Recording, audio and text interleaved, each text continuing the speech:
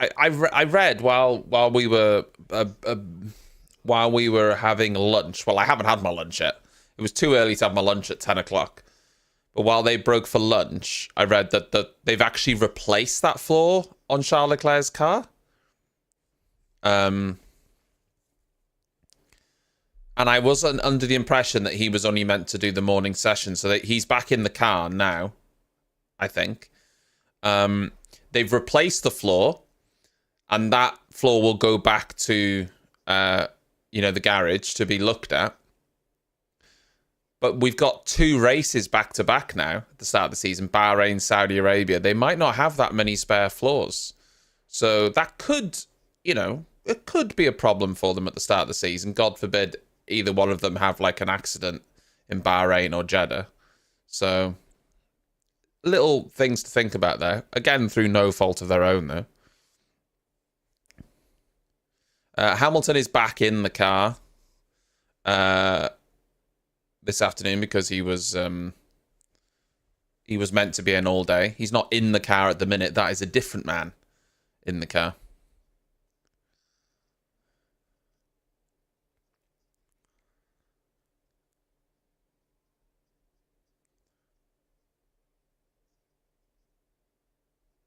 So it's actually 5 hours and 10 minutes, but that 10 minutes is for like a safety car at the end. They're doing a safety car test. I tell you what, absolutely freezing downstairs in my house. It's not too bad in this room because once the computers are on and everything, it's quite warm. But then you go downstairs and it's bloody freezing.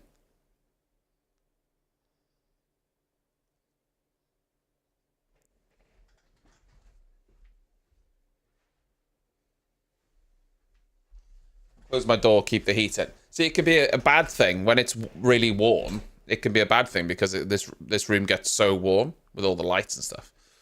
But you really notice it when you leave it and you go downstairs and the heating's not on. You're like, bloody hell. It's cold down here. My hands are bloody freezing. I've been really enjoying watching testing with everyone, though, and talking about it. I feel like we've had a good discourse going, and there's a lot of you that have obviously been watching it as well and are interested in it. I really enjoy this sort of thing. I know testing isn't exciting for a lot of people, and I appreciate that, but I just really like watching the cars go round and just talking about it. I just really enjoy it. I enjoy all the Formula One discussions.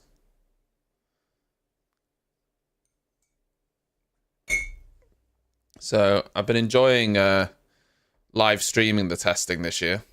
We didn't live stream the testing last year.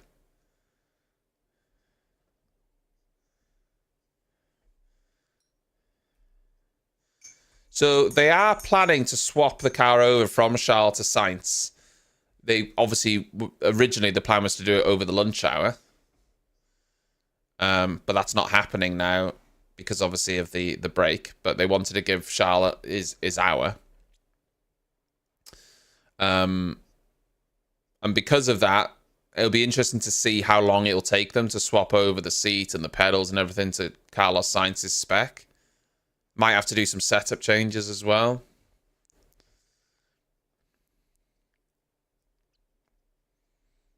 I think he's the only one out on track at the minute, though, Charles Leclerc.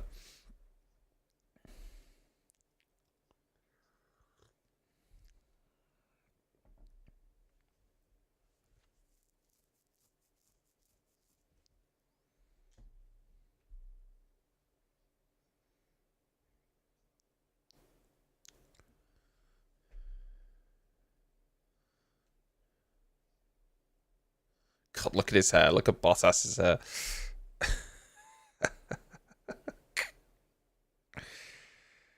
Oh, God.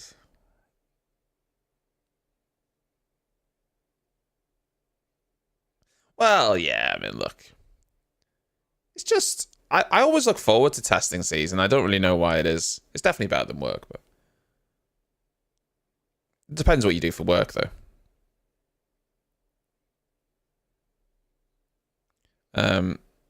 I just always look forward to it. I always have.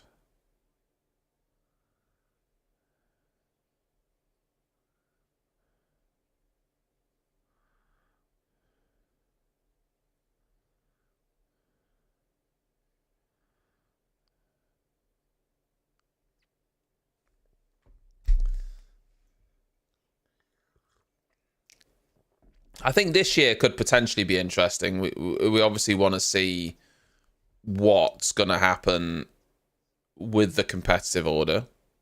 And likewise, next year. I mean, I know I'm getting ahead of myself, but bloody hell, next year is going to be interesting.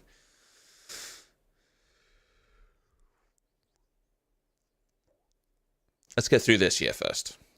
But next year, woo!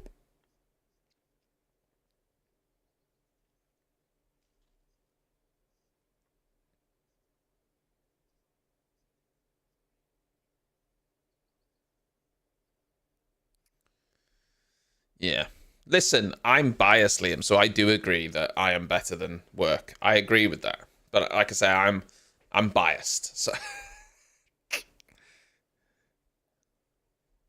in some instances, though, I could be more tedious than work. Depends what you do for work, really, isn't it? You know?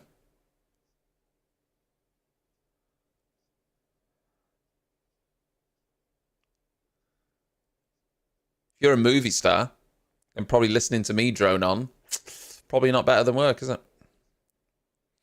That Red Bull floor is so intricate. It looks a lot more detailed, that Red Bull floor, than the Mercedes one to me.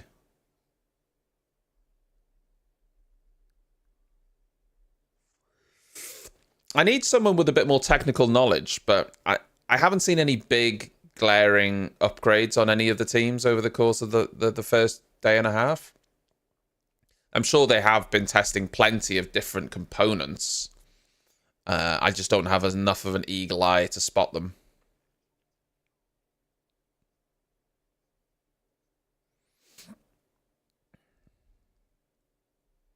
AFK.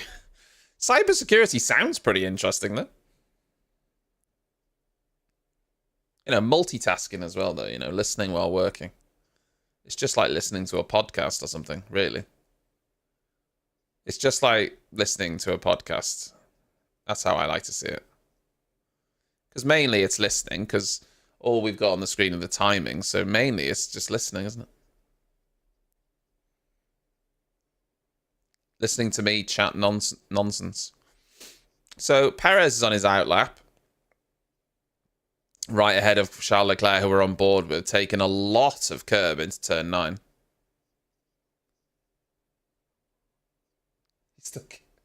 I think they're quite hard to read, to be honest. I need to work on that font. We need to add... I haven't added anything to the notes today. What would you say of interest I should add to the... notes?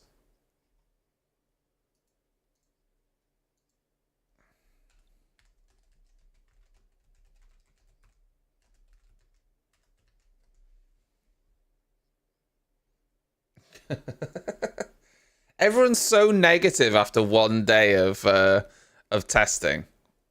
And I'm not sure that tells the whole picture. I'm still fairly optimistic at this moment in time. There was people that saw those testing times from yesterday from Max and were like, oh, I'm refunding my like F1 subscription. Like, Jesus Christ, dramatic much?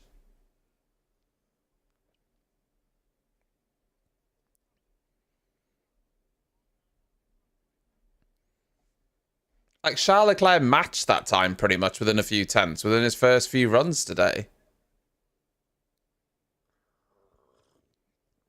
I do still think Red Bull are ahead, though. Just to be clear, I do think Red Bull is still ahead.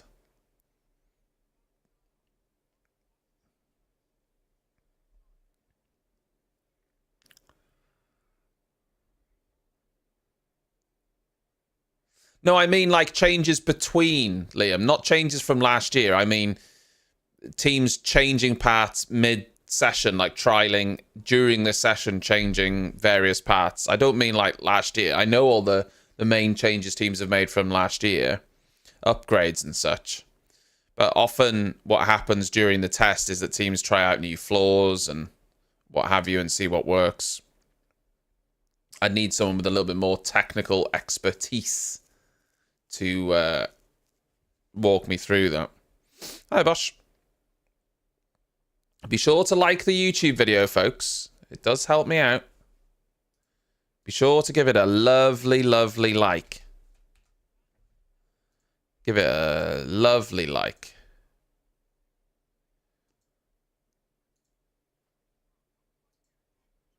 Ultimate Reward, how you doing?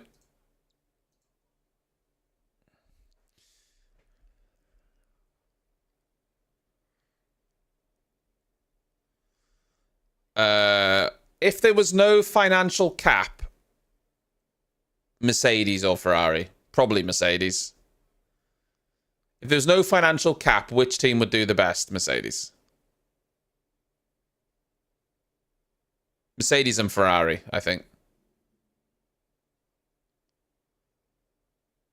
Because they could just throw money at it. They could throw money at the engine. They could throw money at...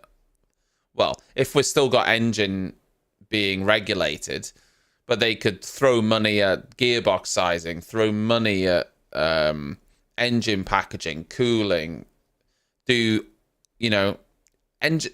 The thing is that the budget cap makes a difference, but you're still limited on the amount of aero runs you can do in the wind tunnel and things like that. So you would still have restrictions. You wouldn't be able to do unlimited aero testing or anything, even if you had the money to do it. But there's definitely some areas where you could push the boundaries with staff and, you know, and simulations and all that jazz.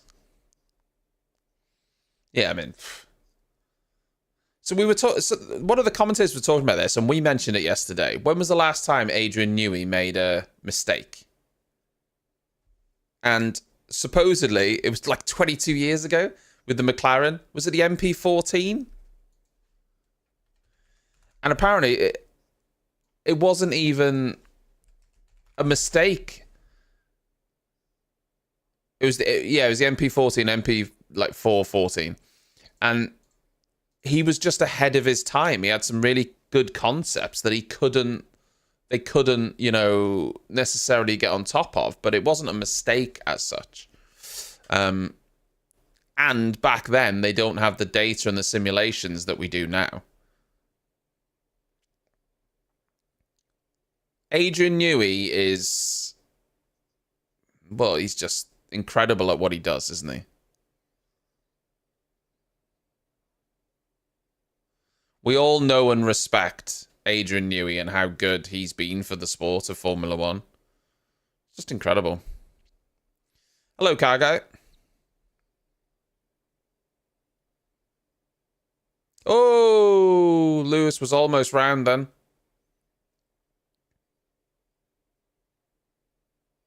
Bloody hell! I thought he was going round.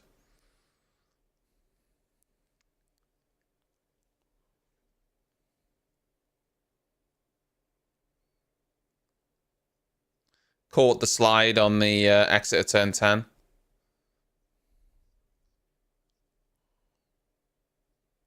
Yeah, he did take... Well, I don't think he completely had time away, but he was not as involved, I believe.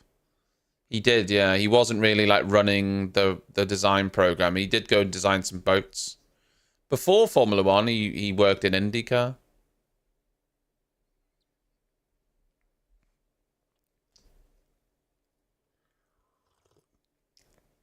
Nothing's really happened so far. Very few cars have gone out.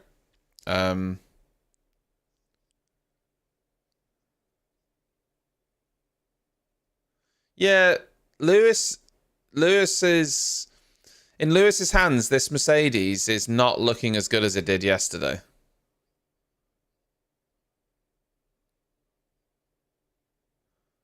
It's looking quite loose at the back, but they're probably testing things.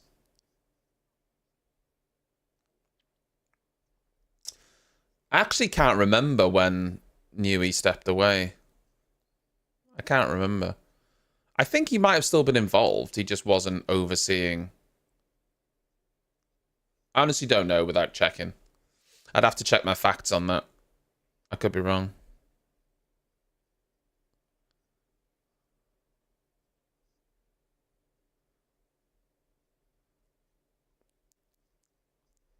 Well, no one... I don't think anyone would choose to have a loose rear, would they? No one would choose to have a loose rear. It's not a choice you'd make.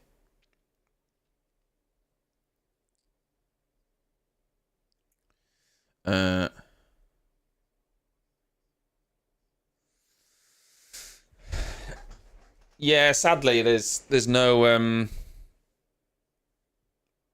obviously you can't see the footage, sadly, Cargo, which is a shame, but you know.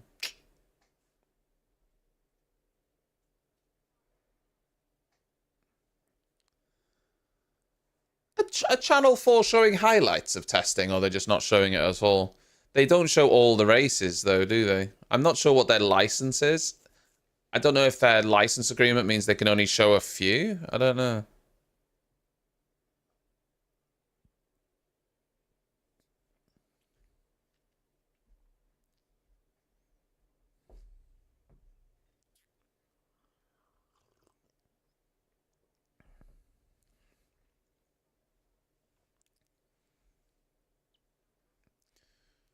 Hundred and four race starts for Lando now. Yeah. Used to be. I mean, how long ago was it that Formula One was on BBC?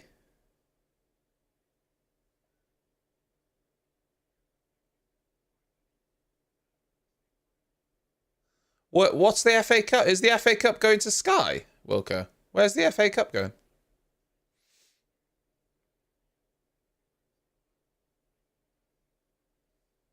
TNT. Jesus Christ. I don't have that. I refuse to pay for BT Sport. I pay them enough for my internet. I should get BT Sport for free as far as I'm concerned. Well, it's TNT now, but it was BT. Yeah, WEC next week is going to be an interesting season of WEC. Yeah. Honestly, the Red Bull hasn't looked great in Perez's hands so far. He didn't look great in it this morning. I'm in the UK. Ooh, Norris is over the curb there.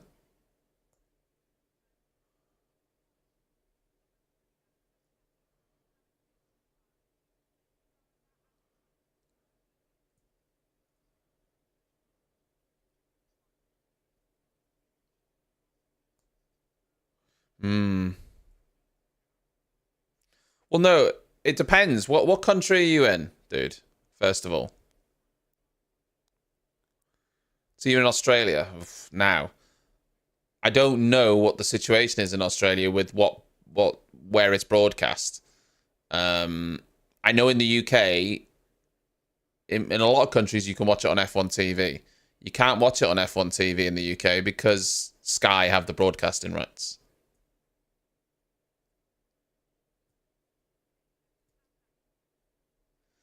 I would have said it was earlier than that, Wilco. I would have said it was earlier than 2015.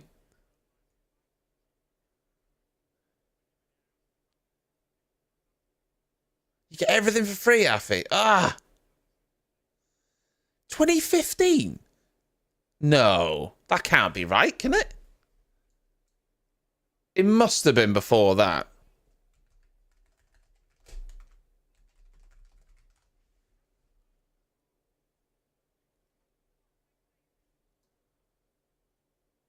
Is that when they were still broadcasting some races on BBC, but not the full season?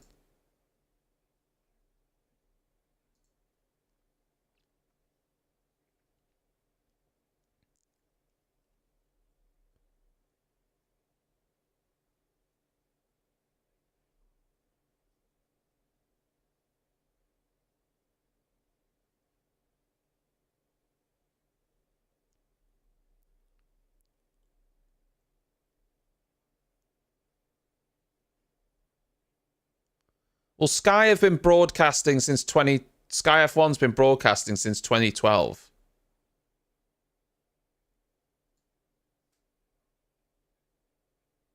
So 11 years.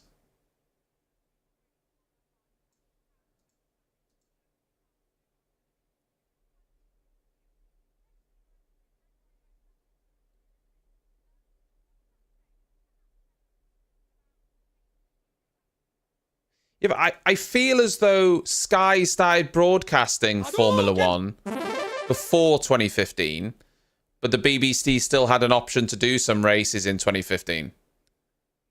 Does that make sense?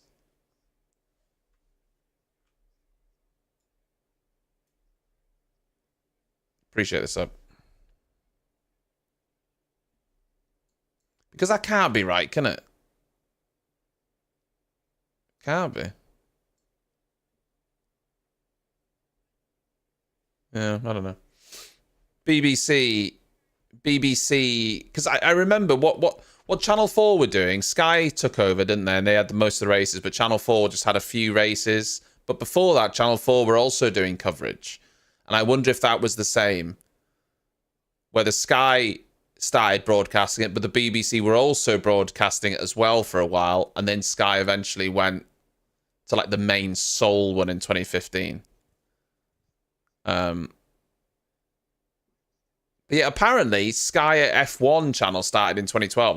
I would have said it was before that.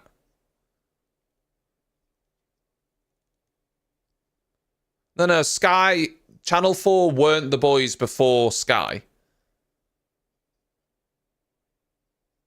Sky were doing Formula 1 before Channel 4 took the license off BBC.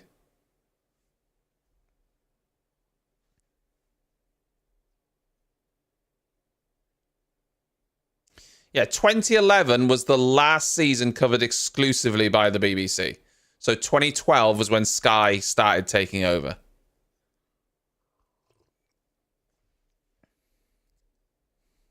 Which makes sense, doesn't it? I would have still said it was before then, but yeah.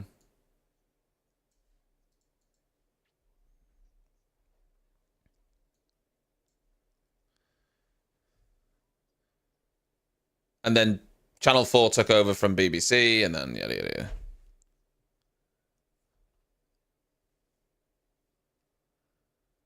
You could probably get F1 TV in Australia if you want it, car guy, but I mean, obviously it's a subscription, and that'll help you watch.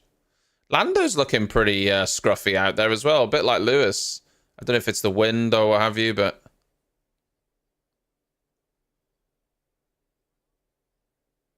he's been going deep into quite a few corners. And wait, hold on, I've just realised they've put Lando in the car rather than giving Piastri another hour like Ferrari did and Red Bull did. So, because Piastri missed out on so much running with that red flag this morning, although those morning runners, Ferrari have kept Leclerc in the car for another hour, and they've kept Perez in the car for another hour, and then they'll swap him round to Verstappen and Sainz. But McLaren have gone, no, Piastri, you're out now, get Norris in. So Norris will get 5 hours now. Seems a bit harsh, but okay.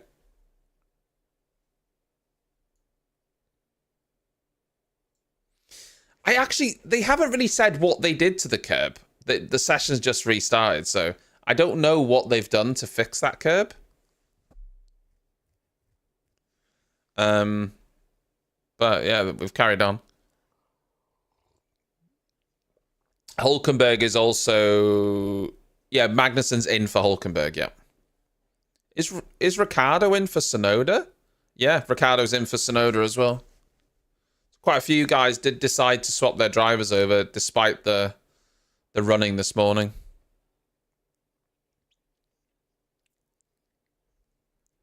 Hmm.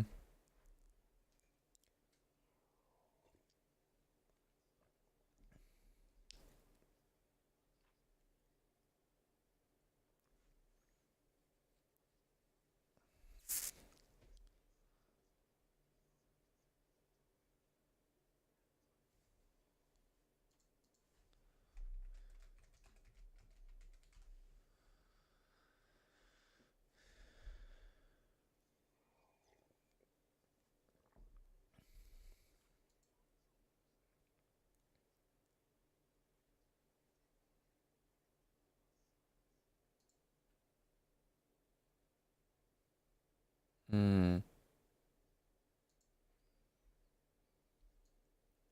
Now they're talking to Carlos. Let's see what he's saying.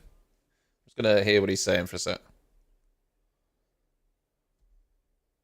Spare floor had to be put on the car, which we said.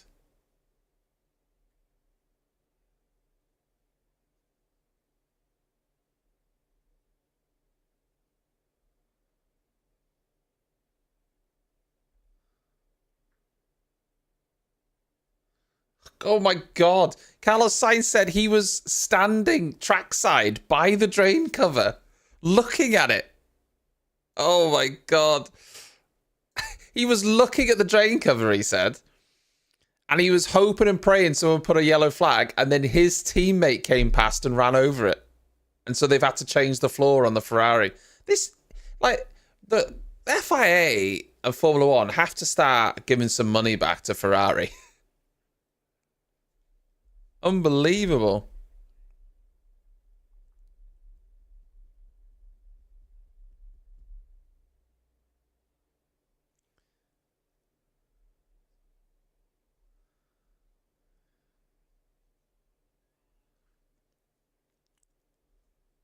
I don't want to put a Debbie Downer on this, but the only reason Max isn't top of the timesheets is because he's not in a car yet. I don't want to be that guy or anything. I guarantee when he gets in the car later, he'll be top of the timesheets within a few laps, regardless of the runs they're doing, because he just will.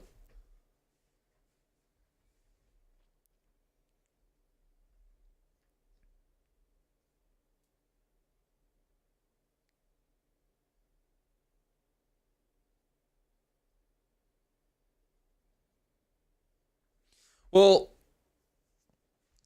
Ferrari, I believe, Ron, are still fighting to get reimbursed for what happened in Vegas. So for anyone that's not in the know, in Vegas, obviously during that practice session, a drain came up and, you know, destroyed the Ferrari car, essentially. Not only did they have to take an engine penalty for that, even though it wasn't their fault, but the rules just dictated that they've changed the engine, they've got to take a penalty. But they had to brunt the cost within the cost cap as well of all that repair damage. And I believe Ferrari have been challenging that to get that money back. I'm not sure what will happen with that. Morning, Tilbo. Well, Daz.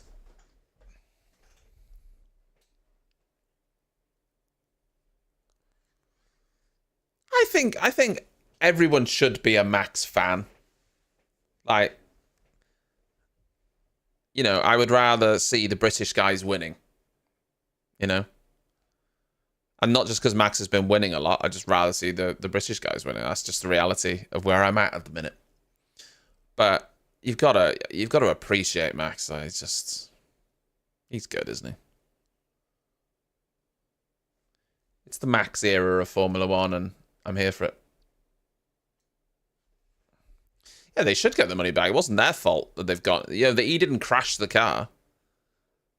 Bloody drain covers come off. I mean, that's nonsense, isn't it? They need to have rules, you know, into the sporting regulations for stuff like that.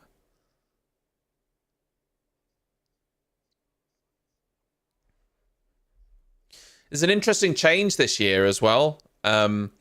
So, let's say we're having a sprint race and someone crashes. Max crashes, right? Let's say we're having a sprint race, Max crashes, and he's got a new front wing on the car. Last year, you would have had to have put a like-for-like part back on that car to start the race, okay? So let's just say, use an example of you're in Parc Fermé in qualifying, and at the end of qualifying, he damages the wing. You would have to put a like-for-like part on for the race, or you take a penalty. This year, that's changed. You can actually put a different part on the car without a penalty, providing you can prove that you didn't have any like-for-like parts. So, for instance, you've got a new rear wing, front wing, whatever, and you do have an accident, and then you can't put a like-for-like part on in Parc Fermé. Last year, you would have taken a penalty. This time, if you can prove that you don't have any more of those front wings and you have to put a different spec on, you'll be allowed to.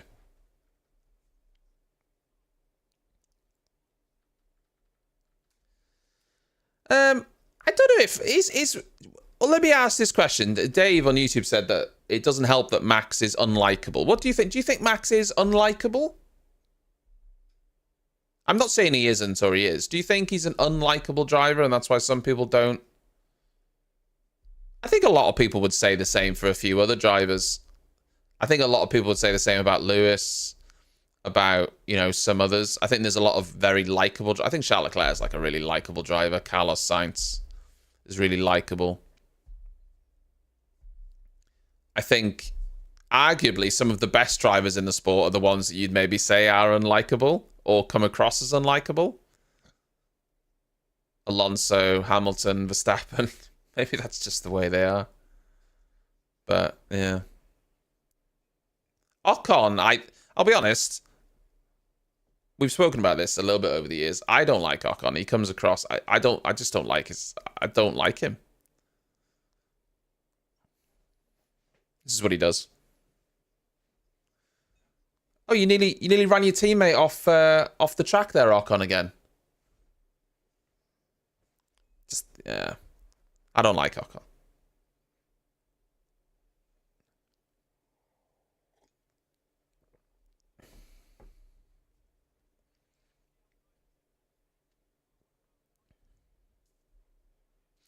Yeah, we talked about this yesterday, actually.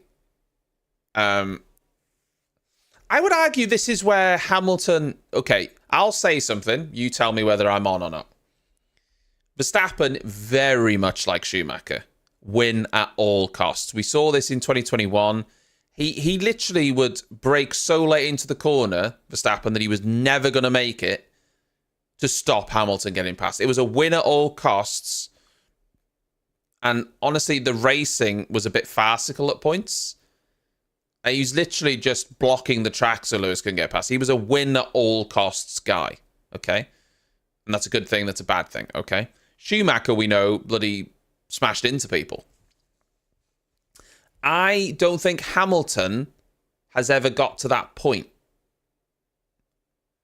where he would forcefully do anything like that. And maybe you can correct me if I'm wrong. Rosberg has. His teammate did. We saw that in a few instances, Austria being a prime example. But I don't think Hamilton ever got to that point. I don't really remember Alonso doing that either. But Verstappen wants to win. And at the end of the day, he's always going to push the rules. And I'm not saying that's a bad... It is what it is. He's gonna push that line until that line disappears, or the FIA tell him, hold on, there's a line there, and he's gonna keep doing it.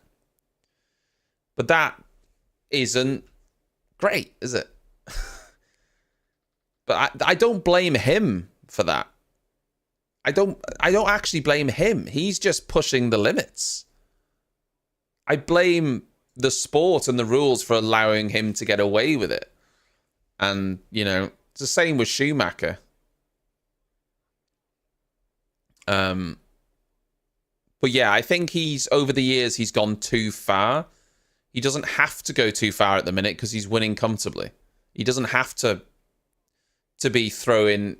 This is why you saw him, I think, in 2022, when he was racing against Charles Leclerc, he wasn't like that. Like he was with Hamilton.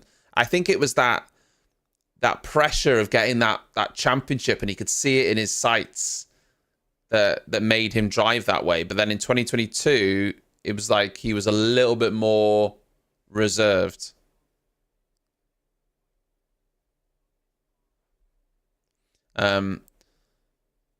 You know, and yeah, I think Alonso has never... I mean, my memory is terrible. Alonso's never been super aggro like that either. That I remember.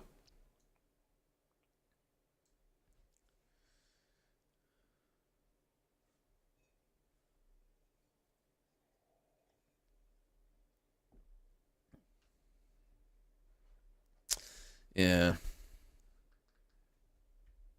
Yeah. Do you know what? We talked about this, I think, yesterday. Alonso flip-flops around, though. You know, 1 minute he's saying one thing about a driver, and the next minute he's complimenting them. Like, he's a bit mad. Like, he's just all over the shop.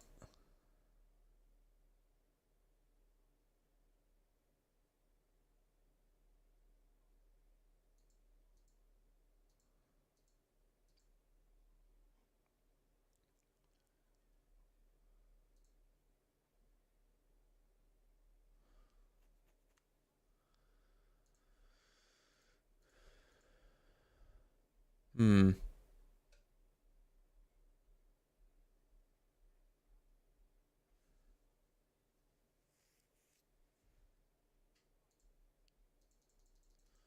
Let's check in Twitter for some pictures.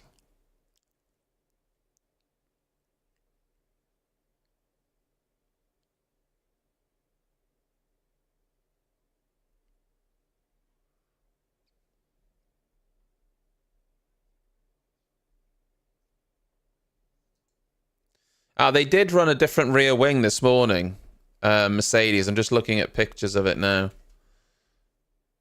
So this was what they ran this morning. I didn't spot it this morning. So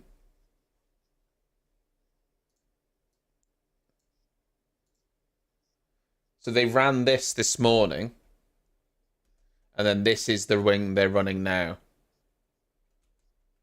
So they definitely tried a different configuration of wing, which is perfectly normal during testing. They want to try out lower downforce, medium downforce, get a feeling of how that balance feels in the car. Obviously, it's one circuit, but they want to try out a different, a few different alternatives. So it's interesting.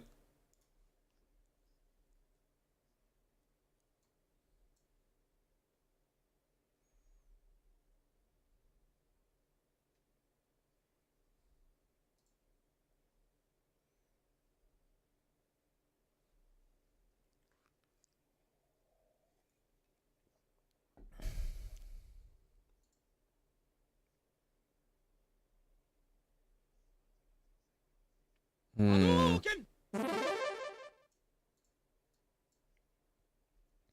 Yeah, I feel like that might have been run before that wing, but like I say, my memory for that sort of thing isn't good enough. But the bottom line is, they're gonna try different, setups of wings and what have you.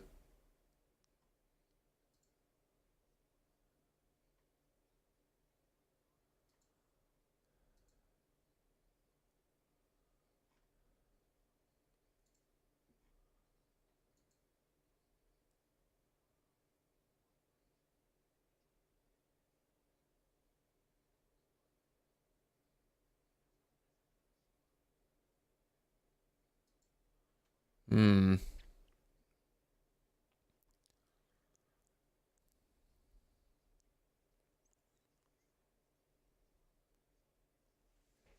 Helmut Marko thinks that the Toro Rosso could be in the chasing pack this year with Merc, Ferrari, McLaren, and Aston Martin. Helmut Marko said if Ricciardo hadn't been hindered by Gasly yesterday, he would have had the second fastest time. If that Racing Bull is the second fastest car, there will be fireworks with how close their relationship is to Red Bull. There will be fireworks.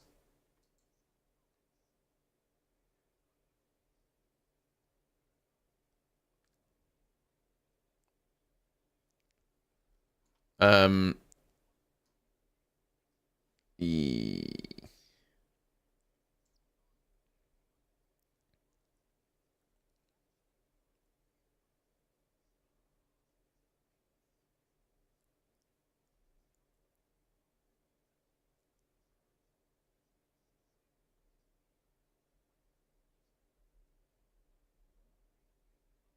just looking at some pictures of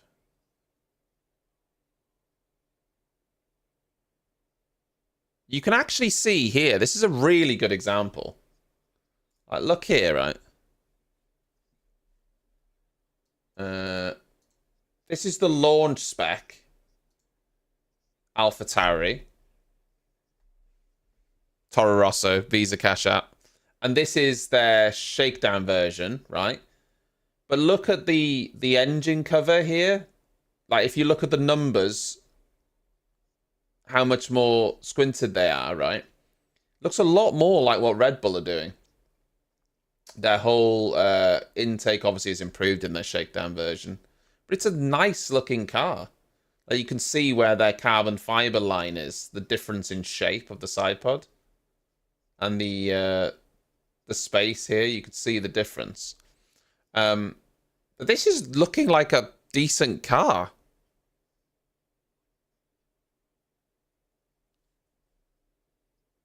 It looks like a decent car. Like,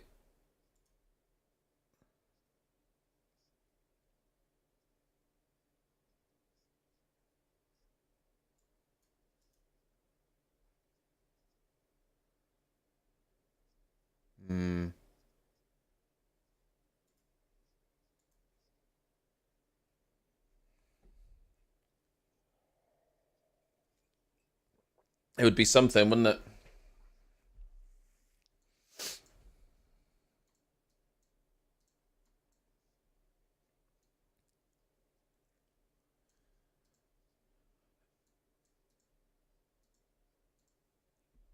Yeah, I don't know.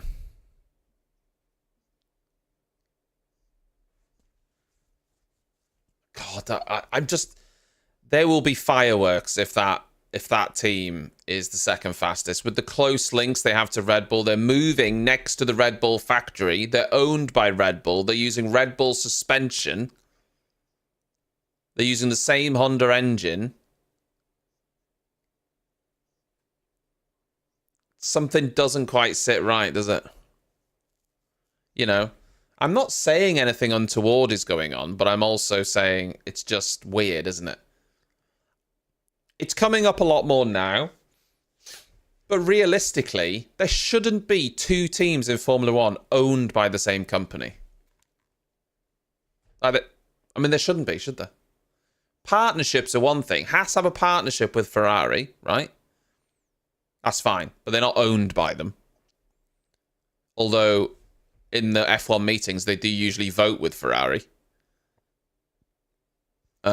Just like AlphaTauri would vote with Red Bull. But you shouldn't have two teams owned by the same company. Especially when other teams are struggling to get in, yet you've got one company that owns two. I mean, that's nonsense, isn't it? If you really think about it, it's stupid. You've got teams like Andretti trying to get into the sport, and Red Bull own two. Like, that's bonkers. Yeah. Anyway, we don't know how quick they're going to be. But I think they're going to take some points off the Big Four, you know. I think Daniel Ricciardo will be a strong one to look at this season. And that in itself could put Perez in trouble. What if that racing bull in Daniel Ricciardo's hands is quicker than Perez?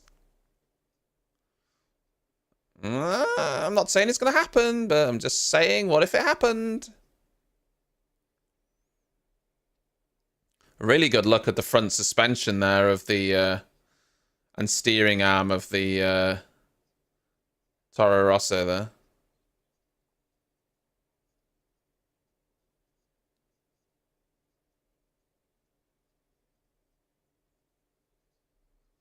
Wild. So detailed. So detailed.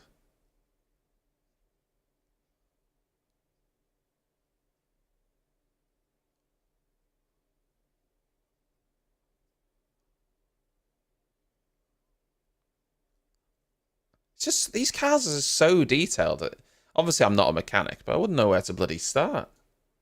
You know, there's just so much going on with them. It always impresses me how something's so intricate, you know, how you can design and manufacture all these intricate parts. It's really good.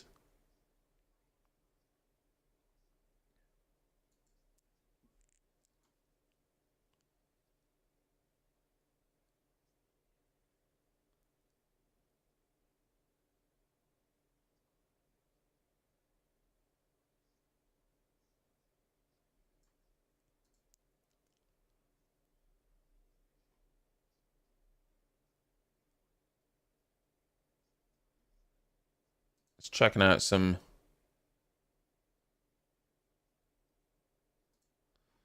pictures as well.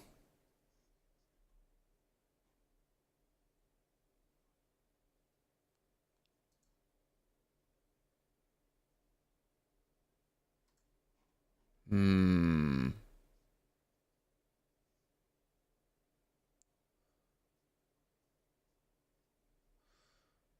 Oh, they're actually putting Checo in for the rest of the day. So they're not going to swap to Max. They're going to put Checo in for the rest of today and then put Max in all day tomorrow.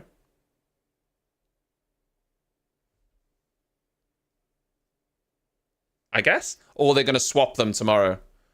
They'll put Checo in all day today. Then they had Max in all day yesterday. And then they'll have Checo in the morning and then Max to finish the day. It makes sense rather than doing a car swap, I guess.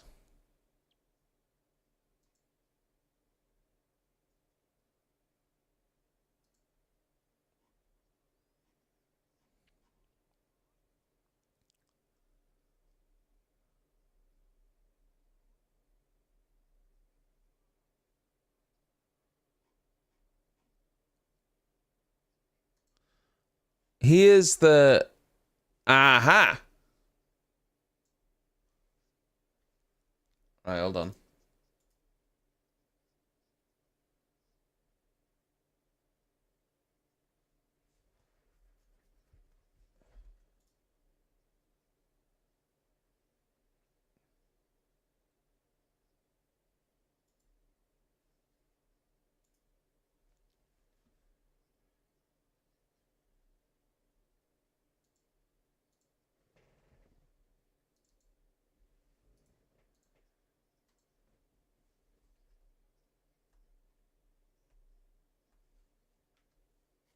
Right, here's the drain cover. There it is. That's what came up.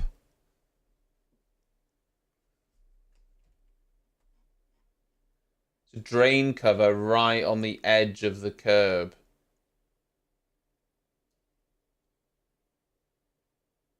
That was painted the same color as the curb, obviously.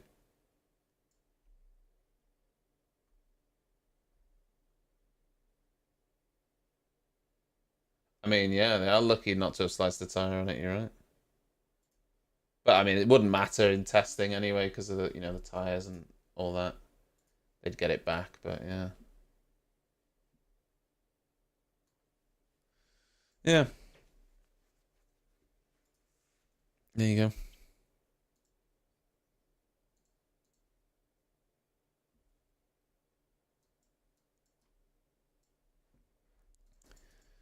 There you go.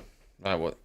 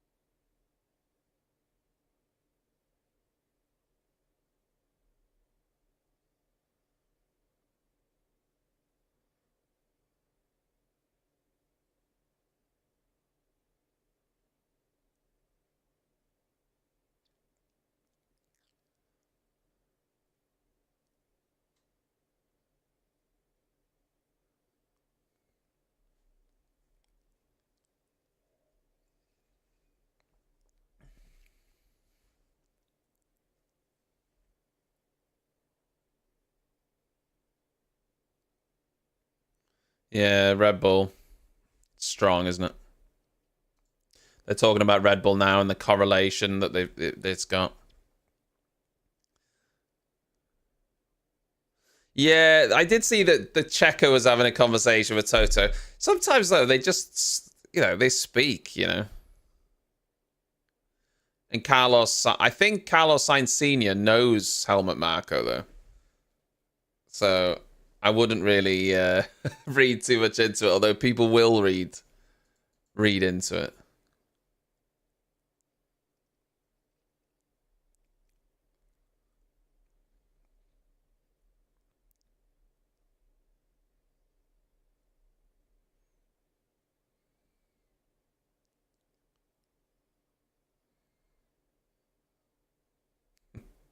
Yeah, I saw that Damon Hill tweet as well, Ron. He was,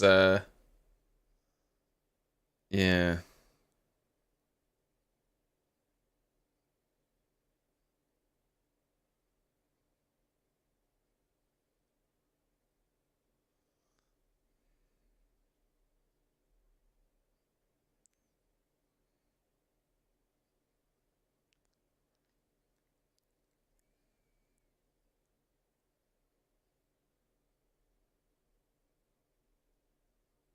I really don't think this Red Bull is the final form of this car. That's what concerns me. It concerns me that it's so fast already without it being the final version of what they're bringing, and that worries me. Everyone says that they've been working on this car for a long time because they could, because they didn't need to send upgrades to last year's car because it was so far ahead. So they've actually been working on this version of the car for a long time. And I said this earlier and I'll say it again. You look at Checo going down the back straight there, down the pit straight. It's so smooth. Like you look at the Mercedes, and the Mercedes is a lot stiffer, a lot more bouncing, whereas the Red Bull is so smooth. And that means that their suspension is working well. They're still getting the downforce, and this we're looking at it on a straight, but this will apply in the high speed corners as well. If it's able to keep its distance from the floor, from the ground, from the track, it's going to be maximizing its downforce through the higher and the medium speed corners, unlike other teams.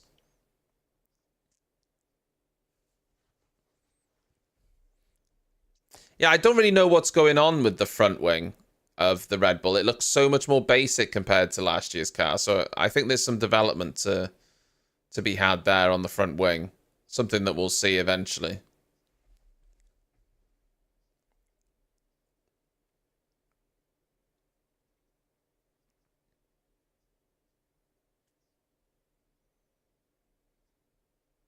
Look, there is a chance that Red Bull bring an upgrade to Japan and it's leaning towards slimmer side pods and they get it wrong. I wouldn't rely on that though. I wouldn't rely on that happening, but it's possible. Yeah, the middle panel, but I'm not sure what taking it off would achieve. I, I don't really know.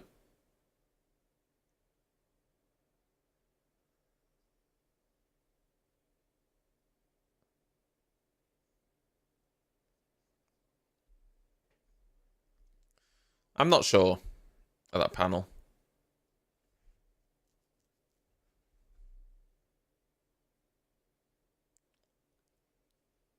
It could just be it could just be a panel that would be replaced with a vent for drivers. That could just be all it is.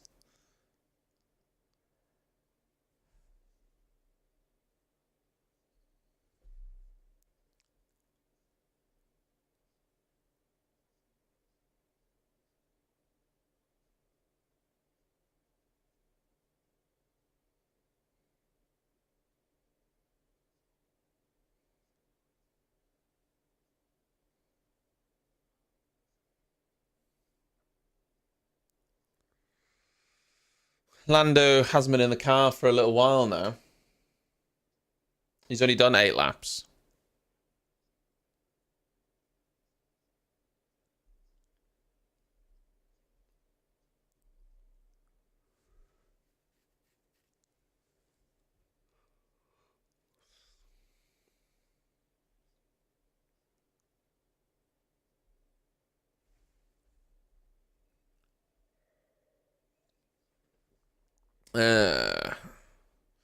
Lance Stroll.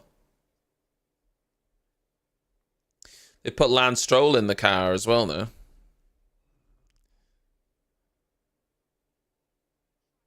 Yeah, but like the Red Bull just looks absurdly smooth. Smoother than any other car.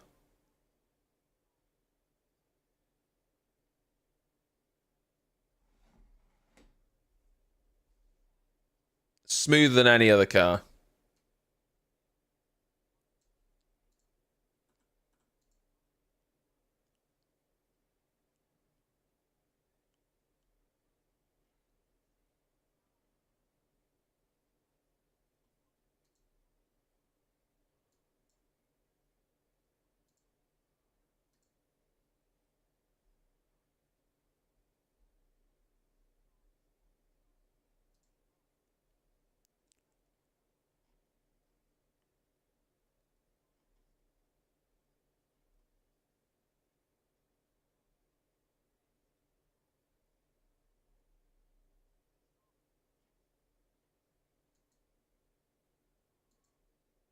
Hmm.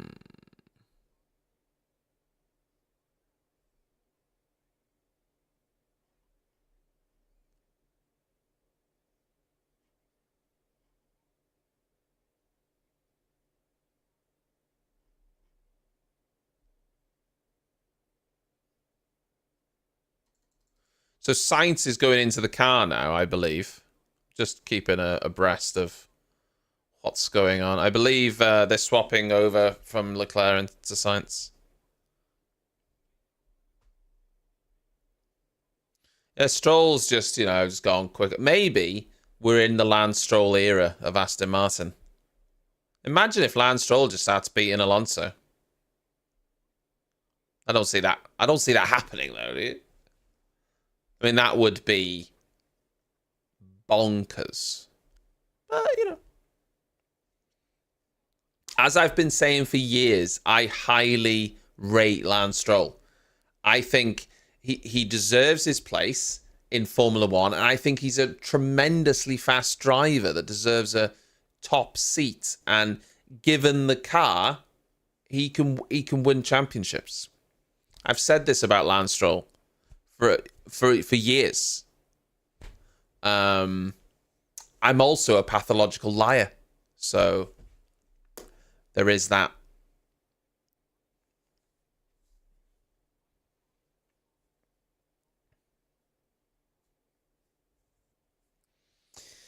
I think you could give Lance Stroll 2 engines and he wouldn't beat Alonso over the course of a season.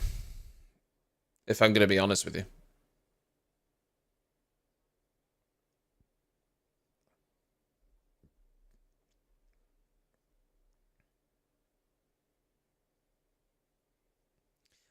I think Lance Stroll could go over to Fernando Alonso's car and just pour over all the Canadian maple syrup he could find, all over Fernando's car, all over the tyres, rub it in real good. Still wouldn't beat him.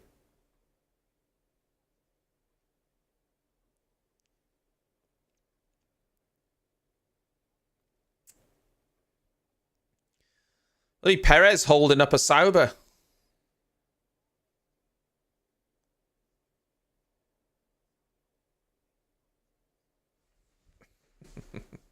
It's a bit harsh on Lance Stroll. Like, we shouldn't give him that much crap. He's a driver, isn't he? He's definitely a driver. He's got a license. I've seen him driving a car. I've seen him behind the wheel. He's a driver, so we should show him the respect that he deserves.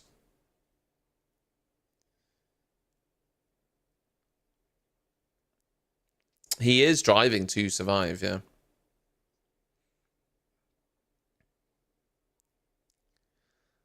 I wonder what Christmas is like at the Stroll household. You know?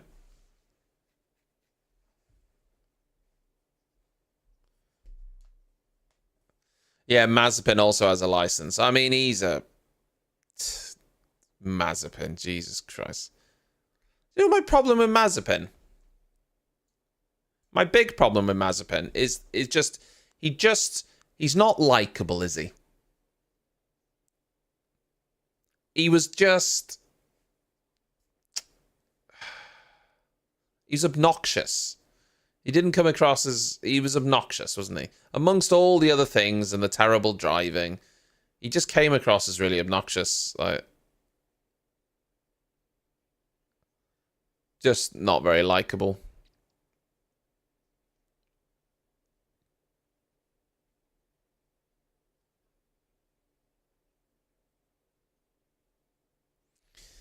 I didn't mind Grosjean, though. Do you not like Grosjean?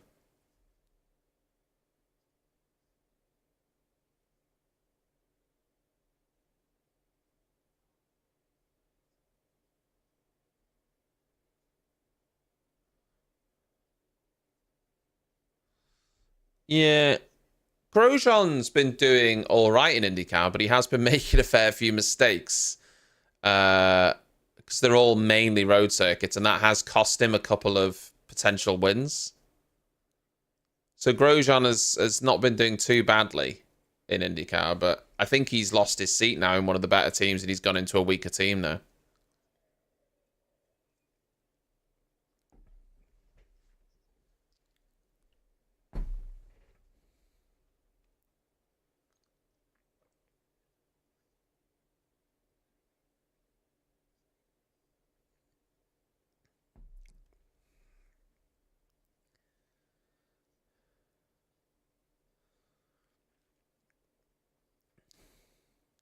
I'm really interested to see Mercedes pace, though, because I just feel like they haven't shown their hand yet, and I don't know where they're at.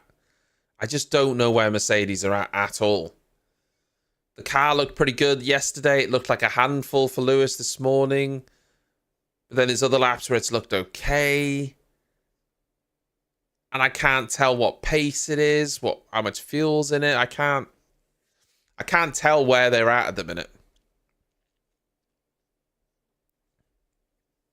I'm hoping that Merck will do some faster runs tonight for Hamilton, because he's in the car in the morning. He won't get the evening session tomorrow, the final evening session. So I'm hoping that they'll do some quicker runs with him tonight. But they might not feel the need to. They might be like, no. We're sticking to high fuel. Performance runs can wait. We're just going to gather data, higher fuel. We don't need to do performance runs. And so that's what they might, they might not want to. Ferrari have said, supposedly, I saw this online, I haven't seen exactly where it's been quoted from, said they won't run their engine maxed out until next week. So they've got their engine turned down, supposedly. So they're not even running on full beans. So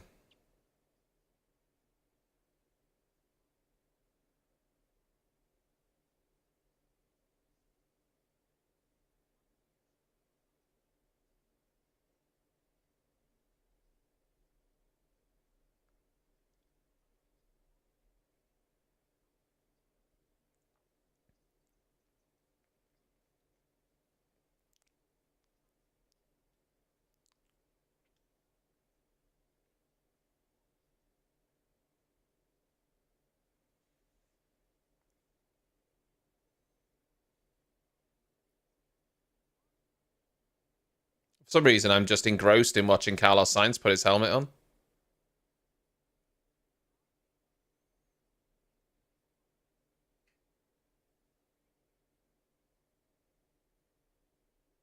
Really tight, those helmets, if you ever put like a proper like race helmet on. Just like, maybe it's just my fat head. Maybe.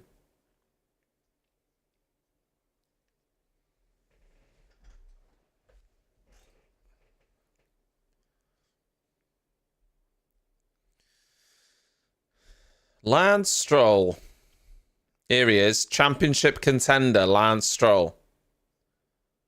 The destroyer of Alonso. Wilco was right in what he said earlier as well. All joking aside about Lance Stroll beating Alonso, but Alonso will fall off eventually. As good as he is, he's 42. And he's still doing fantastic, right? But eventually, age catches up with us all. He will drop off eventually.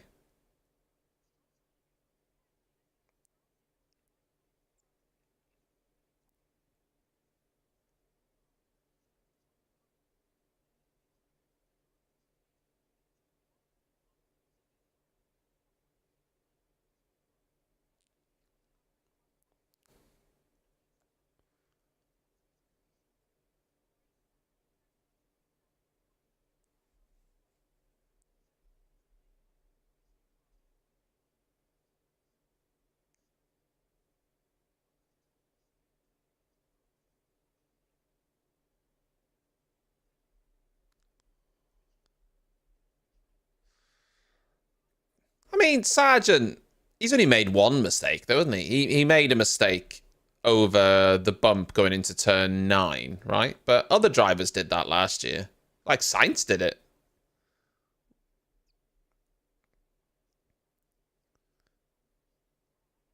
He's locked some wheels and what have you into that same corner, but I mean, everyone's done that. Admittedly, he went on the curb. I appreciate that, but everyone's been going wide down there. It's not a big deal.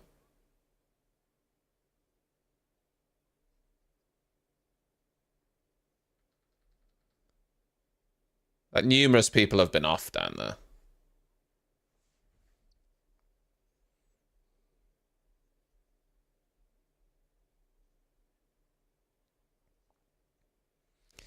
I think Hamilton's on a slightly faster lap this time. He was half a second down through 2 sectors. He is running DRS. Goes second.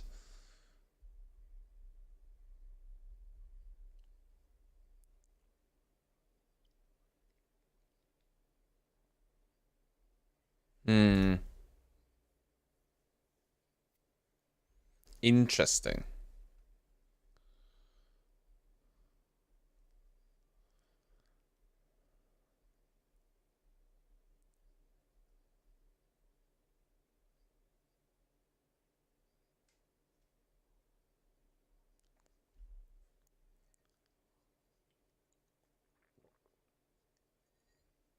That floor is really bouncing.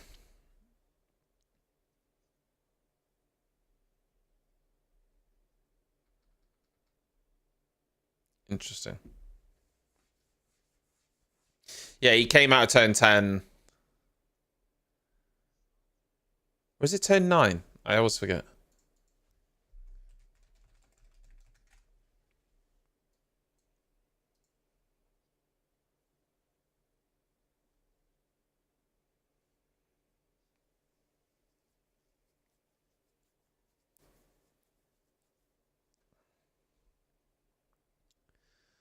Oh, apparently they're saying the Ferrari seat is far forward. Oh, yeah, 9 is the kink, isn't it? You're right, Sean. 10 is the actual corner. 8 is the corner before, but they class that little kink as turn 9, which it bloody isn't, is it? But, yeah.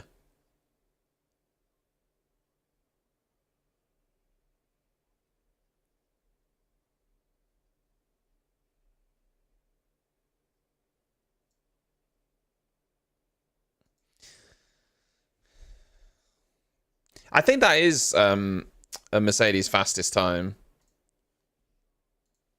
so far.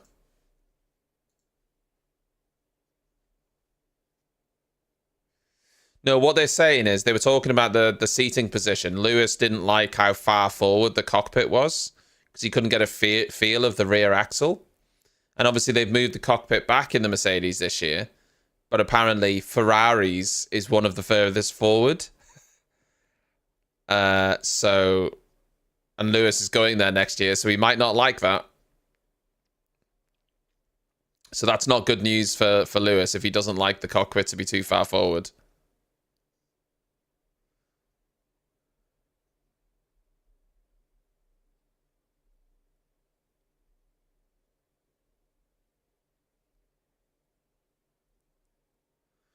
Right, I'm going to grab a sandwich. I put my sandwich together.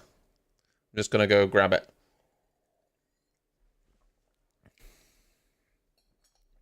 I didn't want to have my dinner at 10 o'clock. Do you know what I mean?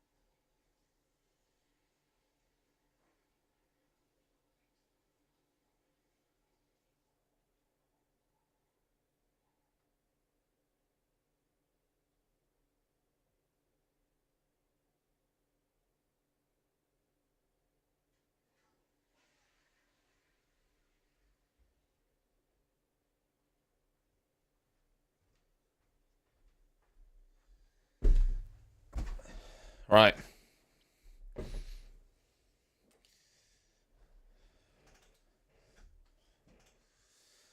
Sainz is on a lap. He's 6 tenths down on the first. I mean, this is like one of his first laps, though.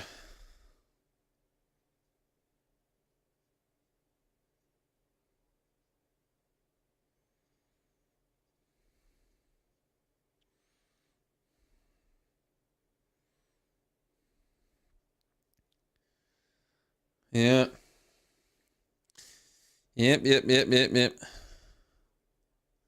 So, Verstappen won't go in the car today, nor will George Russell. I assume Albon won't either then.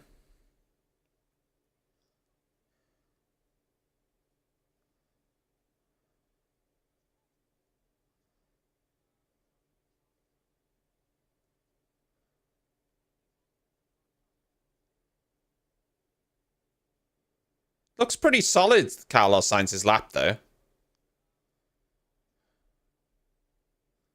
It's not quick, but I think the engine's turned down and everything, but it looked pretty... It looked pretty solid.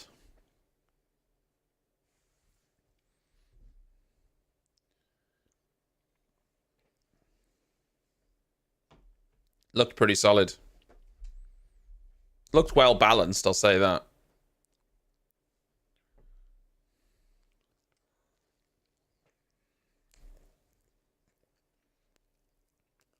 Carlos Sainz just watching videos, is he?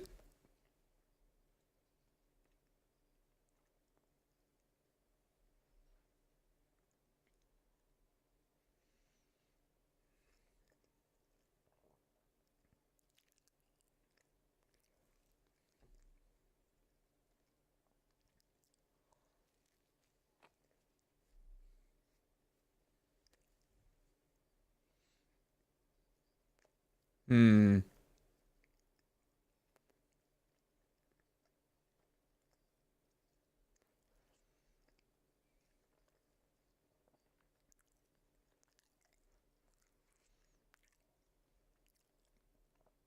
Where do you guys honestly think Carlos Sainz will end up next year?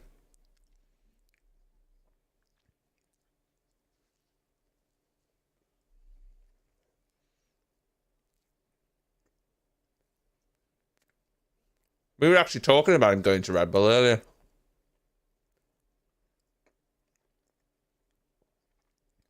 I think he'll go to Audi, though.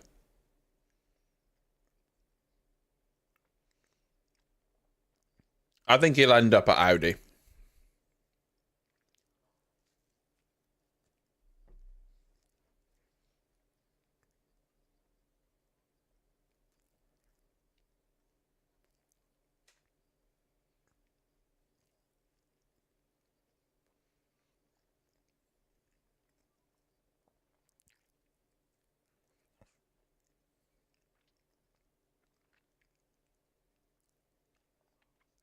I would like to see Carlos Sainz.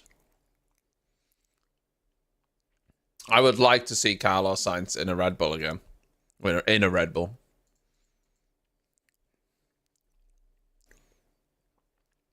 I'd love that.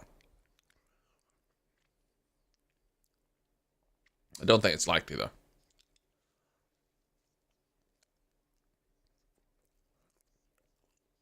What if Perez, this is what I'm saying. Perez is under so much pressure this year, I think. More than he was last year.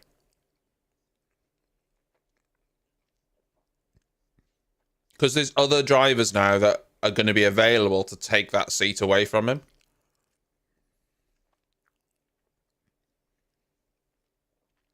And I think, like we said earlier, if you're being objective, Carlos Sainz would be a better driver in performance, I think, than Perez. But I also don't think Max would be worried about going against him. So...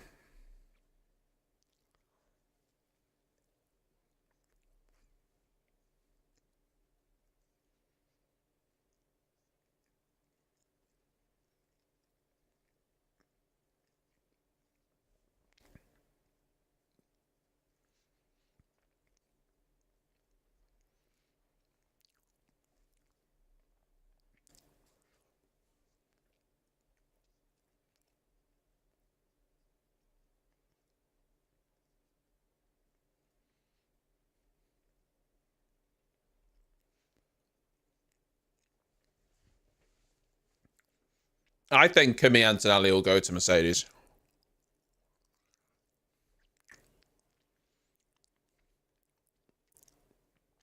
No, I agree, Richard. And we said this earlier as well. Max isn't worried about anyone being his teammate. He believes, and probably rightly so, that he can beat anyone in that Red Bull car. But I think Sainz would give him, things to think about. And I think Sainz would potentially win races in that Red Bull. But he wouldn't beat him over the course of a season.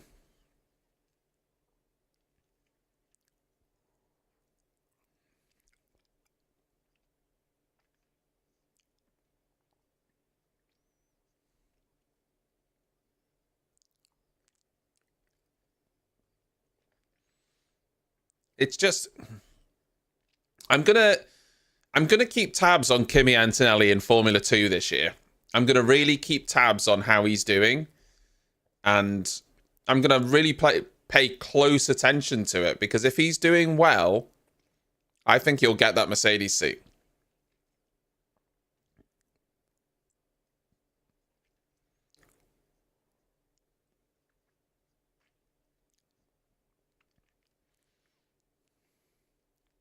Yeah, it's funny, Johnny. I said the exact same thing. Well, I said what you said there. That I don't think Yuki'll ever go to Red Bull because of his sort of his ways, like his outbursts, his culture. I don't think it's something that'll work in Red Bull. I don't think he's got the right temperament for Red Bull, but I agree. From an outsider's standpoint, it would make for good listening. But I think that's the reason I don't think he'd ever go to Red Bull. I'm not sure he'd be a good fit. Well, he'd be a good fit. He'd fit into the car. He's tiny, but I don't think he'd be a good fit for the team. I just don't.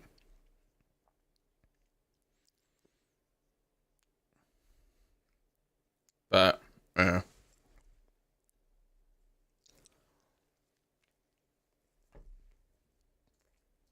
So,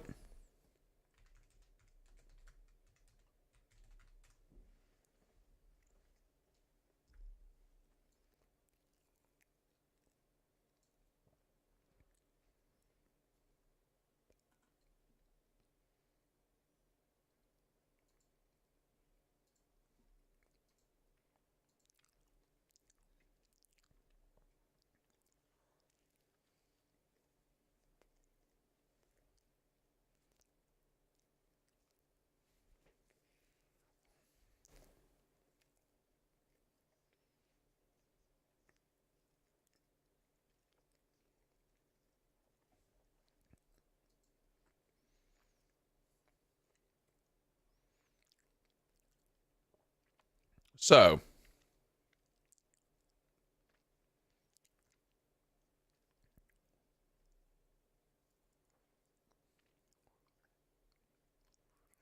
he hasn't even done Formula 3. He's bypassed Formula 3 and gone straight into Formula 2. He's part of the Mercedes Junior team. He raced in the 2023 Formula Regional Middle East Championship. He won the title ahead of Taylor Bernard. Before that, he ran the Motorsport Games F4 Cup.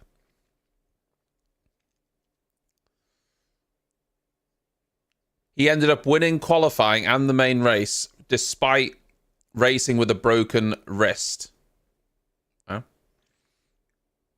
He raced in the Formula 4 Championship,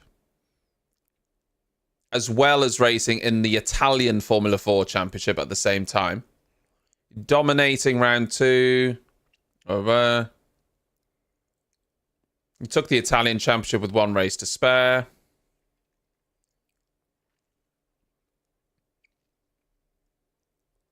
So he's won the Italian F4 Championship, the Formula 4 Championship in 2022, the Formula Motorsport Games in 2022. And then he's also won the Formula Regional Championship and the Formula European Championship in 2023. and he's skipping Formula 3 to go straight into Formula 2.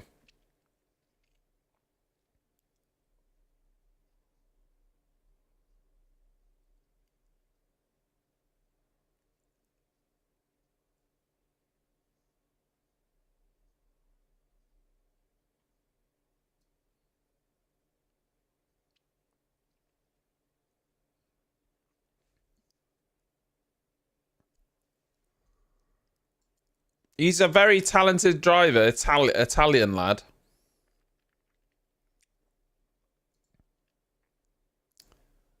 How old is he? He's 17 at the minute. So they might consider putting that young upstart into the car alongside George Russell. Because at that point, George Russell will have been in the team for a number of years, won't he? And he would be their, their older, more experienced driver. So maybe. Now, Sainz to Red Bull would be interesting, but we're assuming that Sergio Perez, right, would be ditched by Red Bull. And if Sergio Perez got ditched by Red Bull, where would Sergio Perez go?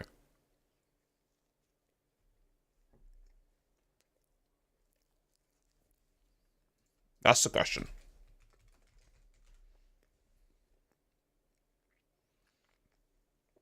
Would he retire and, run for president of Mexico? I don't know.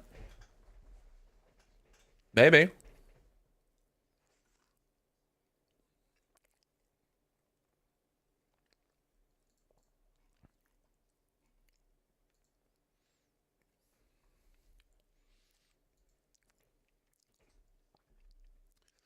He'd still be a good driver, though, wouldn't he?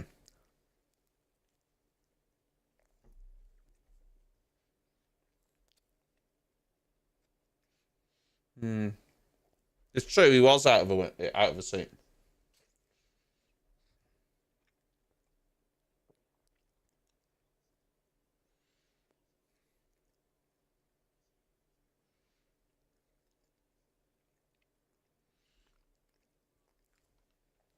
Let's recap the lap, shall we? Leclerc has done 54 laps. Or did, he's not in the car anymore. Hamilton has done 66. Piastri did 35. Stroll has currently done 15. Sargent did 48.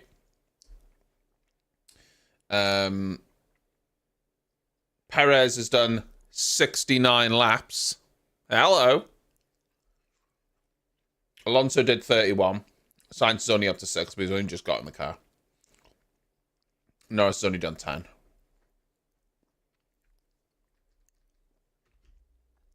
Yeah, he does come with a lot of sponsorship. I think if Sainz went to Red Bull, do you think Sauber would pick up Perez? Bearing in mind Sauber turns into Audi in 2026. If I was Audi, I wouldn't pick up Perez.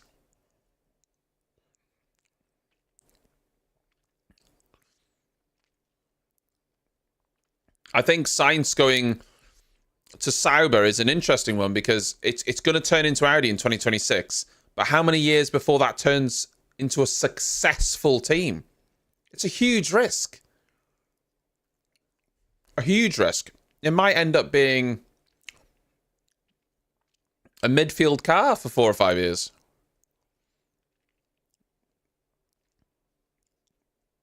If I'm Sainz, right, and I'm offered a seat at Red Bull or a seat at Audi, obviously I'm taking Red Bull. But it's whether he gets offered that. I'm not convinced he will be. But it's going to get spicy, and I'm here for it. Especially if Perez starts having a few bad races.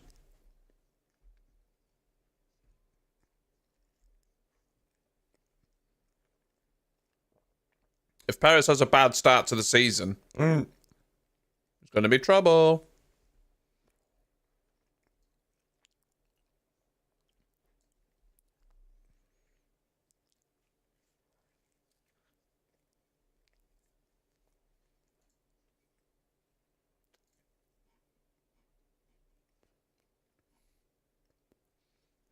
He has raced for Sauber, yeah. I think it was a long time ago, though. I could be wrong, but I think he raced for Sauber before he went to McLaren. I always forget that Perez went to McLaren.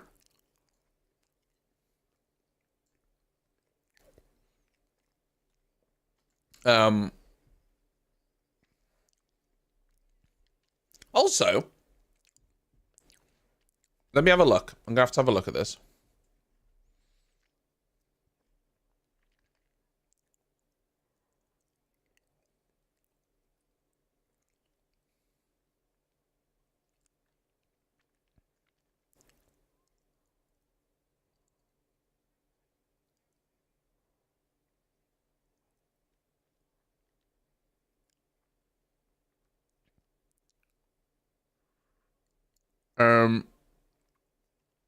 I'm trying to think. Perez has now raced for Red Bull with what we can agree that let's even say they didn't have the best car in 2022, which they did. They had the best car last year. Max was getting the most out of it. Perez wasn't. He's been in a championship winning car now. He was also with McLaren. Now, what year was he with McLaren? 2013.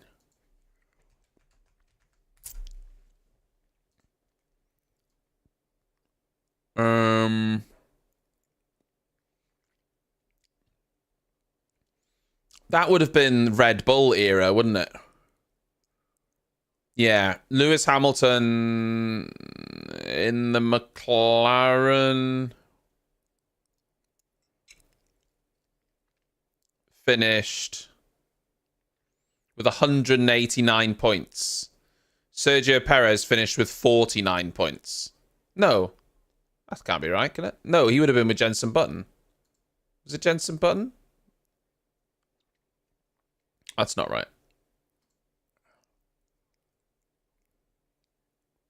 Lewis Hamilton would have been with Mercedes in 2014, wouldn't he? Yeah, Checo and Button. Yeah, sorry.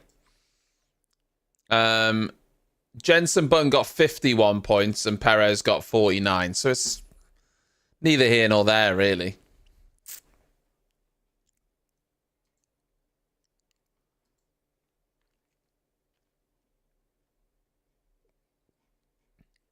But he only had a year. He only had a year.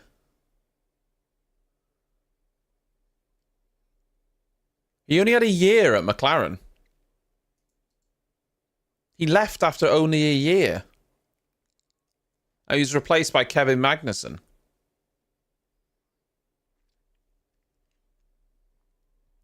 But to be fair, McLaren weren't a championship winning car then. So the only championship winning car he's had really is that Red Bull, isn't it? Obviously, he had the opportunity of driving Mercedes B-Spec in the Force India, but Racing Point, whatever.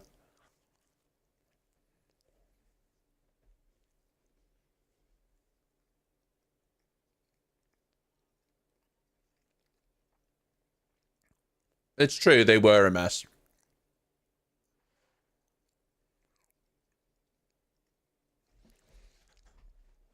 You could be right now. I don't really remember that far back. But Perez has actually been around the grid. You know, he's driven for McLaren. He's driven for Red Bull. He's driven for, you know, some lesser teams. Sauber, Force India, Racing Point and all that. Has he ever been a driver that we've looked at and gone, whoa, I'd love to see him in a Ferrari? Nah. You know? It sounds harsh saying it, but he's not that good. He's good in the sense of he's a good racing driver, but he's not good in the sense of being a top driver. The other problem is, for him, he struggled last year when Red Bull had by far the best car. Okay, and he was still struggling. If the grid this year, like we think it may be, or we hope, is closer, and in that second place behind Red Bull, you've got Ferrari, McLaren, Aston Martin, Mercedes, AlphaTauri, aka Visa Cash App, all fighting, he could find himself losing out a little bit in that, because that's what was happening last year. Max was getting pole positions and Perez was, you know, messing up in qualifying.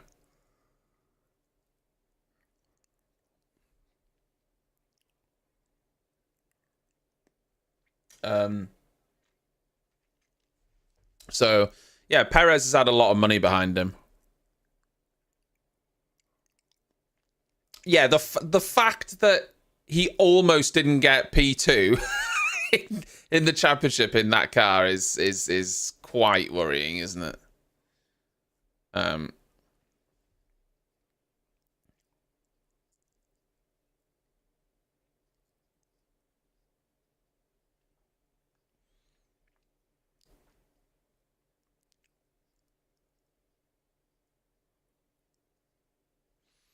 Yeah. Well, it's true. Perez did miss out on Q3.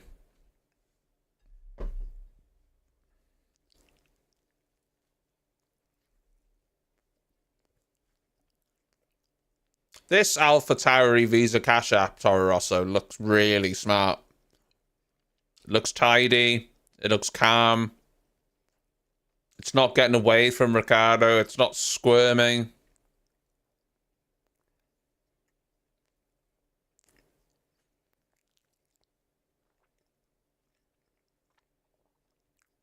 It's got really good turning.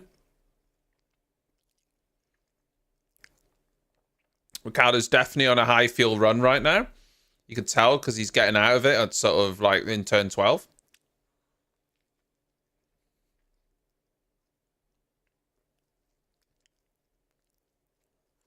Oh, Sainz puts in a 31.8 as we were watching Ricciardo.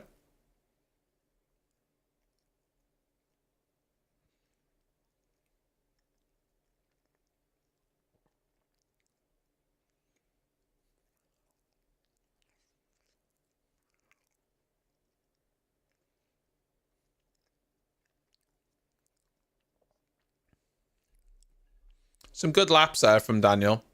Car looks under control.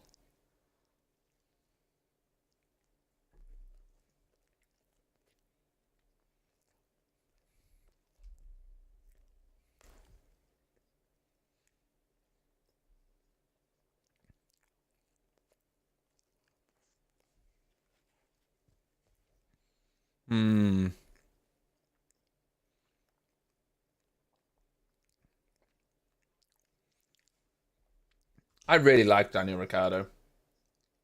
He's just got such a good vibe about him, you know? It broke my heart seeing him at McLaren because he was just a shell of himself, wasn't he?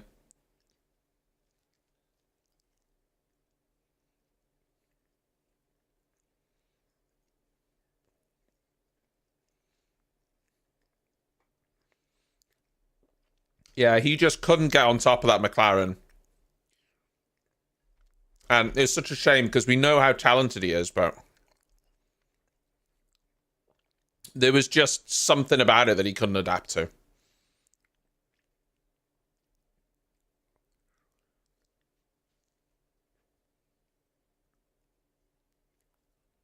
You could say that the best drivers are able to adapt, but it's not always that simple, but...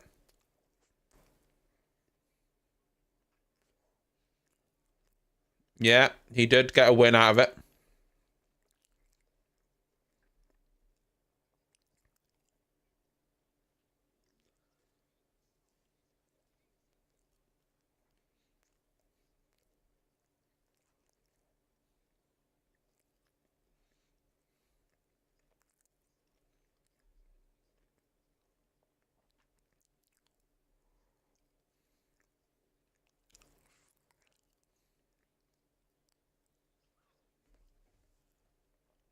I remember. Do you remember when Daniel Ricciardo got lapped by Lando? Was it in Monaco? Or somewhere else? And that was like, yeah. He'd had no issues or anything, and he was getting lapped by his teammate. Yeah, this isn't good. You could tell, listening to him on the radio, how sad he was.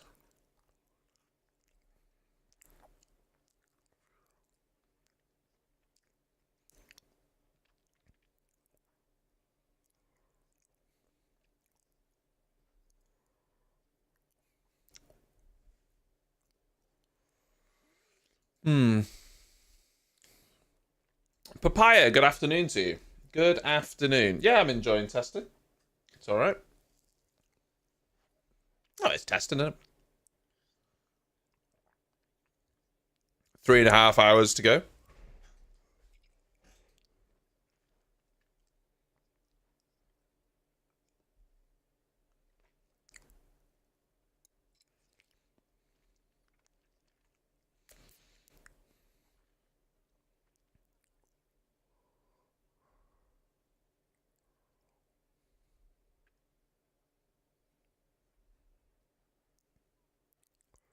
What? Every engine that Ricciardo ran while he was with McLaren?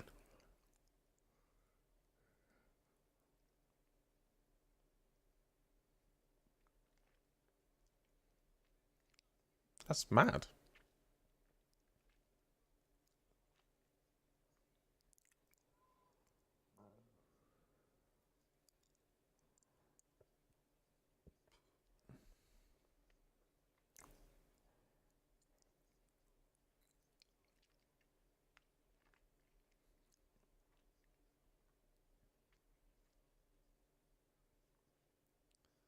You won't miss that bloody steak car, will you? Hi, Liam. Yeah, I haven't. To tell you the truth, if I'm being 100% honest, I haven't got my full money's worth out of my winter golf membership. No, I am. I've been 3 or 4 times. My plan was to go more, but I don't know. I've just been spending so much time trying to get better at the range, and I've had a few lessons, and I just haven't seemed to have found the time to go. And then during the winter, the weather's been bad and stuff, and I just haven't been as much as I'd want to. My plan is to go next week, actually. I want to go a couple times next week to the course. So, no, I haven't got my money's worth out of it at all. I will do by the end of March. By the end of March, I will have got my money's worth in the sense that I would have spent less than if I'd have paid individually for all those green fees. By the end of March, but not yet.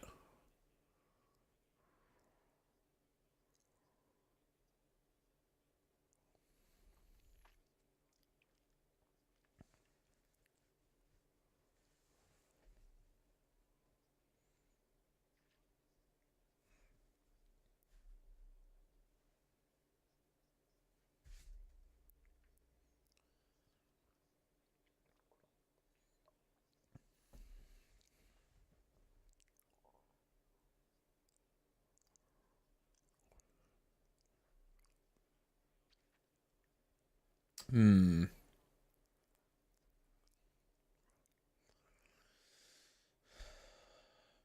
really wish it didn't look the way it did at Sauber, but, you know. It is what it is.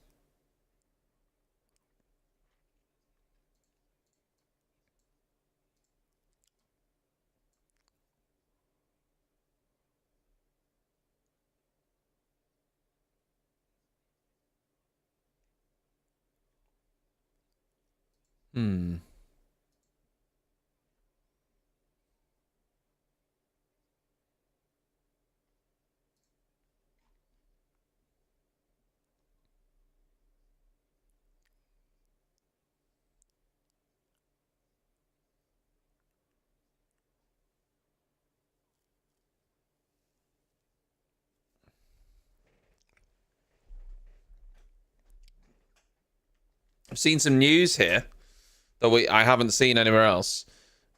Crofty will miss 3 races this year in an attempt to balance his workload with the more races, 24 races. He's going to be replaced in 3 races by Harry Benjamin. I'm not familiar with Harry Benjamin. He's an F1 broadcaster who's worked on Sky's coverage of F1 Juniors last year, and as well as on 5 Live. He's going to replace Croft at Imola in May, Austria in June, and Baku in September.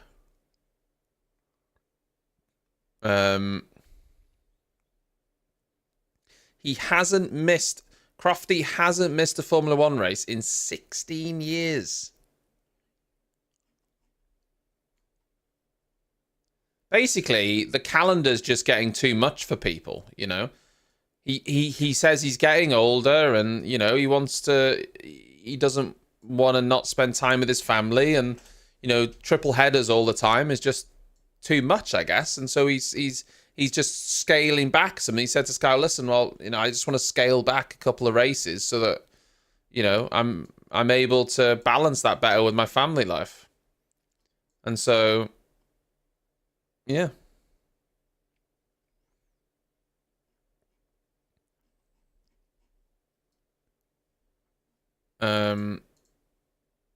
So there's something. Yeah, sounds fair enough. I don't blame him.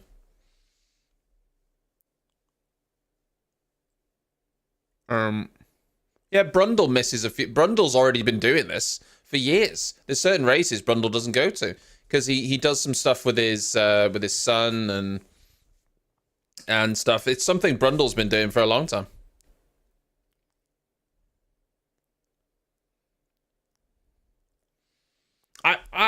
I can't rule out Perez getting replaced mid-season, Nathan. Nathan saying that he thinks Perez... If Perez doesn't have a good start to the season, I can see him being replaced midway. Yeah, Sky rotates other people out, don't they? Like, all the presenting crew get swapped out. And, you know, it's true that Brundle misses a few races now. Because the calendar's just getting obscene, isn't it? It starts earlier, finishes later. It starts earlier than ever this year, and then it finishes in December. It's a long time, isn't it? And, you know, especially if you've got a family and you're doing double headers and triple headers and traveling, it's a lot. So I can completely understand that they want to, you know, spend more time.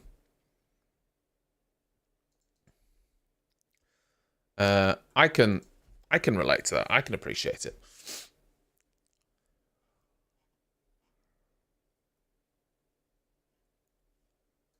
Yeah. I think it's like the 6th of December. Let me just confirm that. Make sure I'm not chatting shit. The final race is in Abu Dhabi on the weekend of the 6th to the 8th of December. So, yeah. It's the longest season in terms of rounds, 24 rounds, but it's also, it starts early and it finishes late. So, yeah.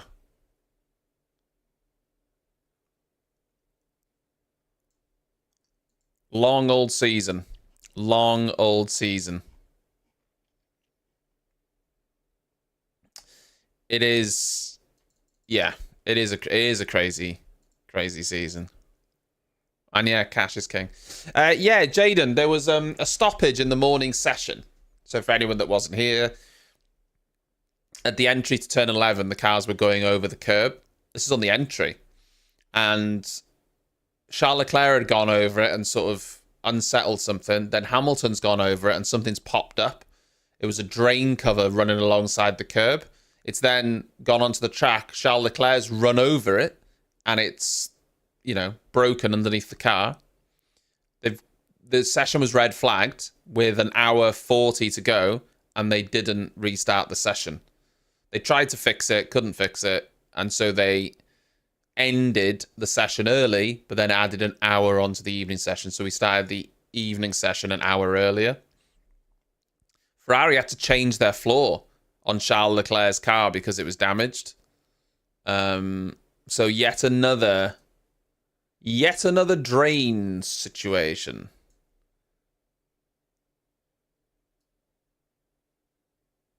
Yeah, so I'm not sure if this is in effect this year or not, but there was going to be a rule where, like, they had to rotate out, like pit crew, engineers and that sort of stuff to give them more time off during the season. So there was going to be a rule where they were going to have to rotate all the staff members in and out.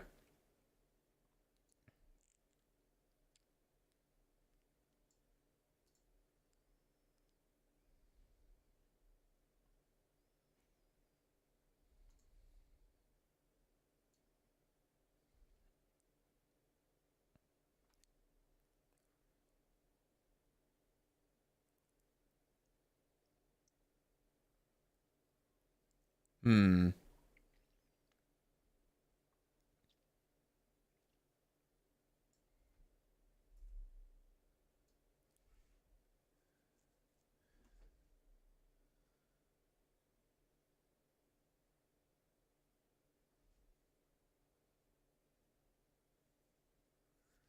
Just scrolling through Twitter to see if there's anything interesting. Just...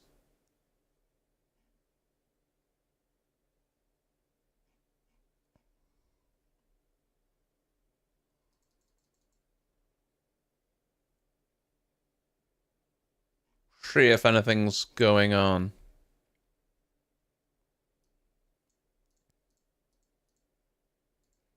Nothing big that I think we've missed. China is back in the calendar. It happens really early as well. It's like race 5 or 6 or something.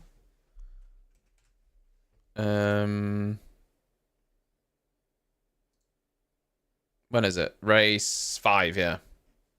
Middle of April. Yeah, see, this is the thing. They're trying to make the sport carbon neutral.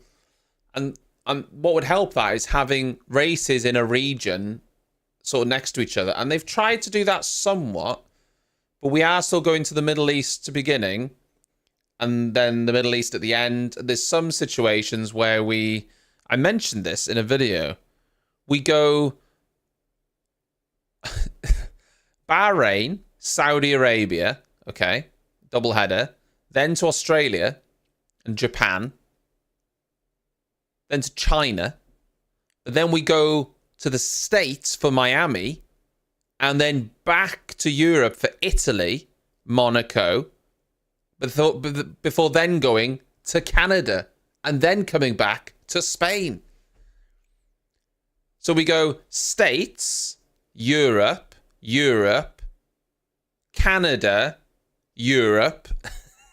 Now, the problem is that some of the problem with this is that there's times when some races have to be done. If it's a time of year, because of where the country is, it might be a time of year. They need to do it in a certain season. The circuit might only be available at a certain time. It might clash with other things. There is a lot going on to get a calendar together. So it's not just as simple as putting them all together. I appreciate that. But there possibly needs to be more done to group some of these races together rather than flying, you know. So, yeah, there's obviously room for improvement there. But then, like I say, there is more than meets the eye. It's not as simple as we're, making out. I was just going through some bits that I missed there. That Alpine, Jesus Christ.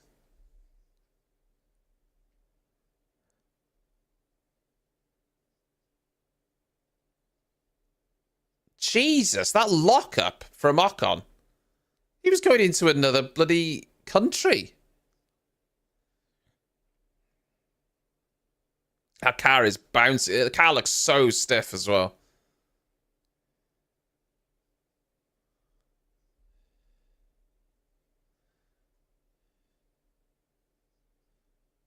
Yeah, they probably don't want races like Miami and Vegas right next to each other. They want to spread them out, don't they? So, yeah, I agree with that. Yeah, exactly. Get those likes in on this YouTube video, you bastards. Thank you, Liam. I appreciate it. I appreciate it.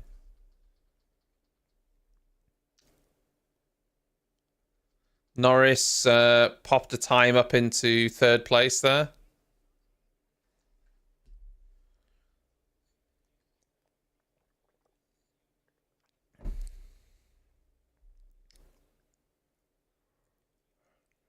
The race in China, yeah. We haven't raced in China for a few years because of the pandemic, but we're actually going back there. We're going back there this year. Round 5. Yeah, so this is what I mean, Wobbs. Like hurricane season in Miami and all that. There is a lot of moving parts to getting certain races in certain... I think most of it is logistical. Like they can't go to circuits at certain times or the circuit isn't free. There's probably a couple of instances where they're doing it for the benefit of promoters. But I think largely they do try and do their best.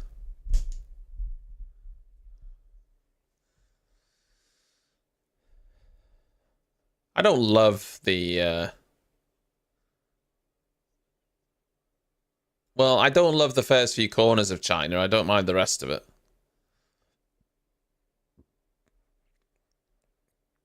China does this... It's like this sweeping, slow right-hander, the first corner that goes into like a tight sort of S shape. It's something.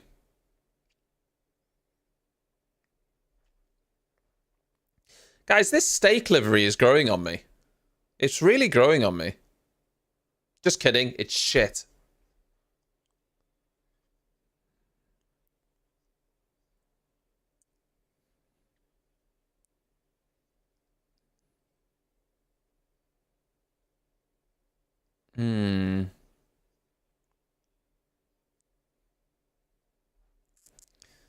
Yeah, I think Spa or Silverstone, I think.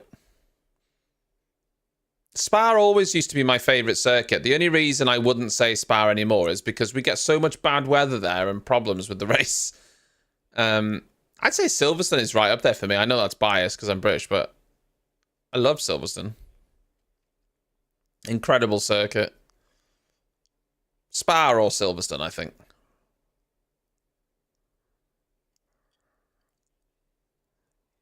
Well, if you do go buy all that Sauber merch, Papaya, just be prepared for the fact that the green on the Sauber merch is a different colour than the green on the car. Just saying.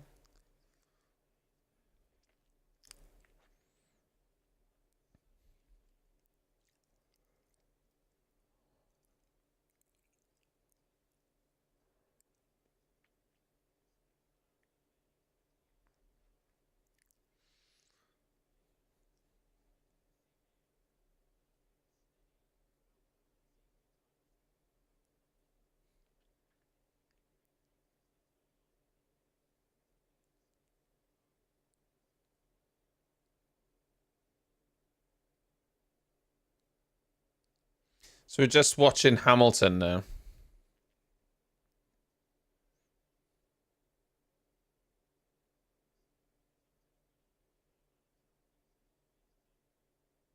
Ooh.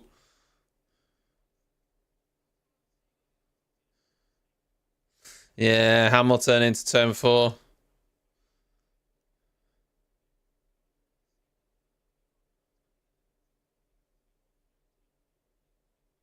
Losing the rear end. That's something they've tried to work on, Mercedes, as well, that rear traction.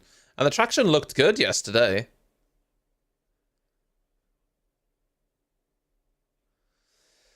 I hated on Vegas before Vegas happened, but the race itself wasn't that bad.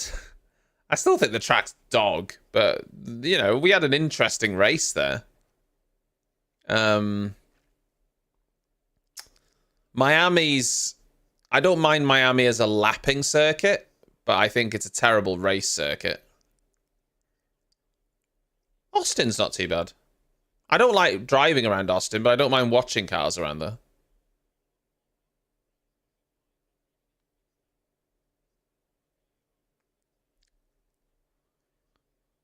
Oh, here's George and Toto. Ooh. Hello, George. Go on, give us a smile. There he is. He said it's so close.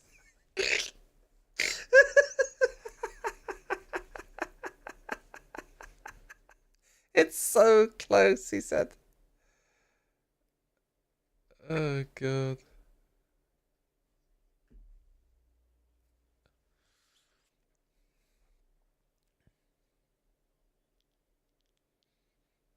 It's funny.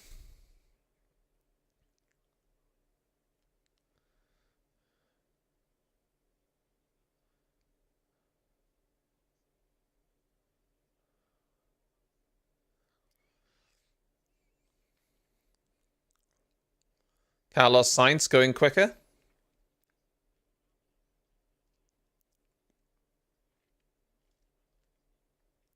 What the hell is Perez doing? Done 79 laps for the day. which is more than Hamilton, but he's still quite far down the times. Sainz goes quickest. Oof. 31.3.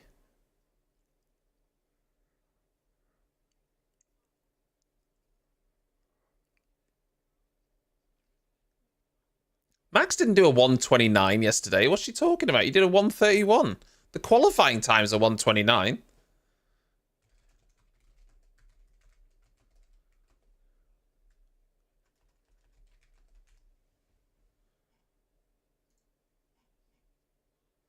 You did a 31.4. No, 31.344 yesterday. So it's still not quite as quick as Max's time. But Rachel Brooks said it was 129, but that's the qualifying time. 29.7 was last year's qualifying time.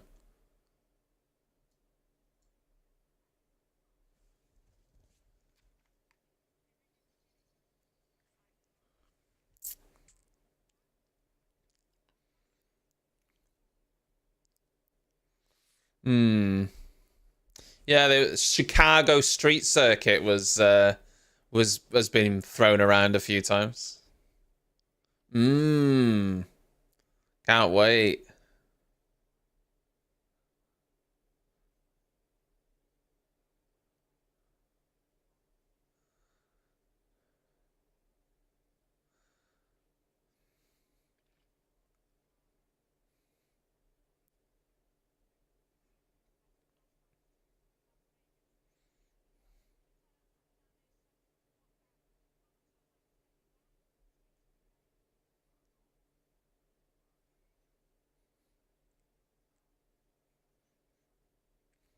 He's so Italian, Enrico Cardile, isn't he? He's so Italian.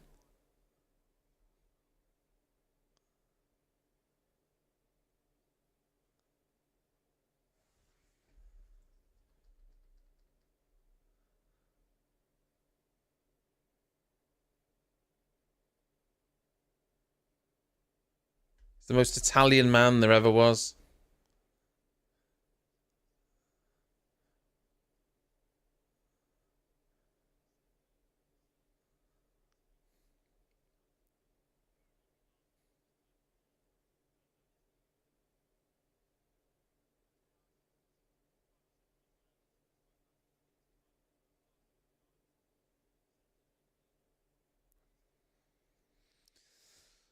I think Lewis is on a longer run now again, but I didn't see him go into the garage for fuel.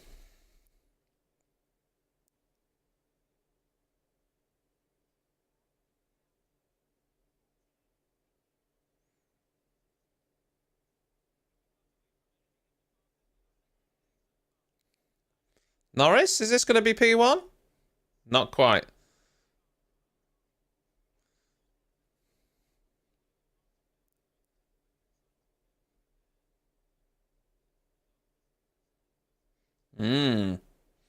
Again, we can't read too much of the time, so I do think that McLaren's going to be pretty handy, you know.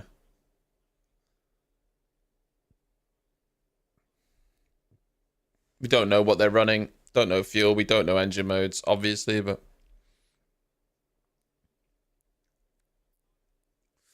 Yeah, the leaderboard looks good because Max isn't at the front of it. I think, right?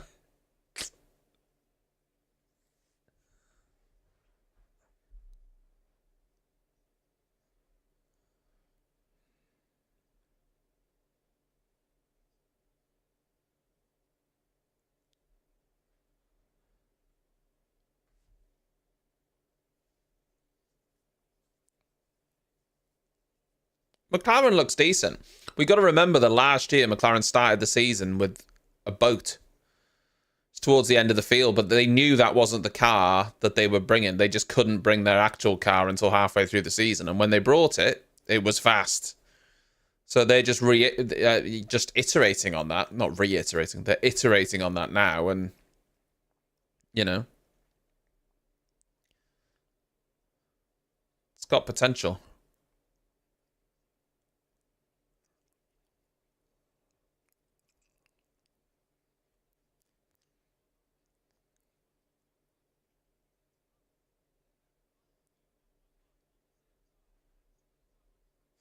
They look good, Aston Martin.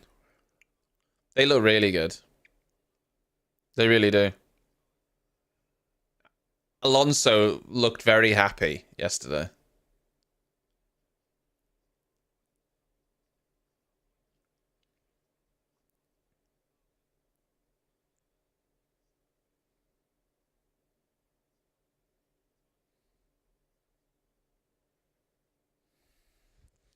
Stroll match in the first sector of Carlos Sainz. Yeah, I mean, a lot of them will be bringing upgrades now next week for sure. They've got to get the bulk of their testing done in these 3 days, and then in P1, in FP1 in Bahrain, a lot of them will be bringing changes. That's just the way it goes, isn't it? The speed at which Formula One moves. So, we have not yet seen their final form. We've probably not seen the final form for most teams, to tell you the truth.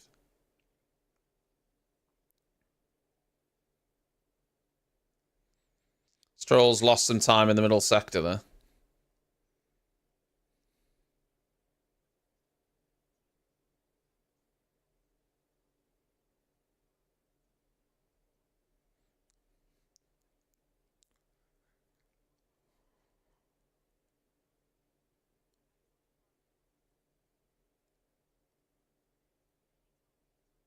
Hmm.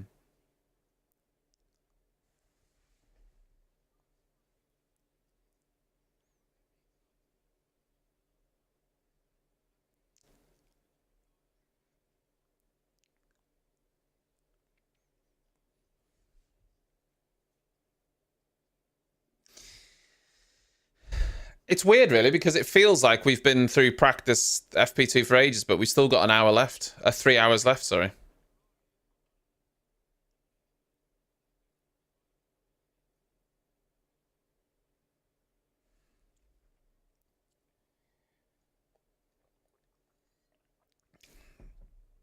I think most teams are just going to do longer runs now. I think. Grinding on the floor, Lando.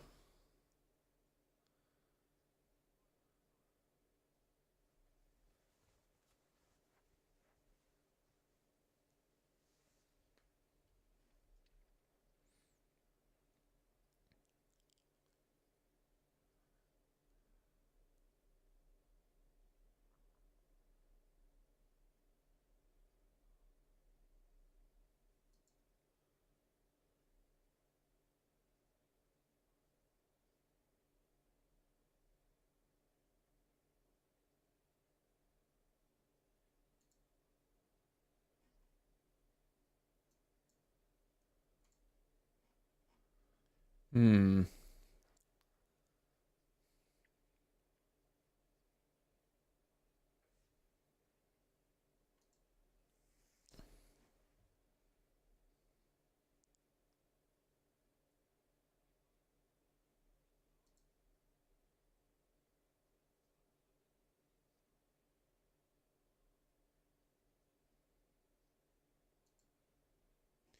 Just looking again, I mentioned this earlier, at the top speeds from yesterday's sessions for all the teams.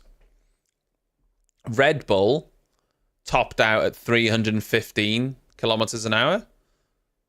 Mercedes only topped out at 309. Now, this means a few different things, or can mean a few different things.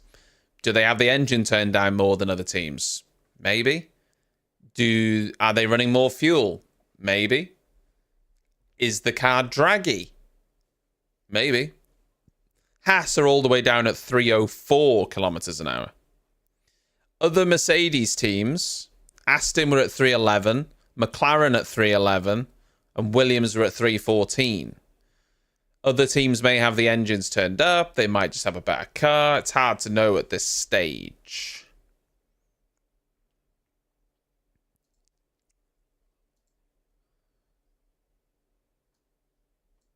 So, yeah, it's going to be interesting. Because we simply don't know.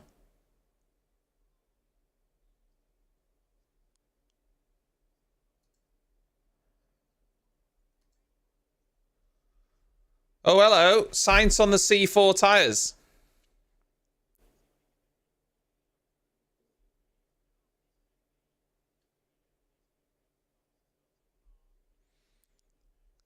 Get on those soft tyres.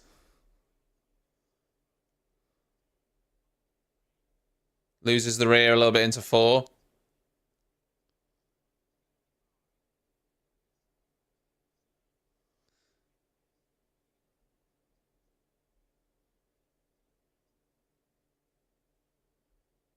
This looks like a, a quick time, quick car. The rear still looks a bit loose, though. Very good turning.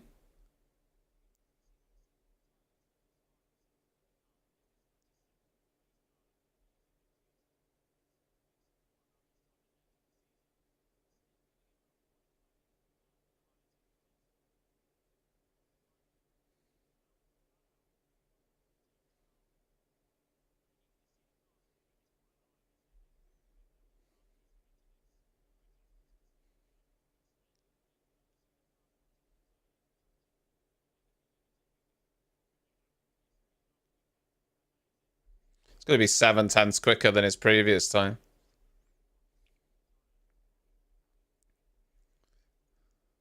.9, 30.6.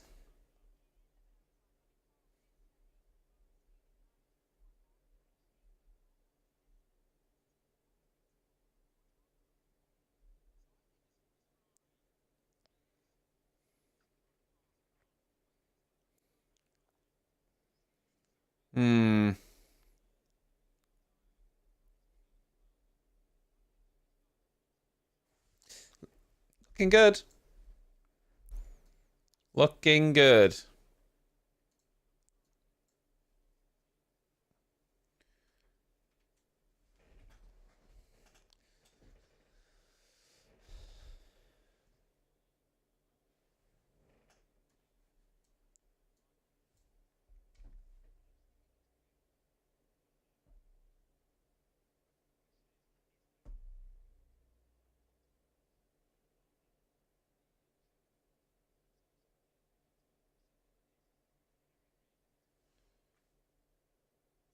Right. So, Carlos Sainz really going for a lap there. Again, don't know fuel loads and stuff, but it looked pretty quick. The car looked very pointy. Trying out the C4 tires.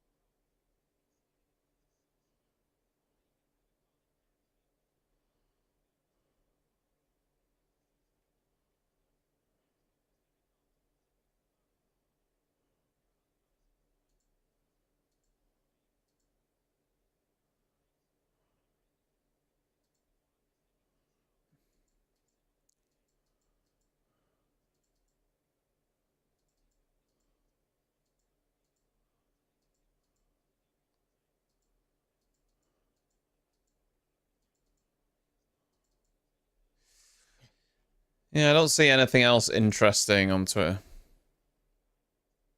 I saw that people saying that the FAA might still ban Mercedes wing because it's not within the what's the term? It's not in the thingy of the rules.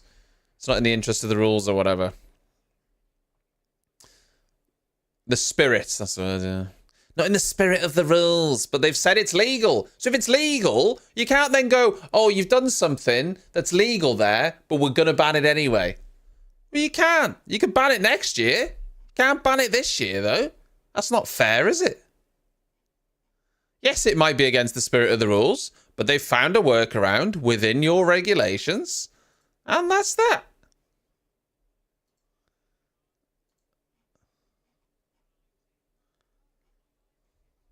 Yeah, that's fucking F1, isn't it?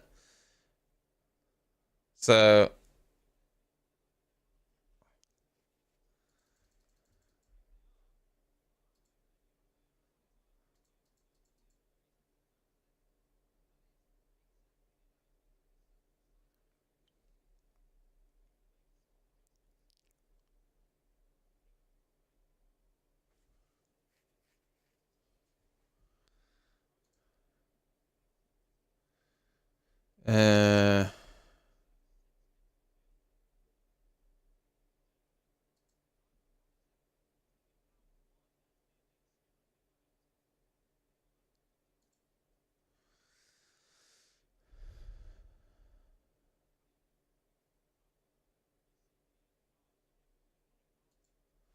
George Russell. Right now, it's definitely too early to say where we stand and have a huge mountain to climb to catch up with what Red Bull was doing last year and how far ahead of everybody else they were. We need to wait and see. We've definitely got a much better platform to build on, and the car isn't the diva it was in the last few years. But then he said, George Russell on what it's still missing in the W15. And he says, more downforce. When the car feels nice, but it's not quite on the pace, you just need to find downforce in the right places.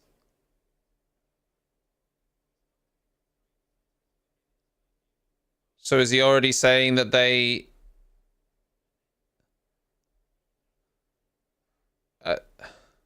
are they saying that it's not on pace already? I mean, that seems to be an admission that the car isn't on pace. Yeah, I don't know how they can say it's a diva. I guess as soon as he's got in the car, though, he can feel the differences, you know? But their car was different around certain circuits, wasn't it? So they still got to experience that.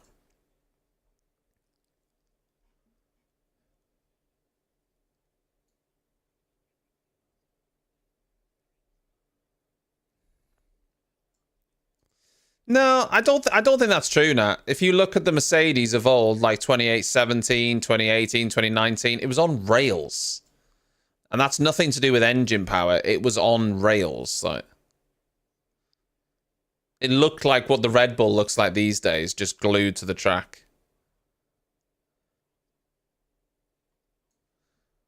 I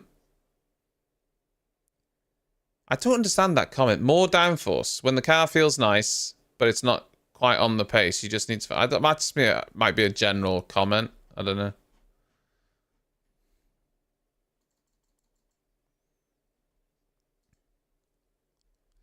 I'd have to see the context of that.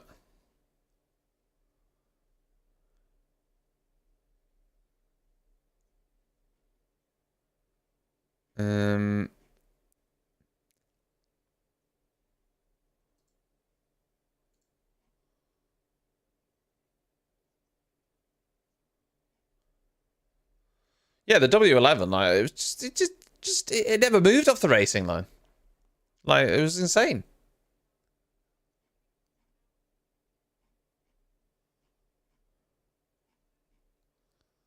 And so, yeah.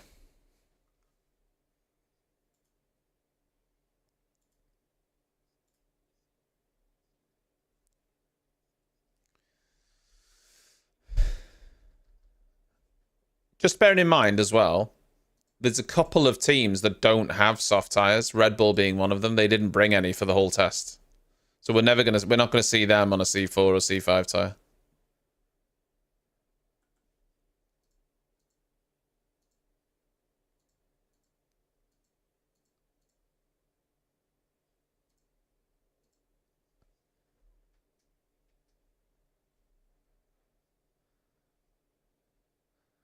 What's going on with Perez?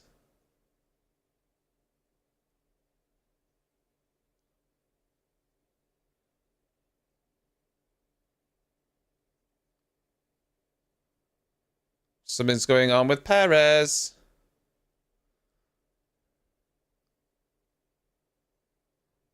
But he's almost coming round to the pit, so he's a lucky boy.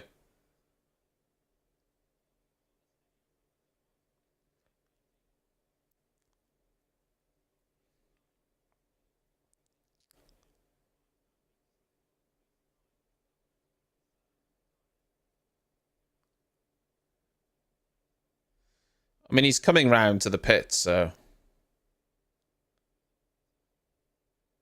he's lucky, really, because if that was in the other part of the track, he'd have to pull over, I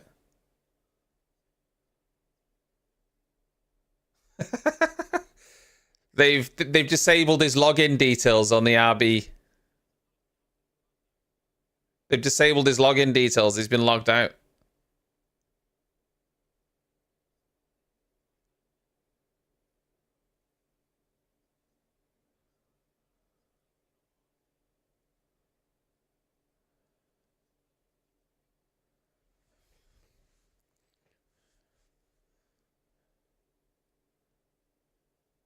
No, I can see the gear on the dash. I think it says...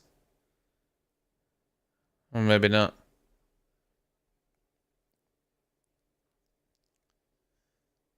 He's just traipsing back to the pit really slowly. Yeah, Perez has just been doing like just slower race sims as far as I can tell.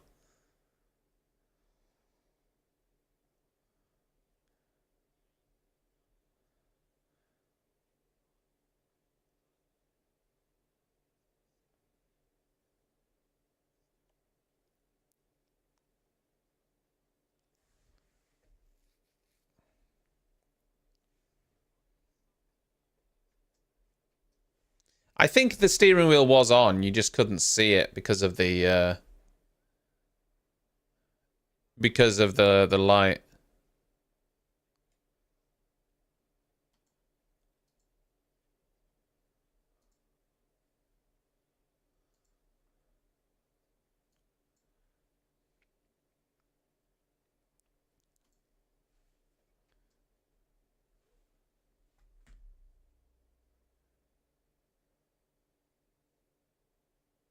Oh, something definitely didn't sound good on that Red Bull.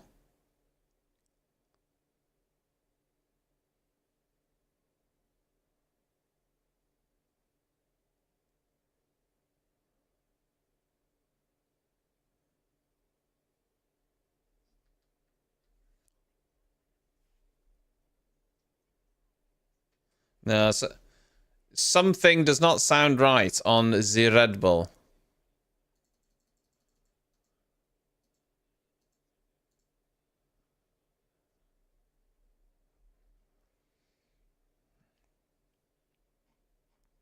Well, he's going to hope that it's not the engine, because if it's the engine, it'll be a long change for him. If it's another problem like electronics or fuel pump or something, they might be able to sort it.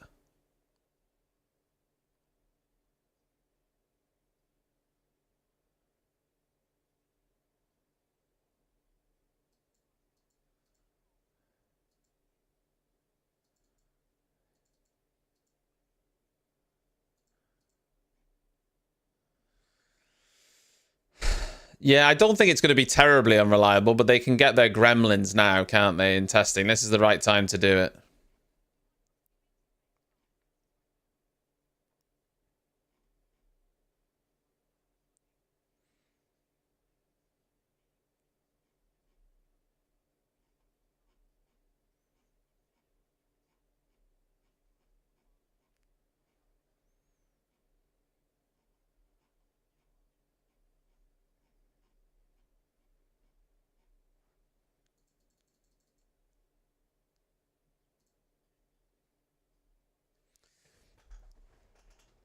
I wonder what the issue is with Perez.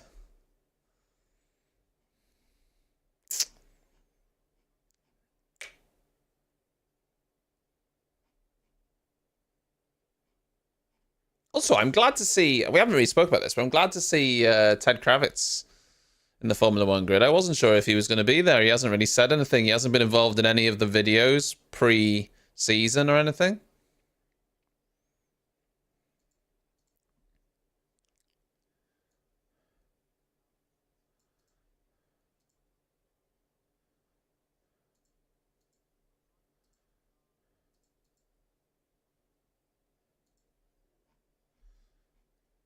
So it's good to see him back.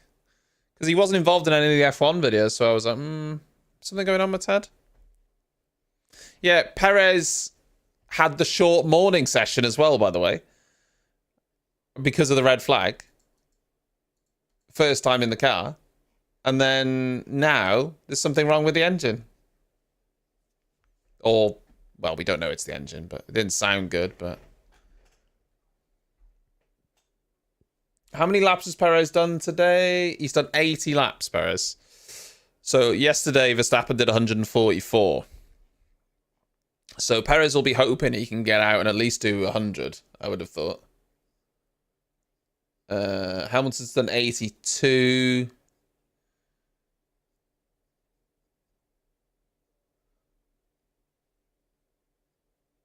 It's showing that Russell did 122, but that's from yesterday.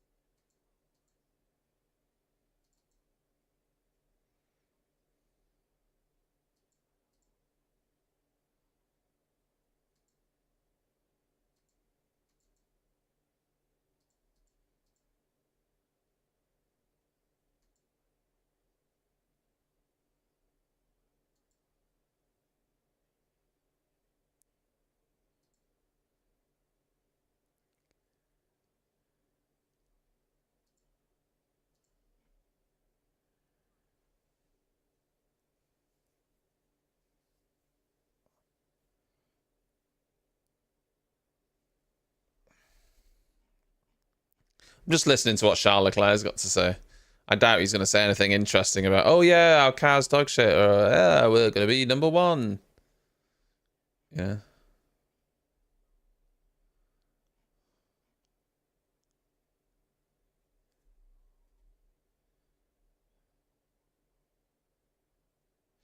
No, they're not. So, no, it's not a stupid question. It's a good question. When it comes to engines and things like that, as I understand it, engines don't count towards their allocation for the season, but I think they do count in the budget cap. So I think even in testing, if the budget cap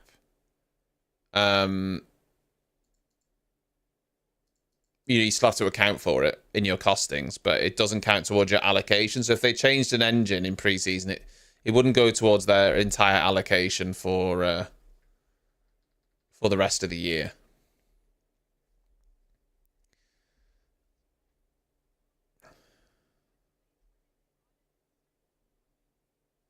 So I'm just watching this replay of Perez.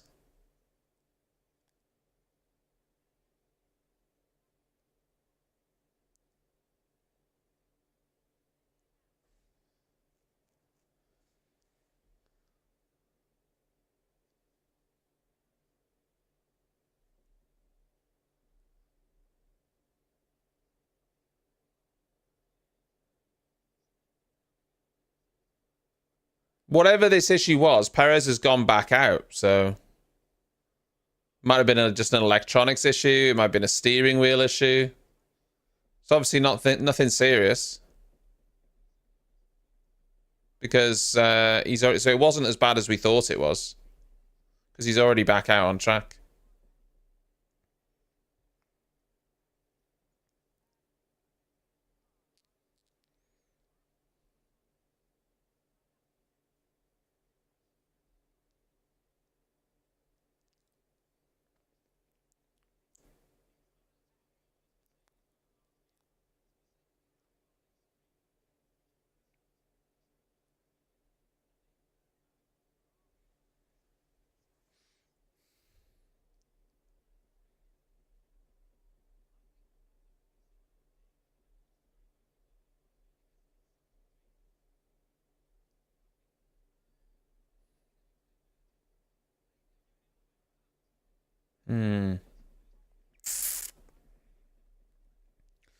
Yeah, when I heard that engine, I thought Perez was in trouble, but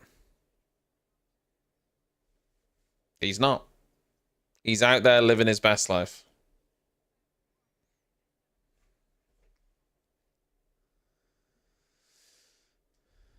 Much better, Nick. The old Red Bull.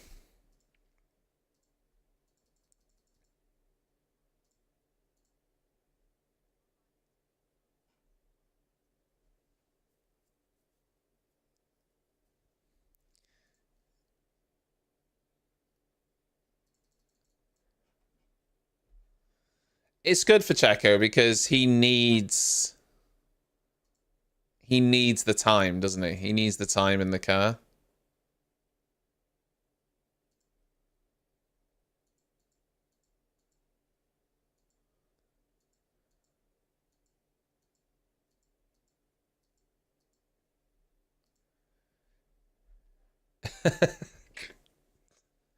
What does it come to where a Red Bull starts to break down and we're just like...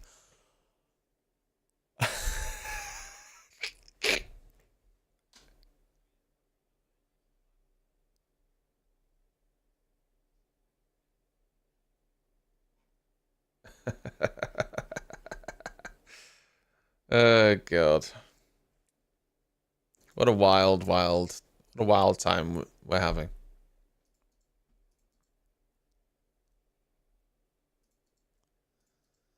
What a wild day.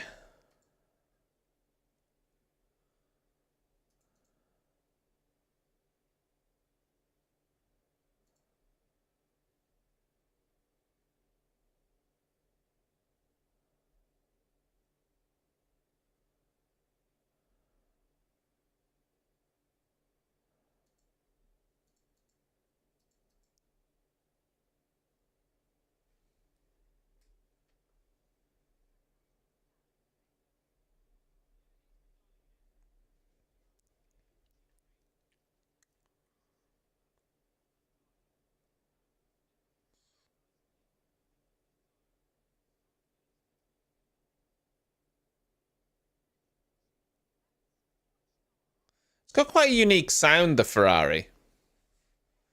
When you hear the Ferrari, you just, when I hear it, I just know that it's the Ferrari and not like a Red Bull or a Merc.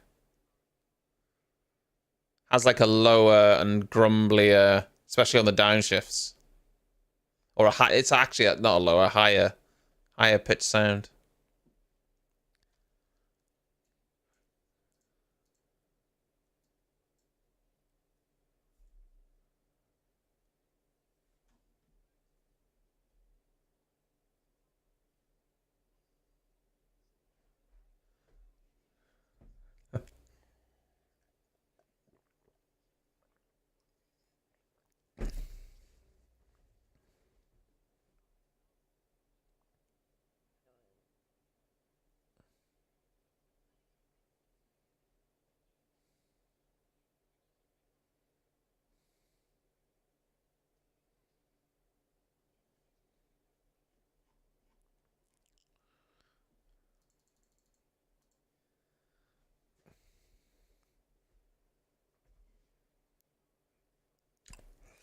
Alex Albon thinking that their car won't be as quick in a straight line as last year. Presumably because they've tried to get performance in other areas this year. And that's just the trade-off.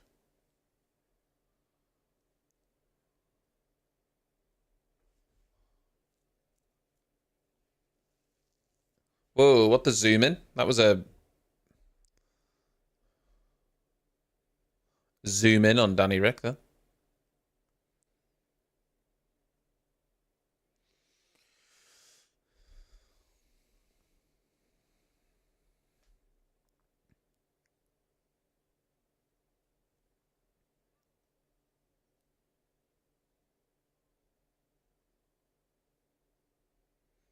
I get the feeling that some teams, maybe Mercedes, aren't. I don't think they're gonna do any like massively faster runs. To be honest, I'm not even sure they'll put the C4 tire on today. Maybe they'll put it on this evening. I hope so. I want to see some faster laps. Tomorrow night, I think we'll definitely see it. I think my plan for tomorrow on Twitch is to still do the test all day, then stop about 4 o'clock. Have a couple of hours, have something to eat, chill, have a shower, whatever, and then come back for the Counter-Strike later that evening on Twitch, maybe 7-ish. 7:30, something like that.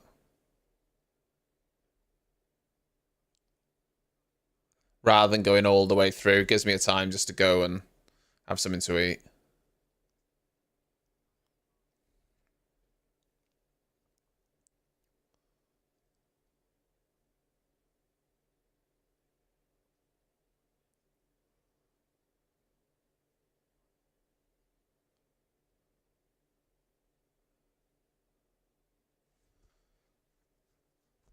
It just looks really neat, this RB car, to be honest. Ricardo on board.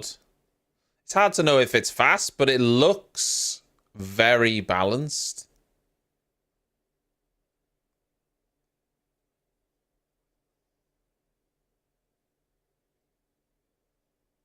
It looks balanced. It looks poised. It doesn't look like Ricardo's having to fight the car at all.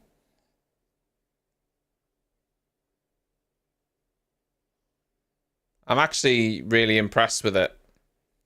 It's gonna be quick.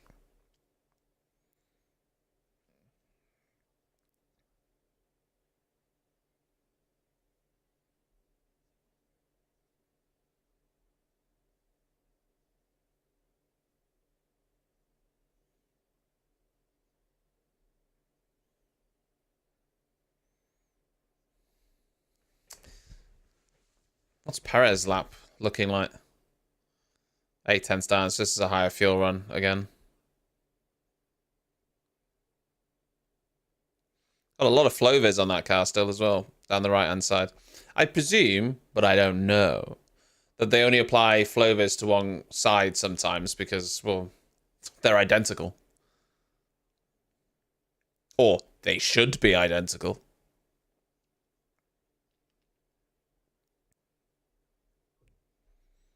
I mean, listen, we joke, Liam, but Red Bull could be 1-2 and Racing Bulls could be 3-4. Like, we joke, but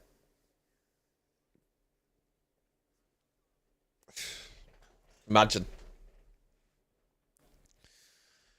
Lewis going back out, I think on hard tyres? Yeah, the hardest tyre, C5. Lies. Not C5. C5 is the soft tyre. He's going out on the C1s. Sorry. It's the hardest tyre compound available, the C1. Which will be the hard tyre for the race here next week. I think it's the C5, C4, C3.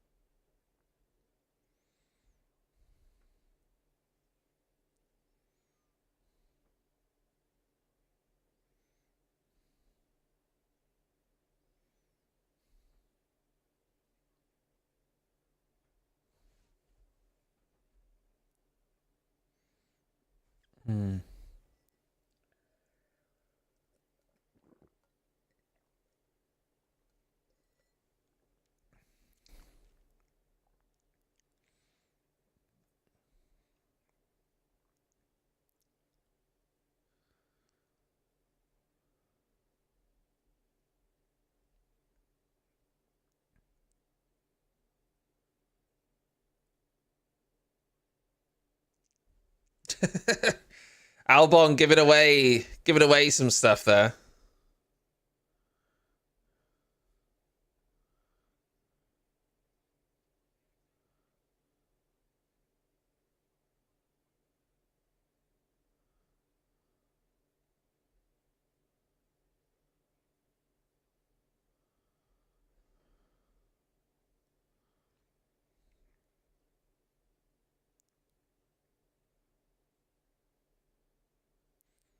Nice and tidy from Sargent there. I don't think McLaren have shown their true hand either, Stephen. I don't think I genuinely don't think any team has shown their full hand yet.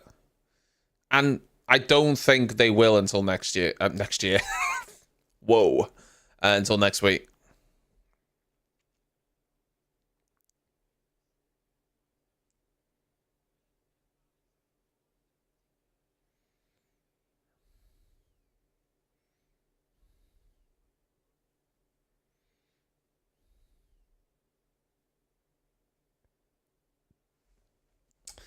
I still think Red Bull is the fastest. For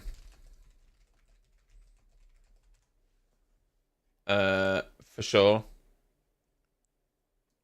No, yesterday's fastest time was a 31.3 from Max. Sainz has done a 30.4, but you need to bear in mind a few things. First, he's on a softer tyre. Number one.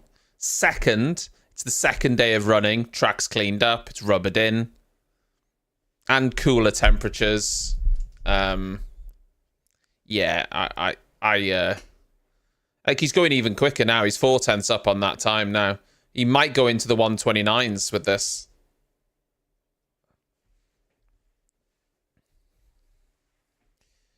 So he might go into the 129s. I still think Ferrari got plenty of fuel in. And their engine mode's probably not maxed out either. 29.9. For context, last season's pole position at Bahrain was a 29.7. And on the second day of testing, Sainz has just done a 29.9. But he is on a softer tyre. Again, that tyre will make a fair bit of difference, so got to bear that in mind.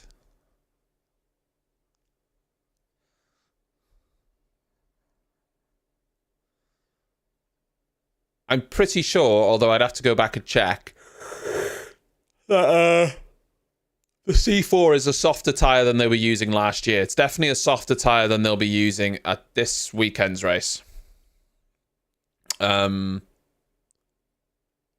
So, yeah, I wouldn't read too much into it.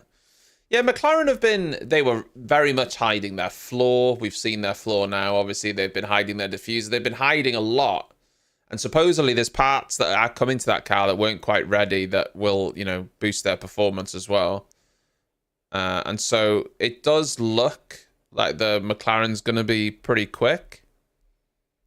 What are the chances of Hadz being the fastest car? I would say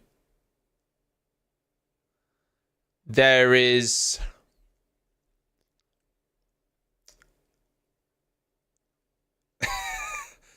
there is more chance of me flying to Mars, befriending a Martian,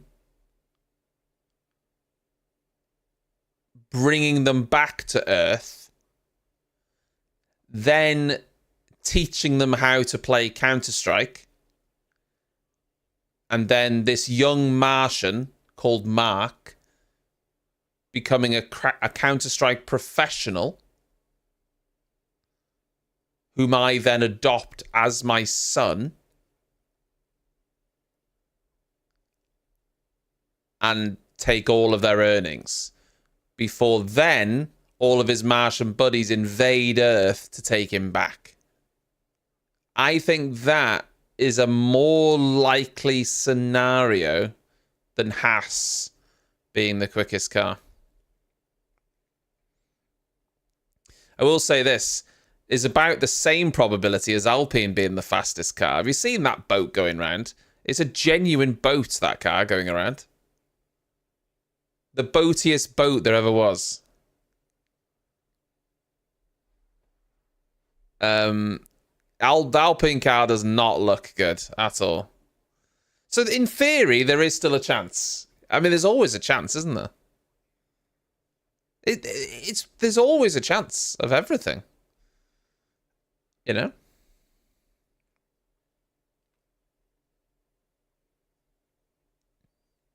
In theory, there is a chance that Brad Pitt could walk through that door now and say, hey, We're making a new Oceans film. Do you want a part in it? We need a handsome Welshman to come and show us a few things. There's a chance of that happening. In theory. You know?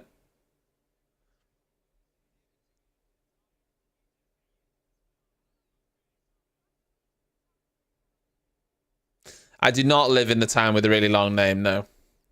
You're thinking of Llanfair Pwllgwyngyll o Gerrych Llandrobol Llantysilio Go Go Go.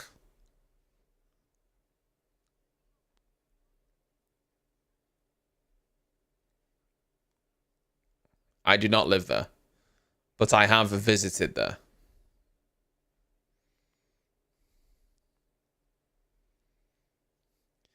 Llanfair Pwllgwyngyll o Gerrych Llandrobol Llantysilio Go Go Go.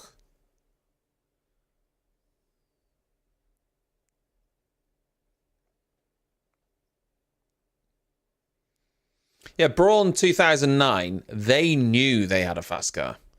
They knew. They knew they got something in those regulations.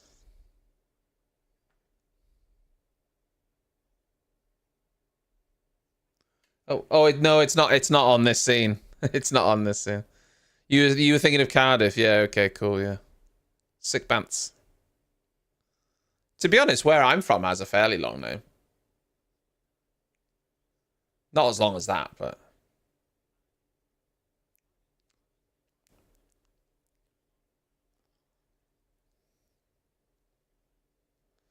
not where I live now, but where I'm, well, sort of. It's a village within the town, a village within the city.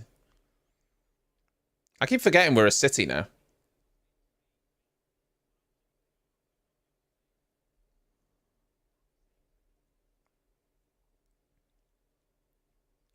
I don't like the fact that we're a city, but we are.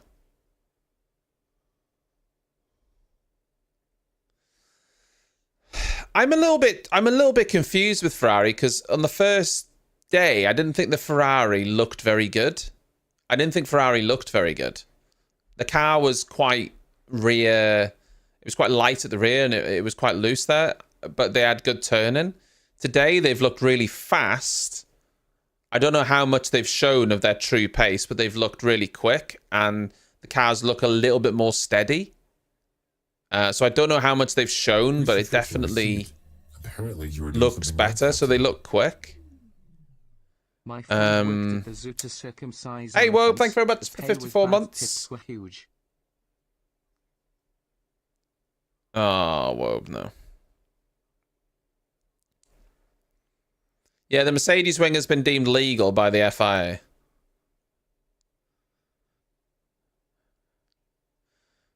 Yeah, up the town. This is what I mean, Tilbo. You know, the famous football phrase in Wrexham is up the town. And now we're a city. Up the city. No, it doesn't work. You've got to still say up the town, even though it's now officially gone and moved into a city. Absolutely nobody wanted it to be a city. I don't want it to be a city. Don't give a shit. Rather it be a town.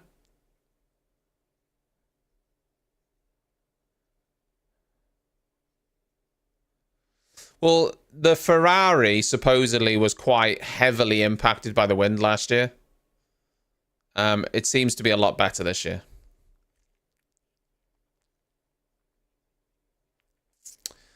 Well, in years... Well, I tell you what's the main difference. The cost for people who live there. Prices tend to be a lot higher in a city. As to what the benefits of being a city are, I honestly don't bloody know. I don't know what the benefits are. Normally, town versus city is based on size, and if you... Well, it used to be, in years gone by, if you had a cathedral, you were a city. But I don't know what the benefits are for being a city. More funding or something? I don't know, something like that. But it tends to be that if you live in a city, they can up the costs of things like council tax and all the rest of it.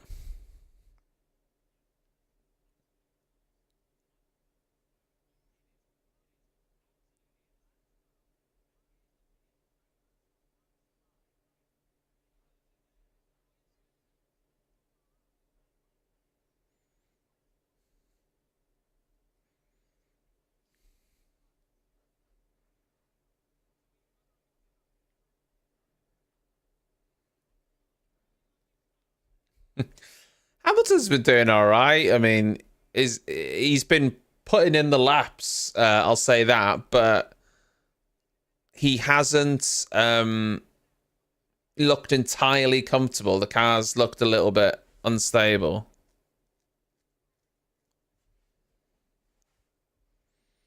So he hasn't looked super comfortable in the car, I don't think.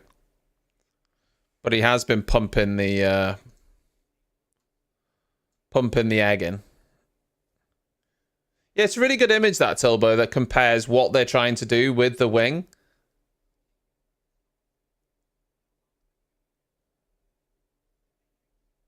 But it's not massively different to what they were doing in 2022, really, is it?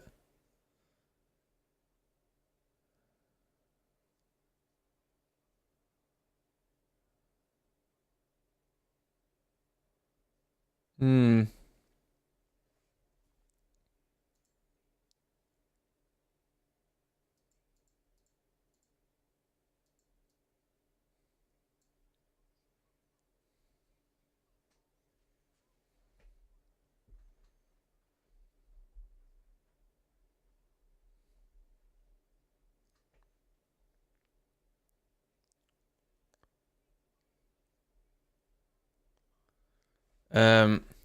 They all look the same. I mean, they're clearly not the same.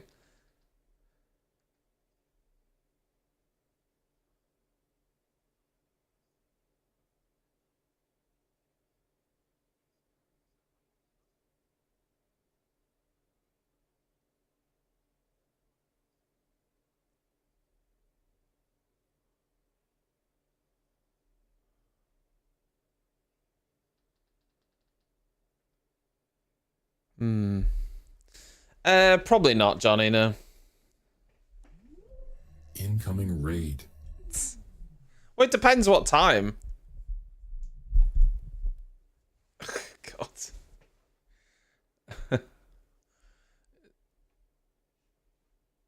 Thank you very much, Adam. Thank you, Adam.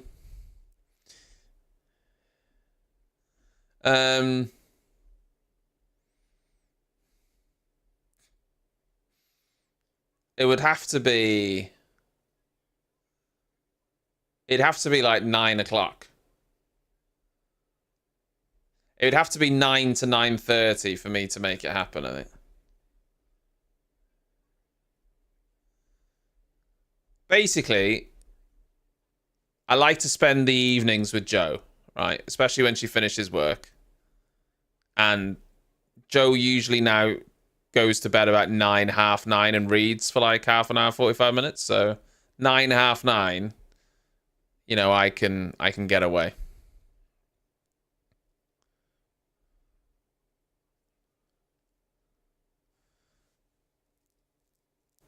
I'll tell Joe in advance that I'll be gone by 9. Should be fine with it.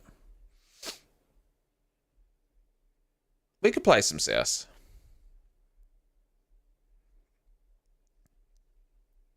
It's not... I wouldn't say it's like you two to want the CS, though. I wouldn't say it's gone great for us the last few times we've played, is it? I still love to play, though. Playing with PJ Poison and Will and Pigeon the other day was an experience. But I didn't hate it, honestly. The first game we got fucking smashed, but I'm still convinced that guy was cheating. The second game was fine. Enjoyed the second game. But that first game we played with that lad, I swear that guy was cheating.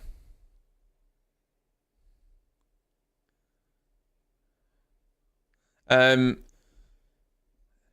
we want to assemble a team then, so that we're...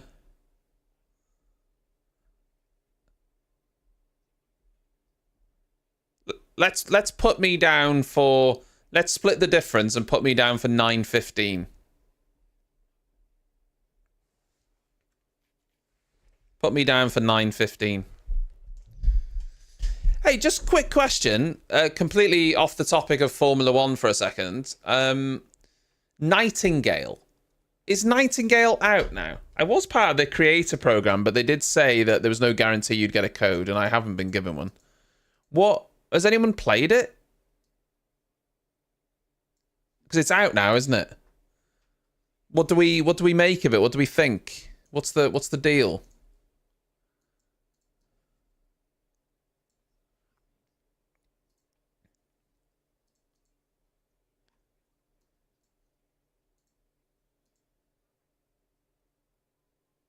Yeah, there is another survival game, but this one got announced ages ago, though, didn't it? But I'm just curious what people think of it. Is it any good?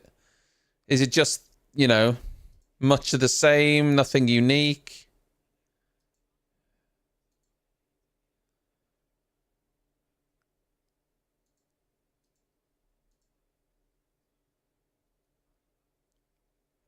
A bit meh.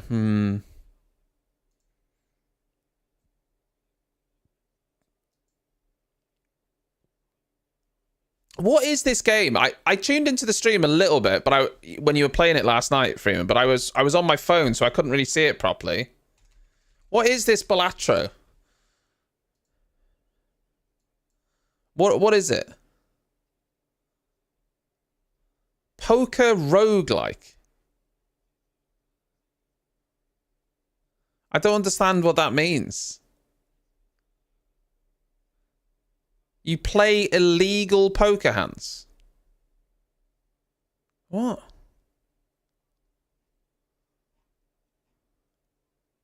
I don't even understand what it is.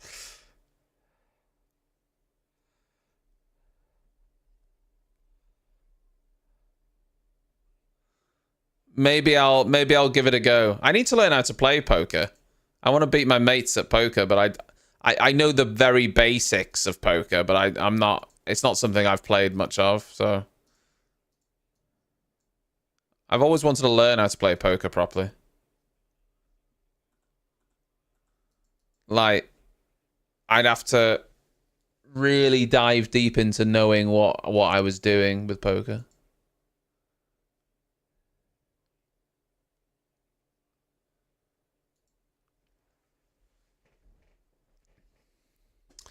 Do do do do do.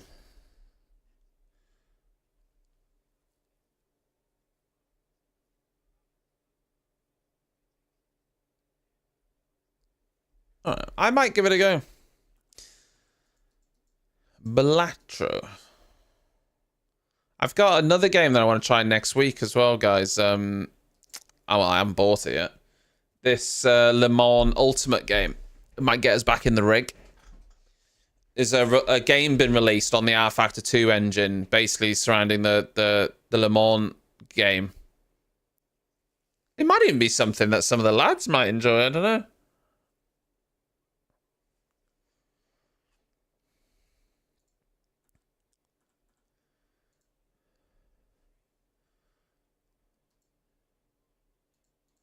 Anyway, I haven't actually tried. Have you tried it, Wilco? What do you think? I've seen obviously Grizz playing it.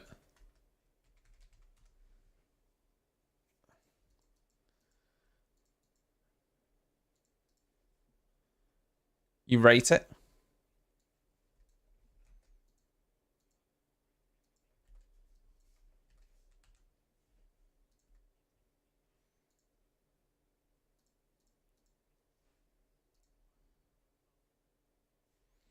Yeah.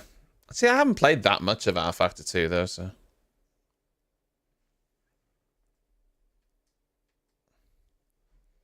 Everyone says the handling feels pretty good though. Feels pretty decent.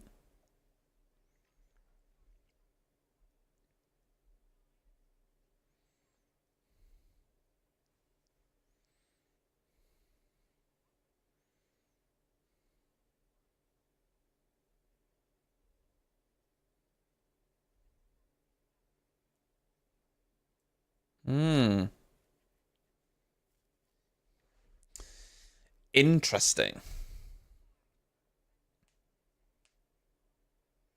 I'll give it a go next. I'll give it a go next week.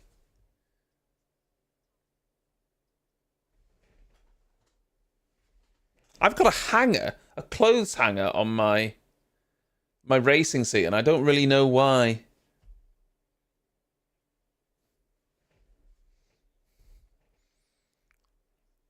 I might purchase it over the weekend, and unless I don't even know, I don't think I can get a key for that. I don't think I can get a key for it.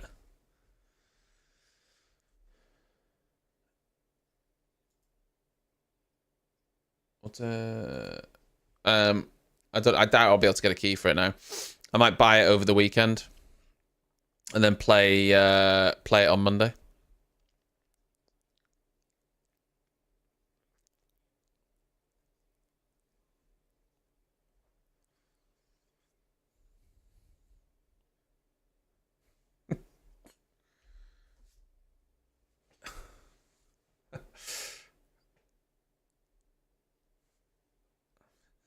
Went to the gym last night after Joe finished work. I finished doing the stream of the Formula One. What time was it? Like 4. Went downstairs, getting ready to pick Joe up. Got the stuff ready for the gym.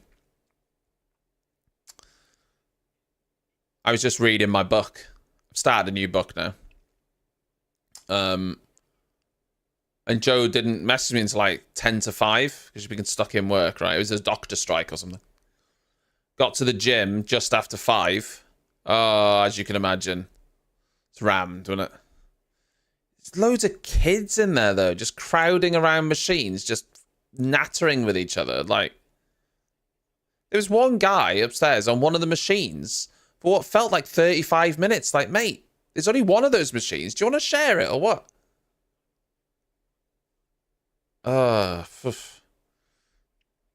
Half term, and it's, you know, after 5 o'clock, so just bloody kids everywhere. We didn't stay there very long because it was just too much, you know.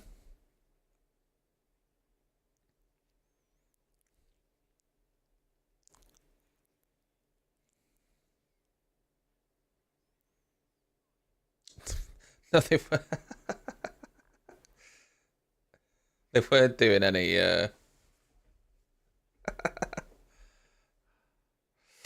weren't doing any recording. I've not seen any recording in my gym so far. I saw a video online of it was a woman at the driving range. Now, I don't know exactly who this woman is, but supposedly she was a PGA professional, and she was just doing a routine or what have you. But what she was doing, she'd really slowed her swing down in the backs in the follow through. She was really taking her time with it. And this guy has come up to her. He's off camera, but he's saying he's giving her tips on how to swing. And he's like, oh, you shouldn't do that. You should do this. And you've got to come through faster. And she's trying to tell him, no, I'm going through a swing change right now, and blah blah blah blah blah. And he says, oh, you know, go on, hit one for me. And then she hit it, but with a normal swing. And he's like, oh yeah, do you see how much better that is? And she's like, well, yeah, because she's like, I'm just slowing it down on my practice swings to get this feel. But he's like, yeah, do you see how much better that is now? I've been doing this for 20 years. And she's like, yeah, but I don't think that was... I could tell she wanted to say so, but she was actually really graceful. She's like, I don't think that was... yeah, it's fine. Thank you. Thank you for your input. And he just kept saying, yeah, I've been golfing for 20 years. I know what I'm talking about. But she was just slowing it down on like a couple of swings so she could get the feel for it. You know, and he's just nosed in there and gone in and thinking he knows better. Yeah, like she's a very good player, clearly. You could tell that from the swing. And she slowed it down just so she can get that feel of her new swing or whatever. She can get a feel for it. And then this bloody nutter comes in. Like, I don't understand, right? Do you know what I don't understand even more? The swing that he's criticizing is already really good. Like, just quickly.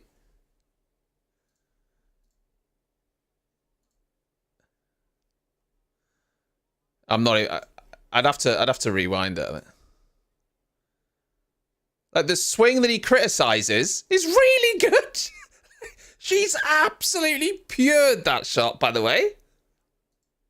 And then he comes in and is like, no. Piss off. Come on.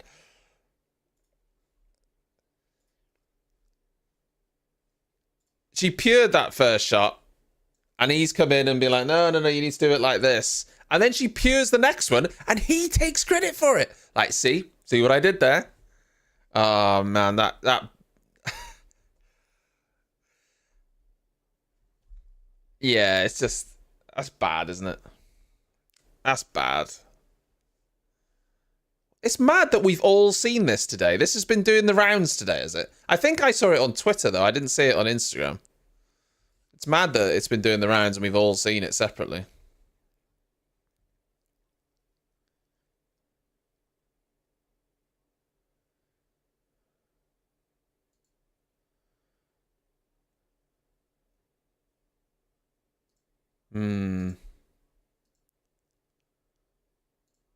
Pretty bad, though.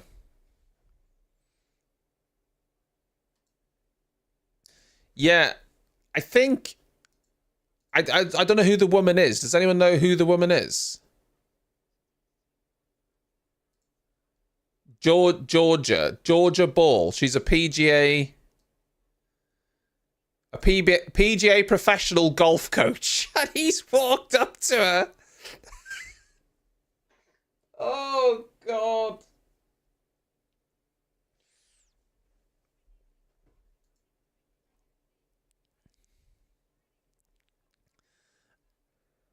I'm just going to say it as well. I'm just going to say it. If I was a PGA professional, right, and that guy came up to me, I'll tell you now, because I don't mind admitting it, I wouldn't have been as graceful.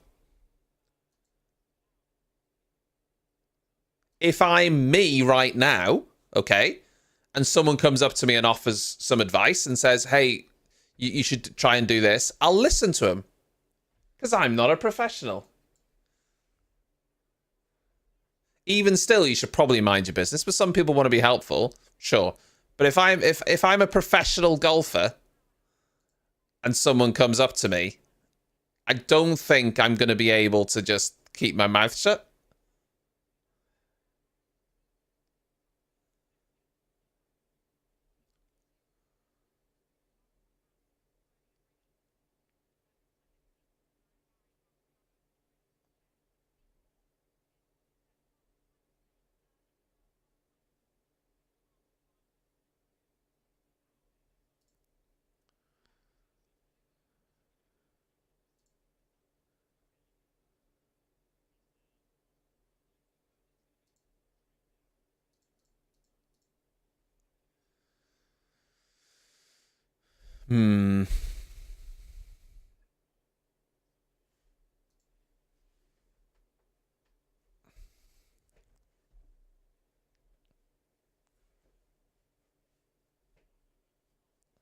It's something very egotistical, though. It's not even like, do you know what? Do you know what's... I said this, but I'll repeat it again. It's not like she shanked a ball or something. It's not like someone's hit a really bad shot or, you know, like you've gone past someone who's struggling and you've seen what they've done and gone, hey, can I just offer... I hope you don't mind. Your club face was a little bit close, blah, blah, blah, blah. She just hit an absolute blinder. It's not like she was hit... She just pured that shot. How are you going to get involved with that? It's madness. Absolute madness.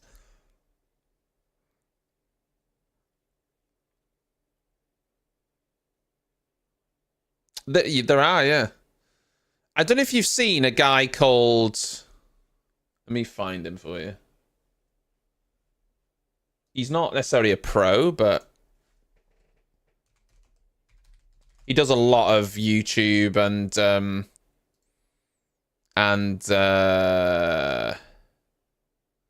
like TikToks and that sort of jazz.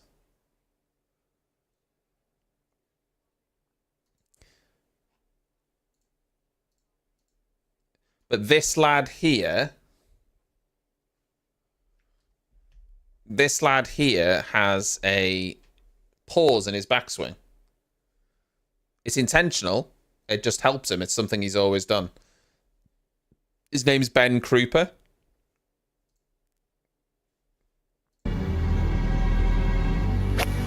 So he has an intentional backswing. A pause in his backswing.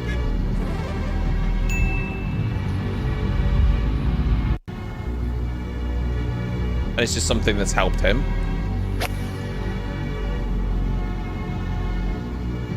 Puff, thank you very much for the follow. And what I've learnt over the past, I would say, year or maybe more, whatever, is that there's actually a lot of different golf swings that get the same job done. There is a way that you'll be taught to swing a golf club in an ideal situation, but there is a lot of different ways that you can swing a golf club and make it work for you. Lots of different, you know, ways of having the club at the top of the swing and various other things.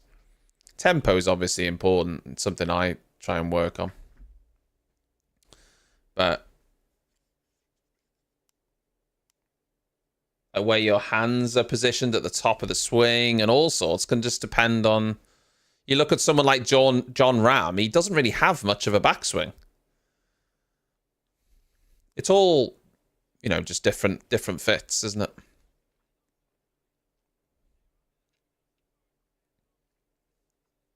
You'd have to have some pretty big arrogance, I think, to mention it to someone, though.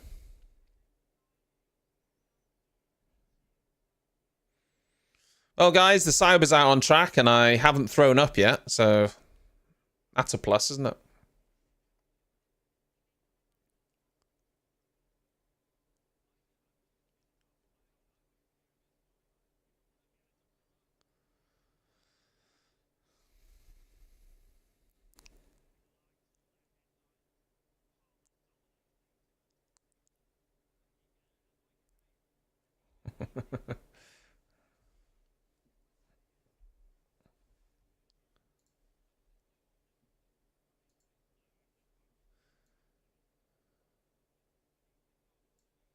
Yeah, Colin's like backswing is really slow and methodical, but his follow through is incredible.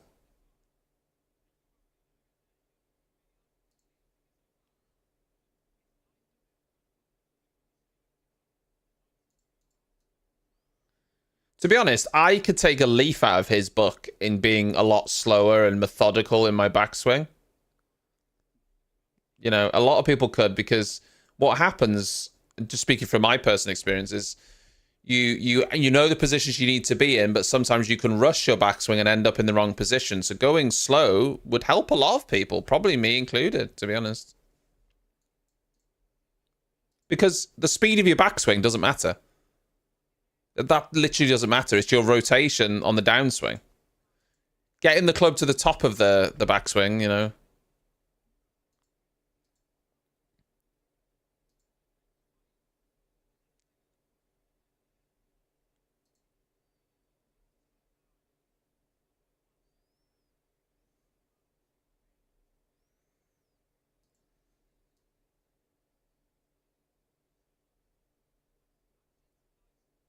Yeah, I'm trying to be slower.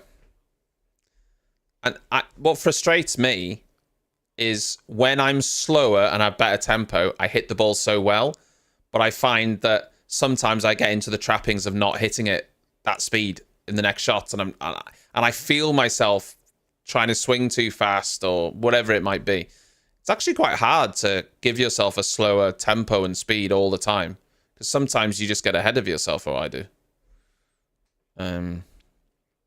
Because John Ram's really interesting. He's got a really short backswing.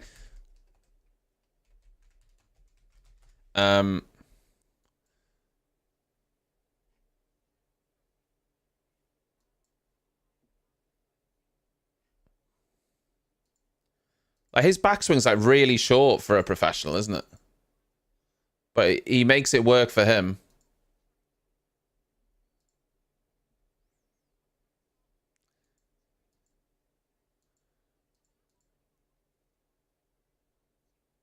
He also has the club really far behind him, though, doesn't he? Because he has that bowed wrist.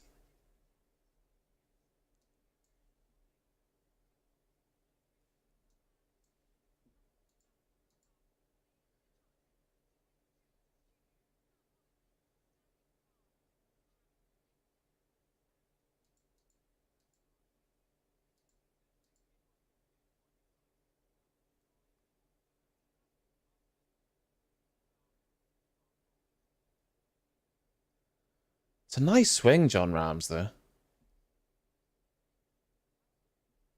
It's a nice swing. Anyway.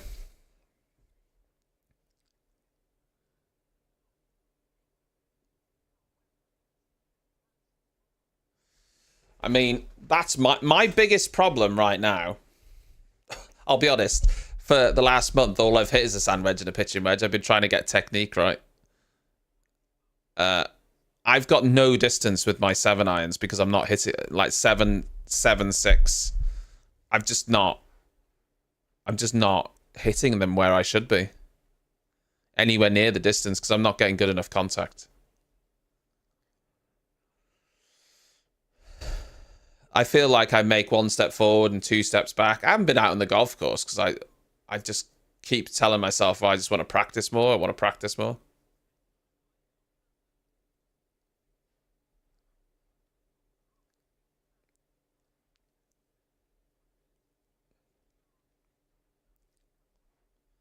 Yardage is a big problem. Well, it's not a problem, but I'm more consistent with the clubs that I've been using, but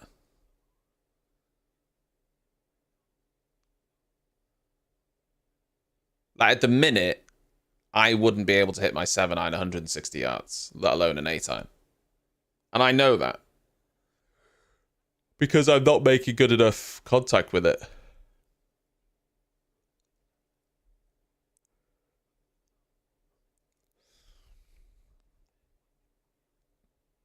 I feel like I'm making progress in areas, though. I feel like I'm making progress in some areas. My swing is a lot nicer now. I'm getting I'm getting the technique a little bit better. I've just got to work on it. And then I'll concern myself with distances.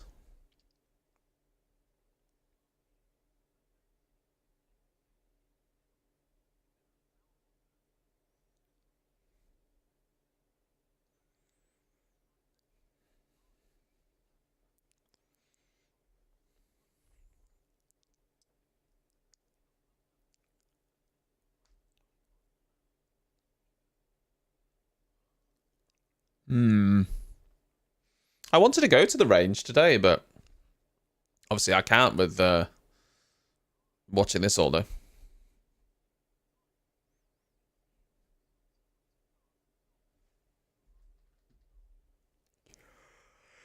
I have to get a lesson next week. I need to do the lesson.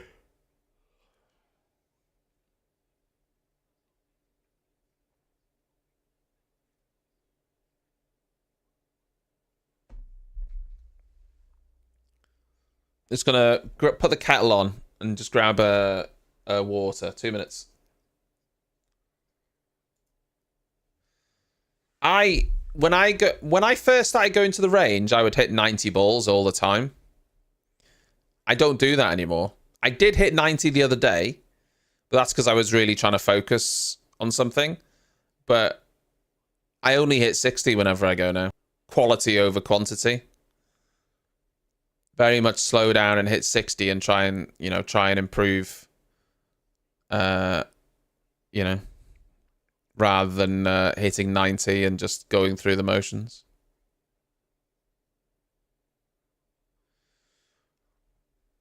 What you've said there, Liam, is kind of true. The problem with golf, and I've found this with people who are teaching you online, everyone has a different opinion of what you should do.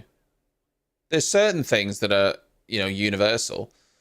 But, one person in a video is telling you to do this, and another person's telling you to do that, and you should try this, and this is the way to hit golf, and blah, blah, blah, blah, blah. So there are differences in, people's understanding of what you should do.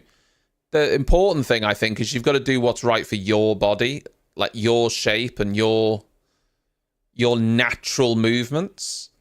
And I think going to a coach or a teacher in person would make that easier for you. They can see what you're doing and how your body works and what have you.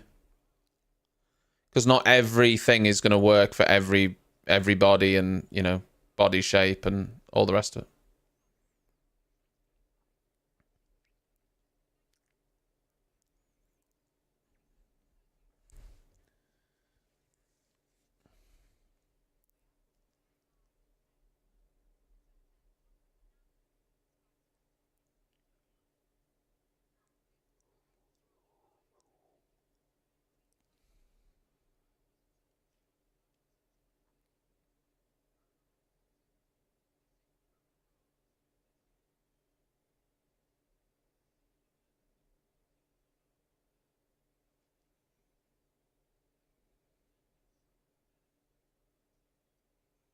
Just watching Perez going around Red Bull, you know, looks quick.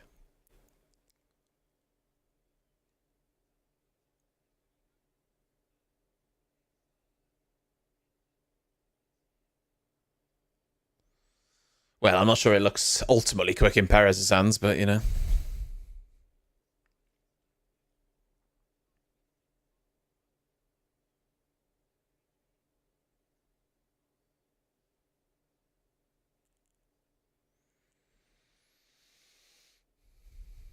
Sparking that Red Bull, though, going into turn 9. Well, turn 10, technically. Through 9 and into 10, because you don't see that often with the Red Bull, sparking. It's usually... It is quite bumpy down there, though.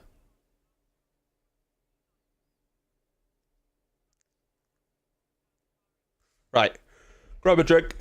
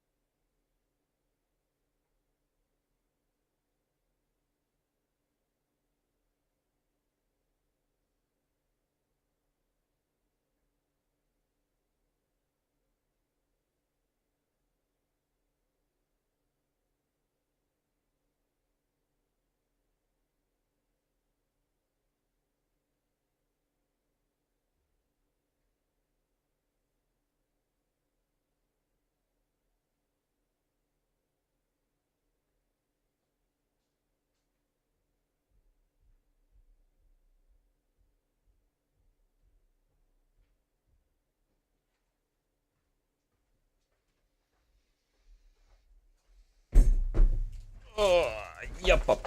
Okay.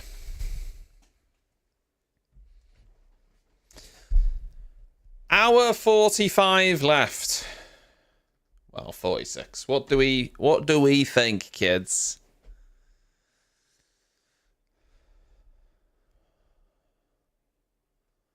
Are we gonna have some glory runs towards in the last hour? I hope so. The last 10 minutes is a safety car test, though, I think, so we won't watch that.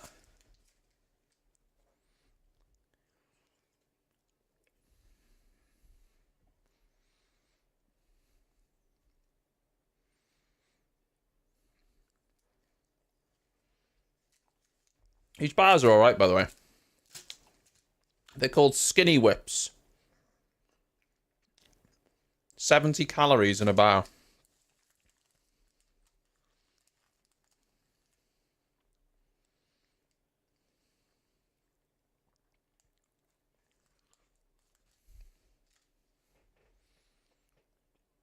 This one's toffee. I've got a toffee and a mint.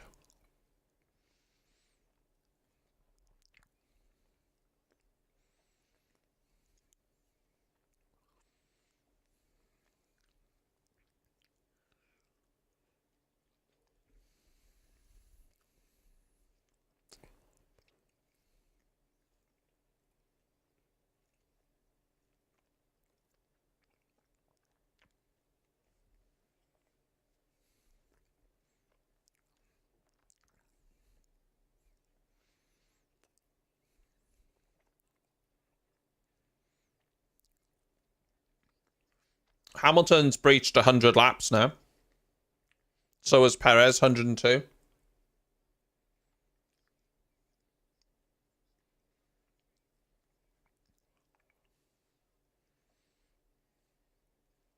Sargent's done 92 laps.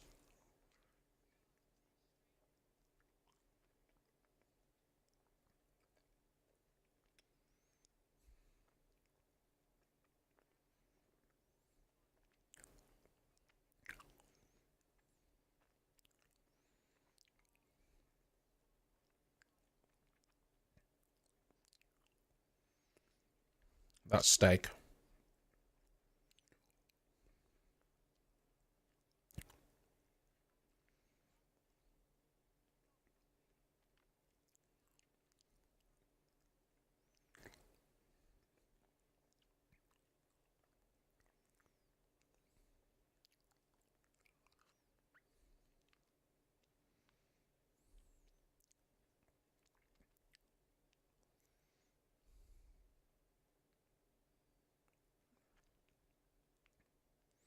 Cadbury's Delights. Yeah, I like these skinny whip bars just because it's just like a small snack you can have during the day. Most of them got some pretty nice tastes. There's a mint one, toffee one.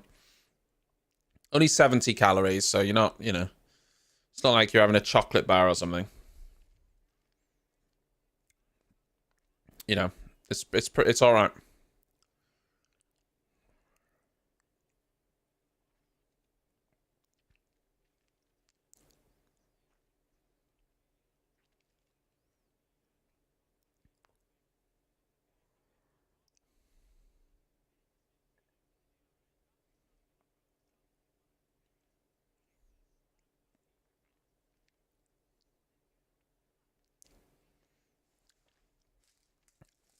They didn't breeze past that. He didn't really breeze past that Sauber, though, did he? So it would imply that one of two things.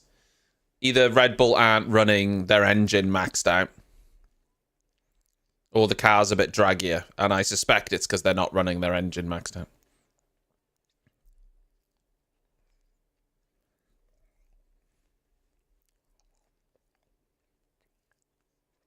People saying that the Sauber looks better when it's on track. I don't think so.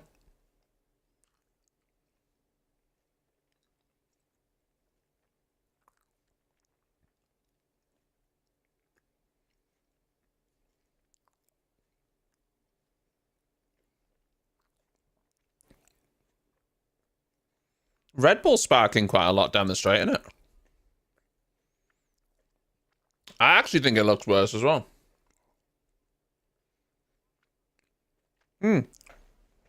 This is my biggest problem with the Sauber. I agree.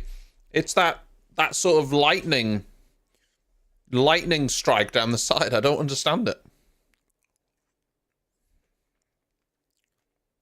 I think it just looks terrible. If they kept that color design but had a nicer design, I think I'd find it all right.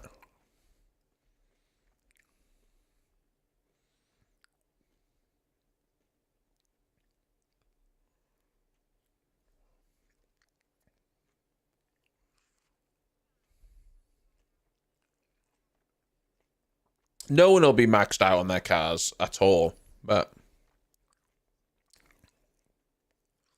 the truth is we don't know. One of them might turn it up and we just wouldn't know.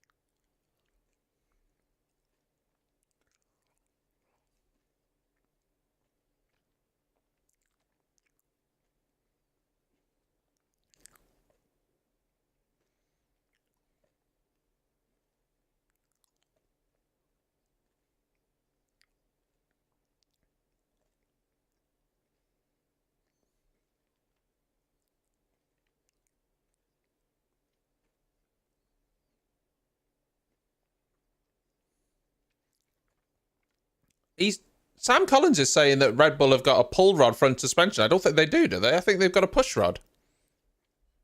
In fact, am I not looking at a push rod?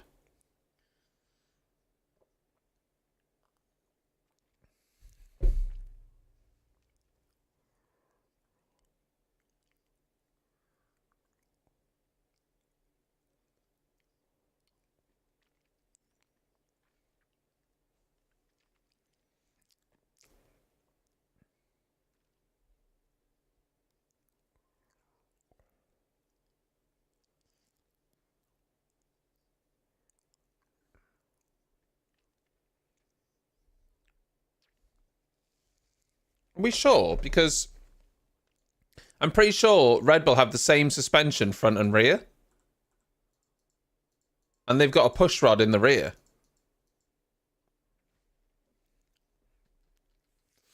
Because there was a list of all the suspension parts for each of the teams.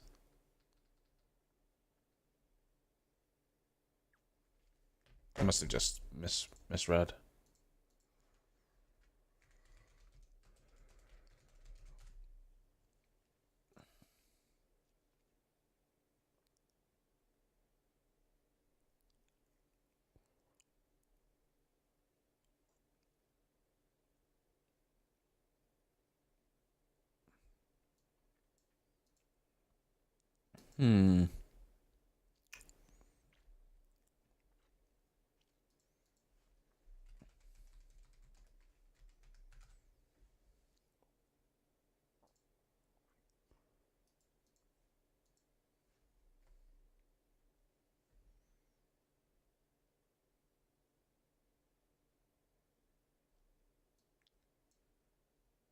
Mercedes must be the ones that have push rod in the front then. Maybe that's the way around it is. Yeah, I think Mercedes has got push rod in the front then.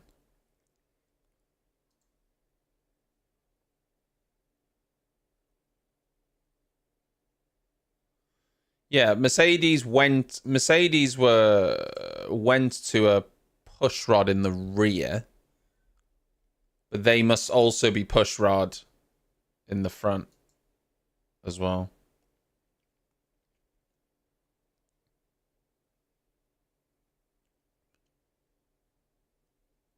Yeah, they are.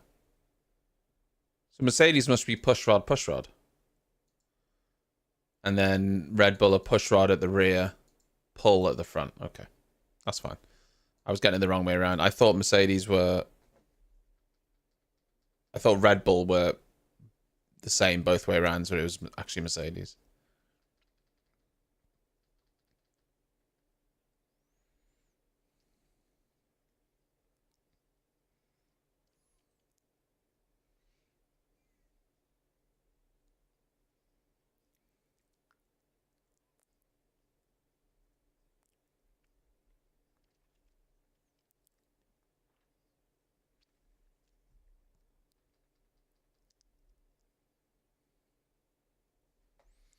Hmm.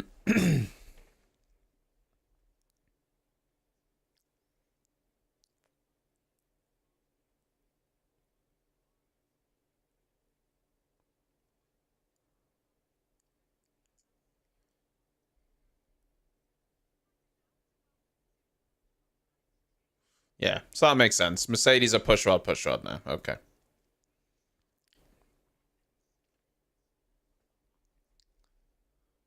Yeah, that's cool. It's Mercedes that's push, whereas I thought it was the other way around.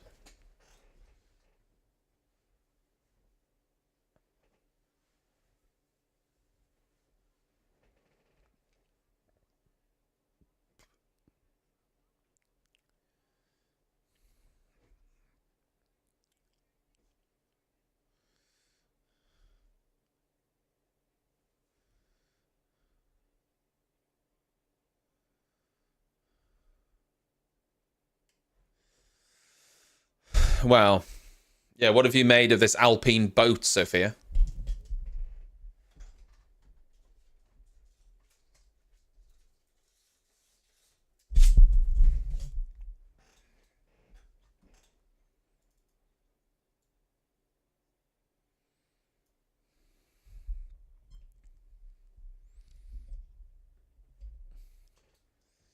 Yeah, I think, from what I've understood, push and pull rod at the front is quite negligible. It's just really not that much of a big deal which one you choose, depending on how you run the car or whatever. But having push rod at the rear gives you an aerodynamic benefit. That's what most of the engineers have said. However, Ferrari don't see it that way. Ferrari like, yeah, we've designed our own suspension. We're sticking with pull rod, and we think it's fine. So,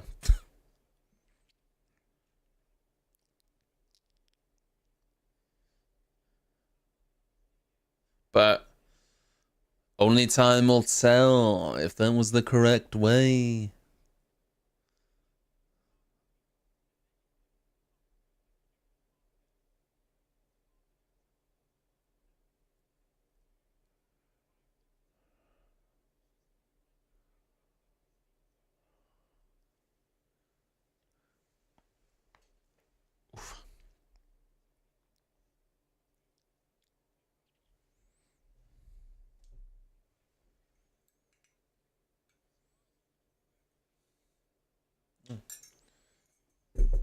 I thought I'd made a chamomile tea, but I've put a normal tea bag in it with no milk. Hold on.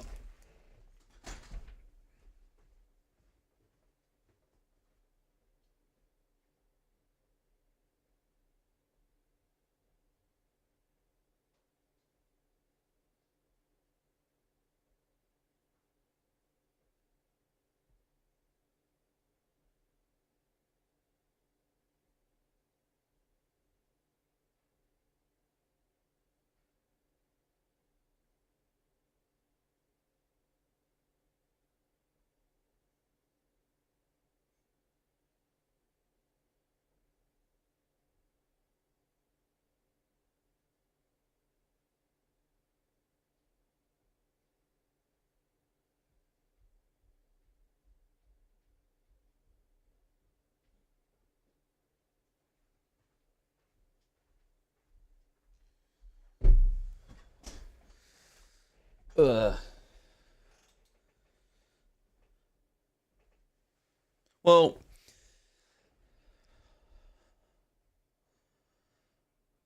it's fairly simple because I worked it out. So imagine you've got the chassis here. Where's my? I'm using it. What am I doing? Imagine you've got your suspension here. If the arm is angled up, then that's push rod. And what it does is it pushes against the rocker inside the chassis. Hope I'm saying this right. If it's pull rod, the rocker is lower down and the arm is going down into the chassis and it pulls the rocker instead. Something like that. It's either because push rod Yeah, I think that's right. I think I've got that the right way around.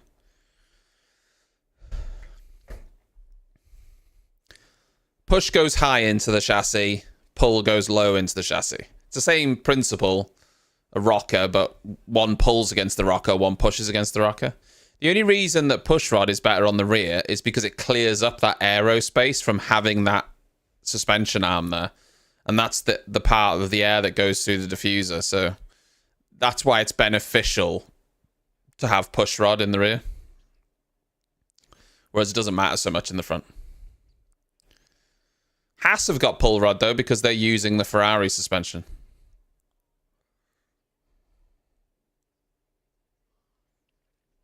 But Ferrari obviously don't see it as, much of an issue. So.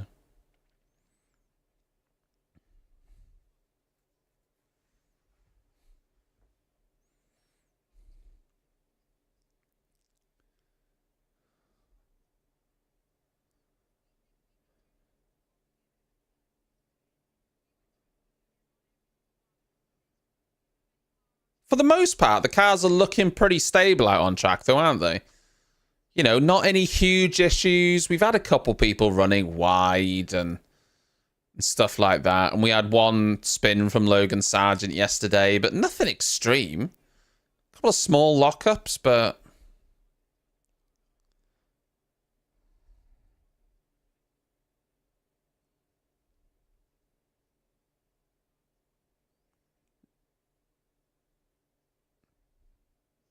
No, that's not true, Liam.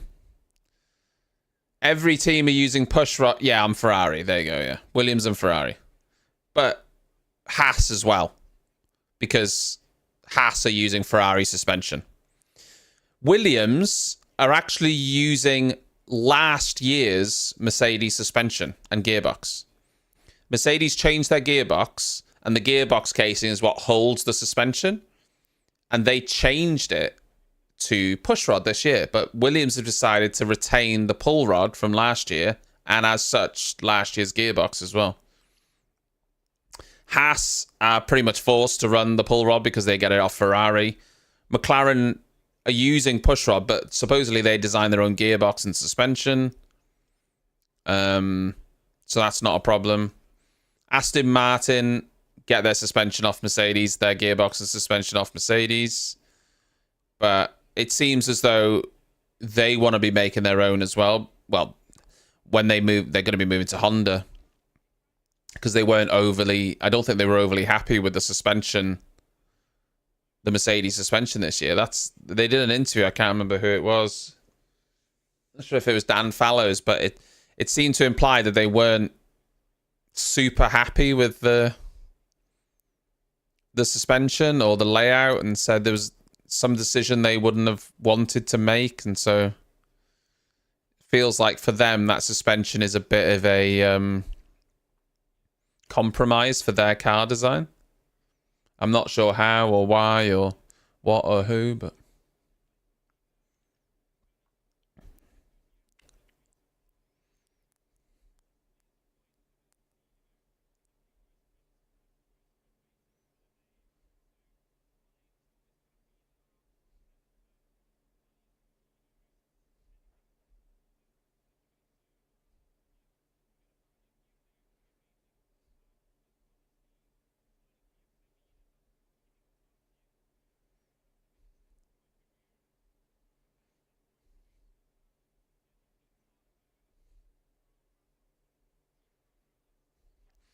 Sophia, she's in Formula 3 now. Has she been in Formula 3? Oh, yeah, she was. She has been for the last few years, hasn't she?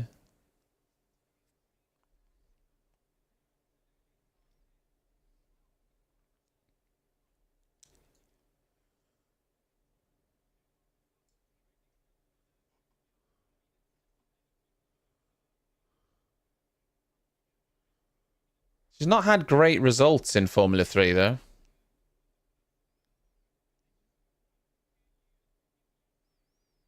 Zero points in 2020 and 6 points in 2023.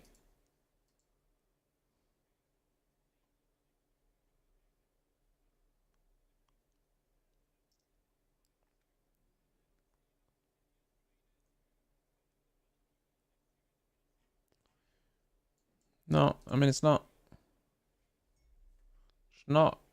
great.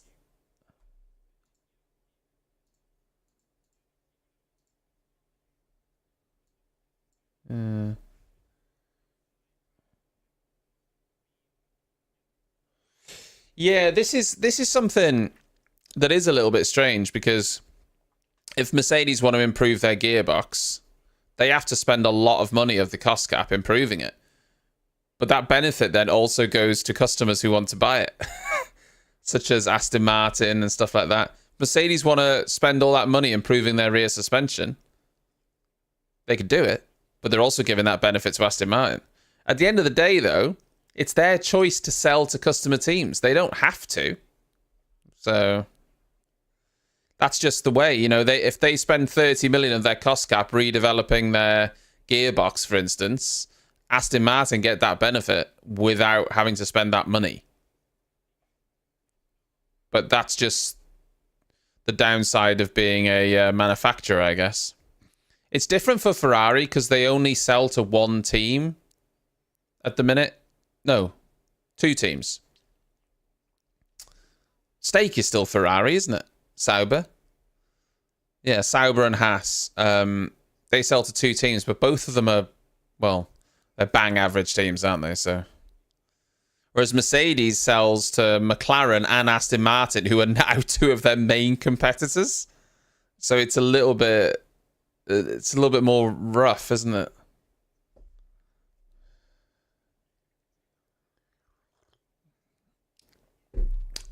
And then absolutely nobody wants that Alpine engine. No one wants that Renault engine from the Alpine. No one wants that. McLaren and Williams are both customers, but McLaren make their own suspension and their own gearbox. So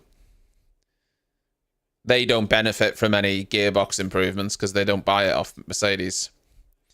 Williams do, but like I say, this year they're not getting the current year's gearbox and suspension. They're getting last year's. So the only team this year that are benefiting from Mercedes' new gearbox and suspension is Aston Martin. Because McLaren have made their own and Williams are using last year's. Yeah, I think the thing is, it's a double-edged sword.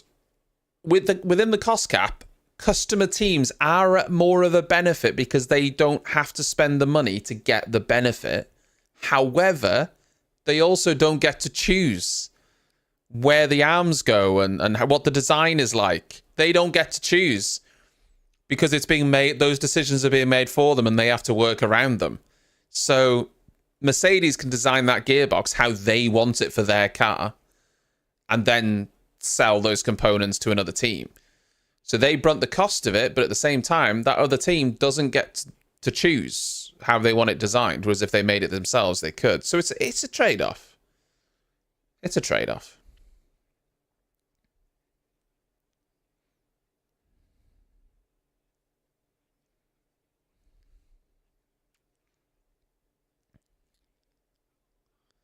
Sainz is out on the... I think those were the hard tyres, were they? Yeah. On the C2 tyres.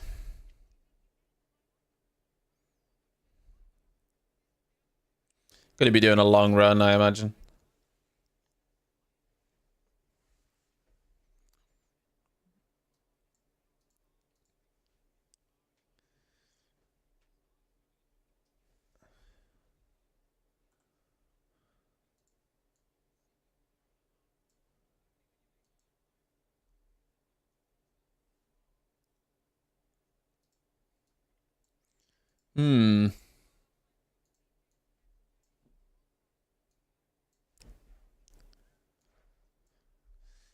They're just cracking on with long runs, and I don't blame them. I don't think any team really wants to show their hand, Ferrari especially. They don't want to show what pace they've really got. They're dabbling with it a little bit, just like throwing it out there a little bit, but they're not really sharing.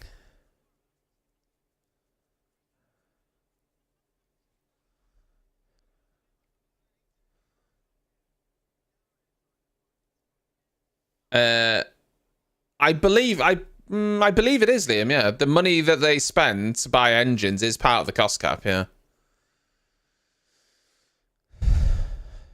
but likewise, Mercedes,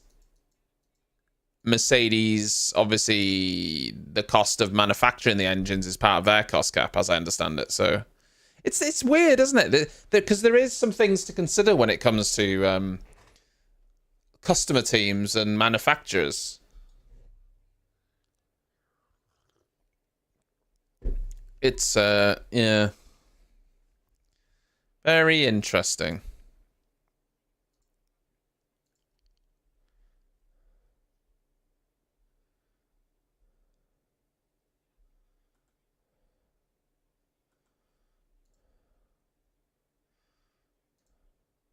Do do do do do do.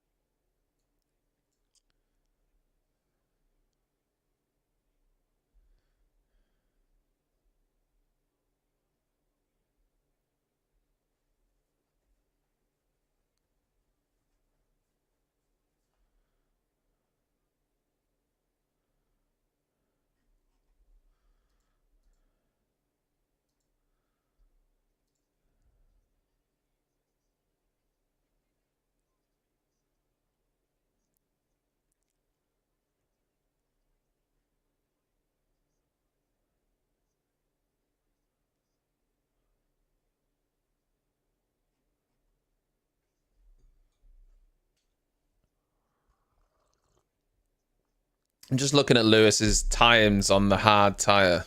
It's quite a big difference. 36.8, 37.1, 36.9, 37 flat. But then he ends on 38.2, 39.1, 39.4.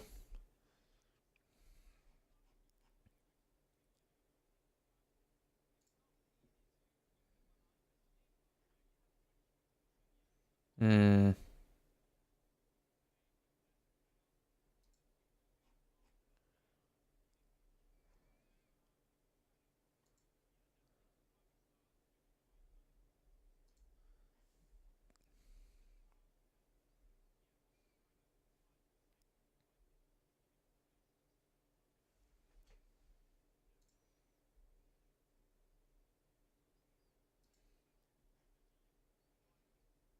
Hmm. Williams got something really interesting going on with their car as well. The cooling louvers on their side pod are actually in the gully.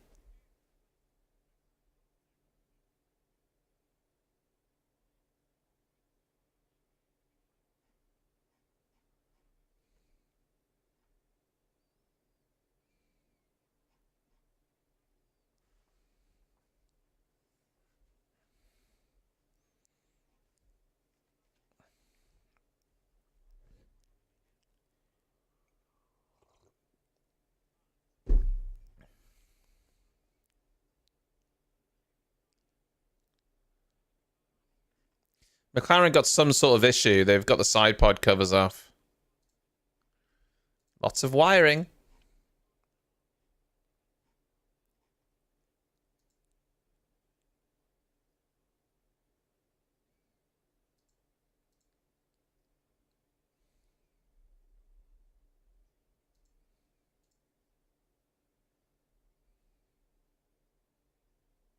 Hmm. The closer shots of that Red Bull look mean.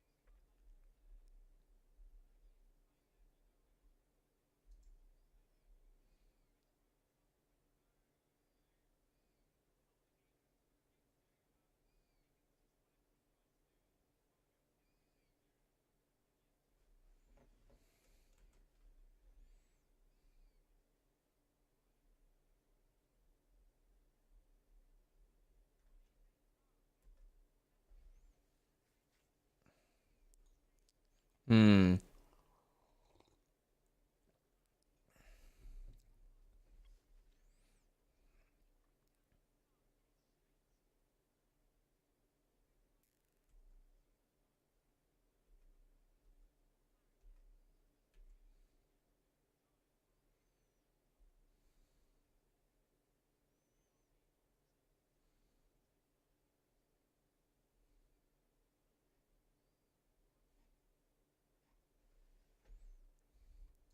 Just look at some images of where the cockpit is positioned.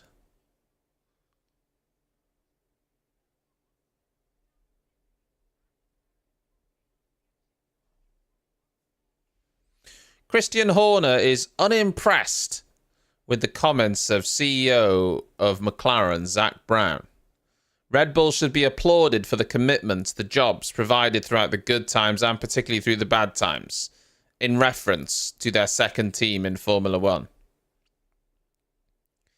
The commitment that Red Bull has made to these two teams is outstanding and should be applauded rather than derided.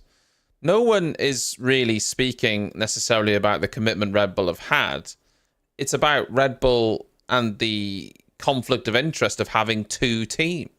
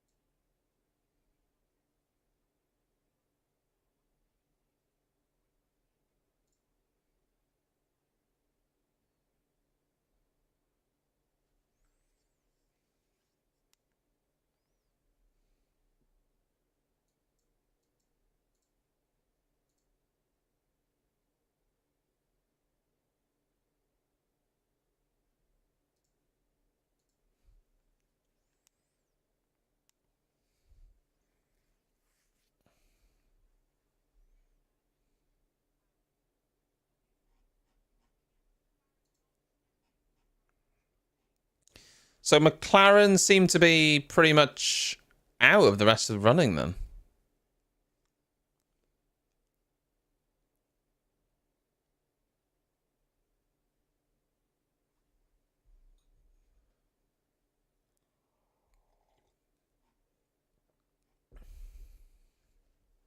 The side was off that McLaren, so I was wondering if something was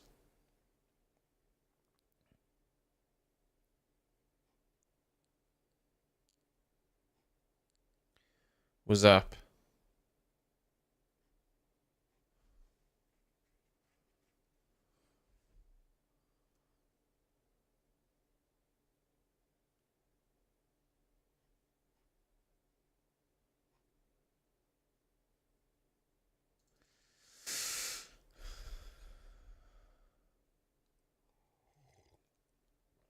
Most of them are doing race simulations, I think, right now. Yeah, but I mean, it's not. I think that would be the shame because it's 35 for Piastri and 37 for Norris, right? So,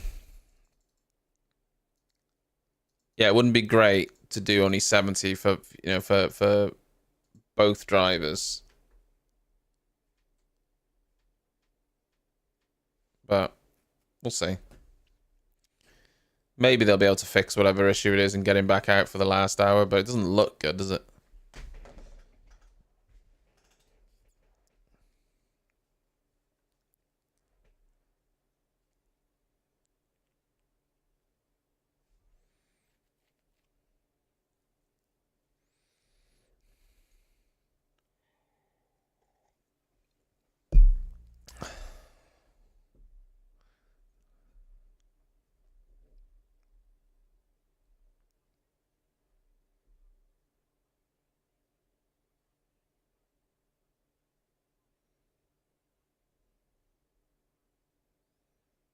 I wish I could read lips to see what Lando was actually saying. but I can't.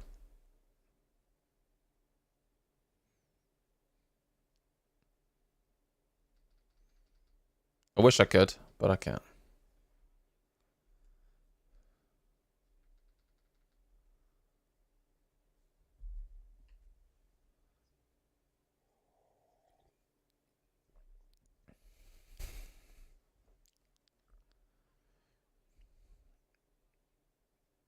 Last hour of day 2 testing is upon us.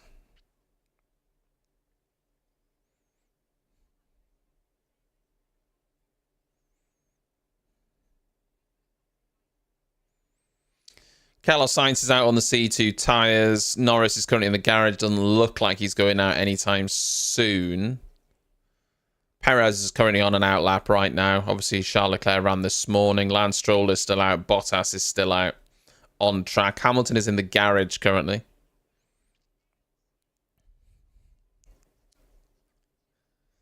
Only 3 drivers not in the car today. Verstappen, Albon and Russell. They'll all be back in tomorrow. I think Albon's doing all day tomorrow. Russell's doing the evening session. Verstappen, I think, is doing the morning session tomorrow.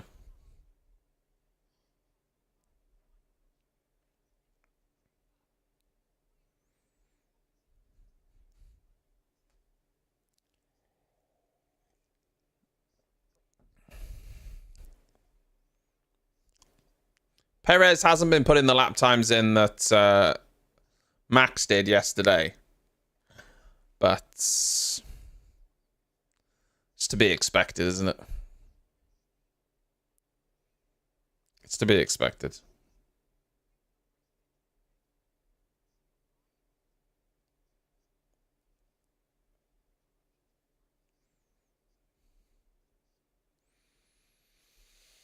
Also,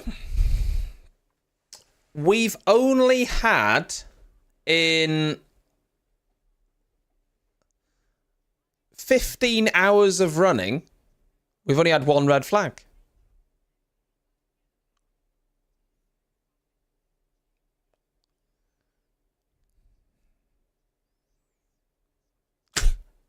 Why does Carlos Sainz Sr. look so ominous in the back of the garage there?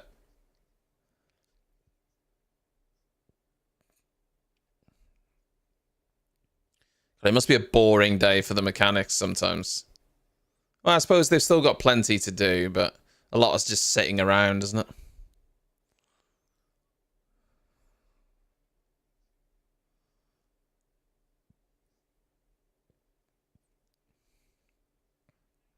Red Bull have a new sponsor that I haven't seen before. Pepe Jeans.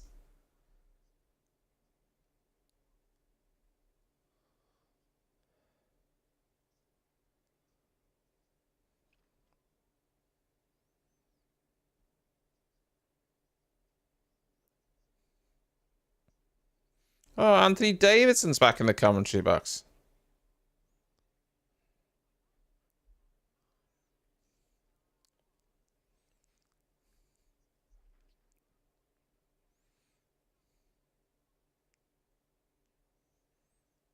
Why is Perez going so bloody slow around this lap?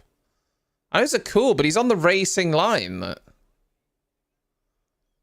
Got flow viz all over the place, but he's just trundling along on the racing line.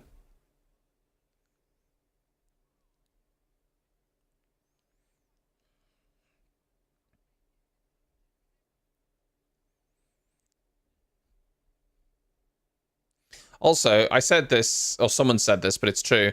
The Red Bull actually does have quite a lot of carbon on it. It's just, it blends into the dark blue quite well, so you don't notice it as much.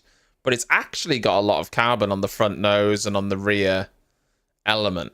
It's just, it's not as obvious as on some of the other cars, because that dark blue blends in quite well.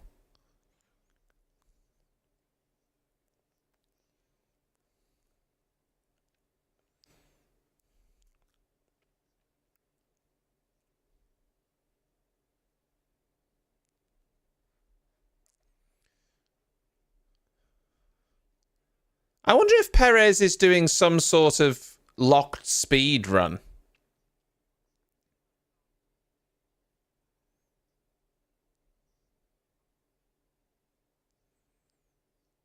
I wonder if he's going round like a set speed to get specific data. It's kind of what it feels like to me.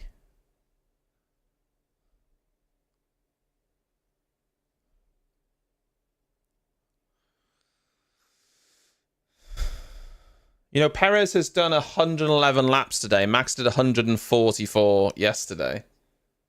Lewis done 114. Logan Sargent has done 116.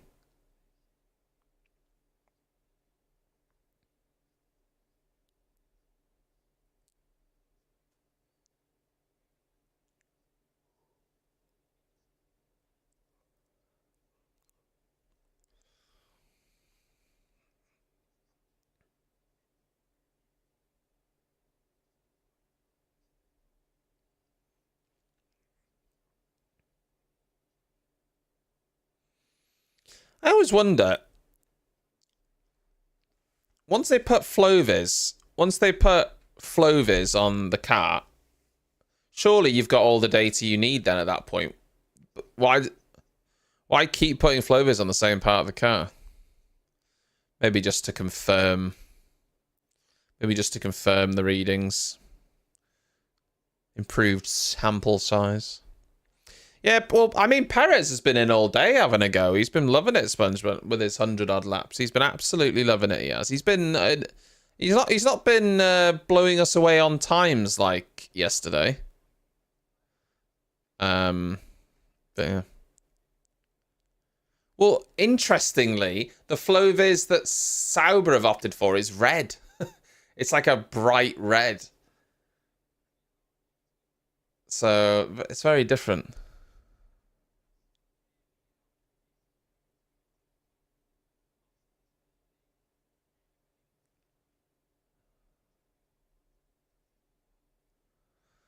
Yeah, it's because it's bleeding fast. It's a fast old car, isn't it?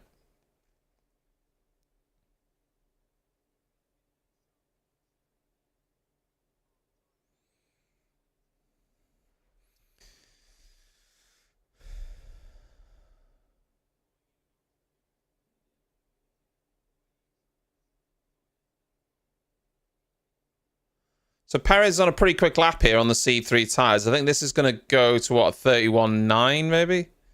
31.2?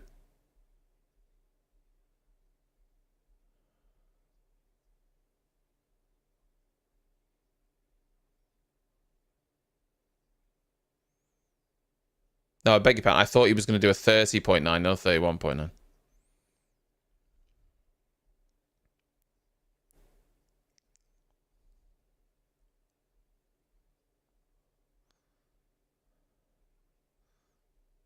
What's Lewis waiting for in the garage here? They might be fueling him. Maybe.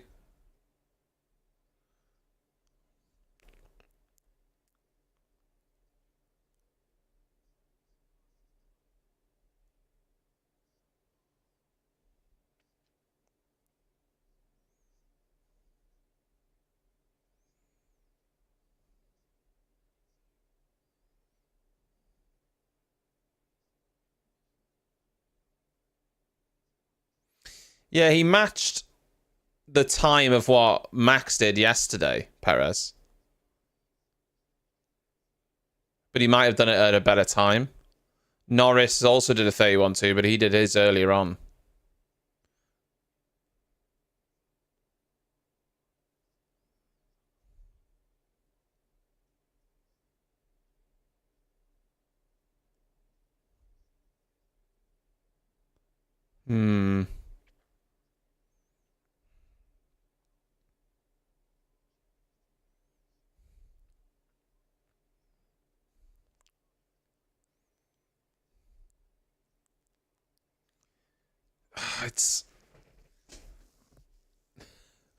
It's weird sometimes. It feels a little bit frustrating that you just don't know what the teams are doing.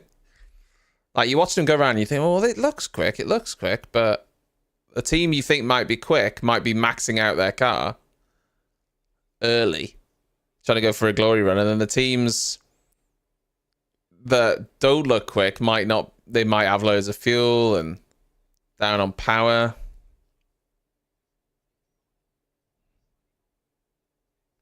Yeah, everyone calls it paint. I call it paint, Liam. I call it Floviz paint, but yeah, you're right. It's not actually a paint as such. It looks horrible as well when the mechanics are trying to clean it off and it's all over the floor. Like, it gets everywhere, that stuff.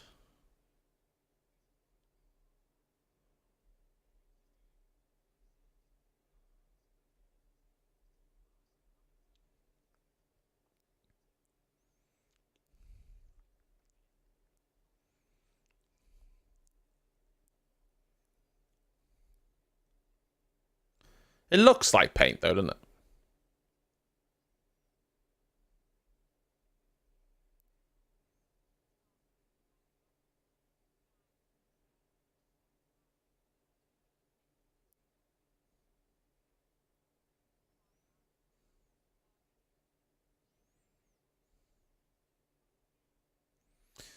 Lewis is back out on track on a C3 set of tyres.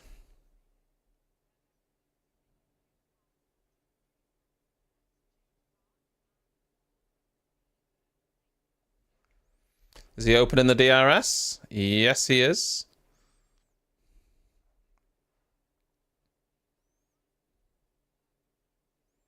That is sparking a lot.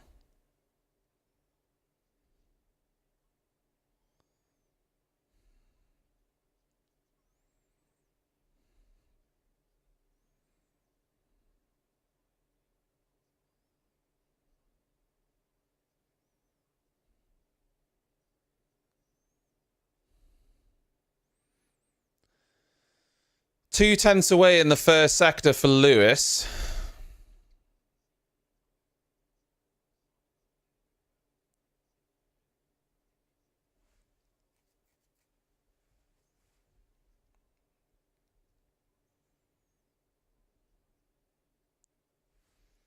I wonder if they've turned the wick up a little bit for this run.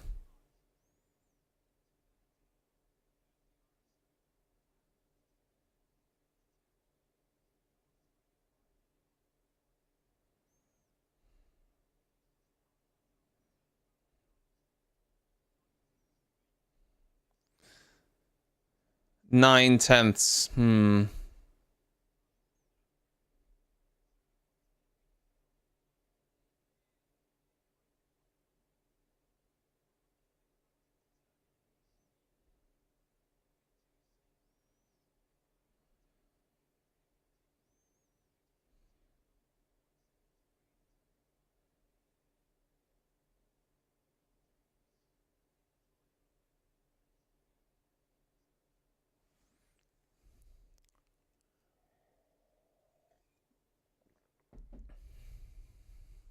The car looked pretty decent on that lap.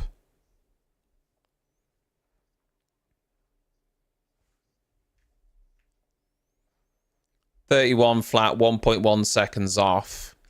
But Sainz on a quicker tyre. It must be half a second difference. Must be. But Lewis has also gone out at a better time, so... yeah. Still 6/10 down on Sainz.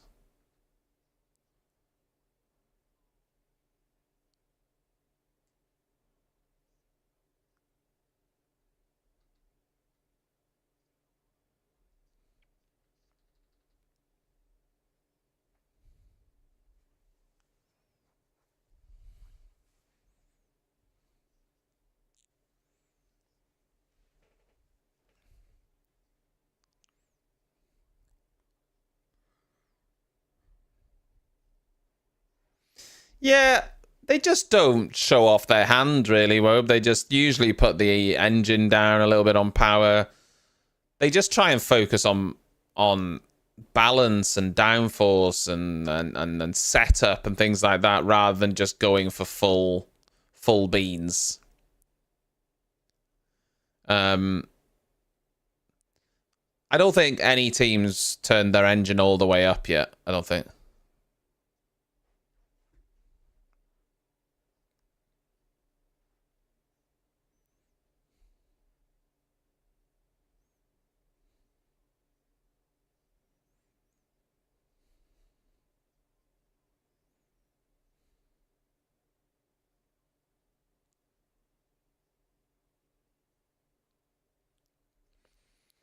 So it's kind of hard to know, really, because we don't know what they're running in fuel. We don't know what they're running on. It looked like they were fueling Lewis up in the garage, but it's hard to know. We don't know on engine modes, fuel. We don't know any of that.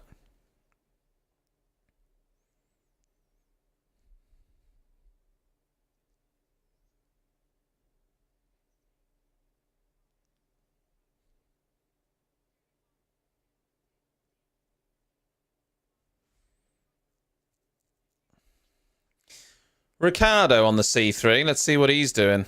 See what he's up to. Little Australian canny.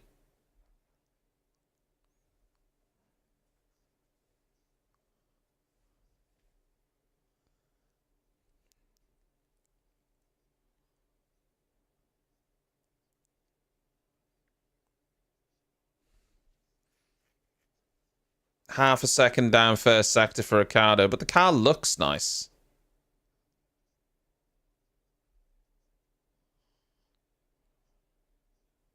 Just looks nice. It looks like a balanced car. Looks good.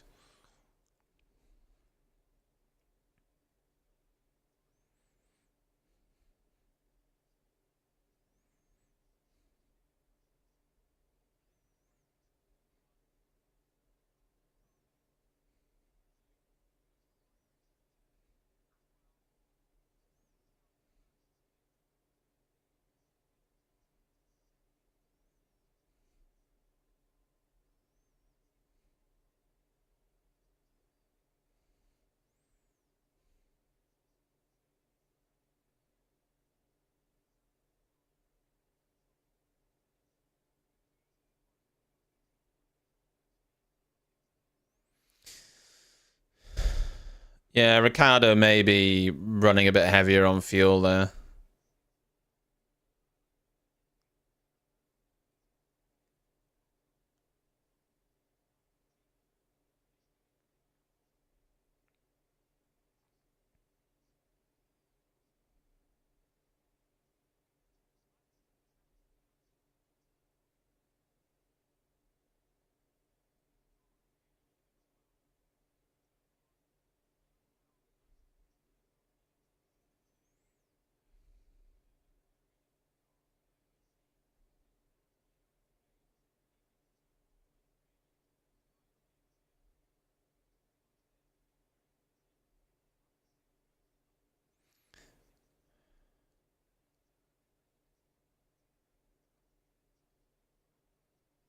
It looks nice, this Mercedes.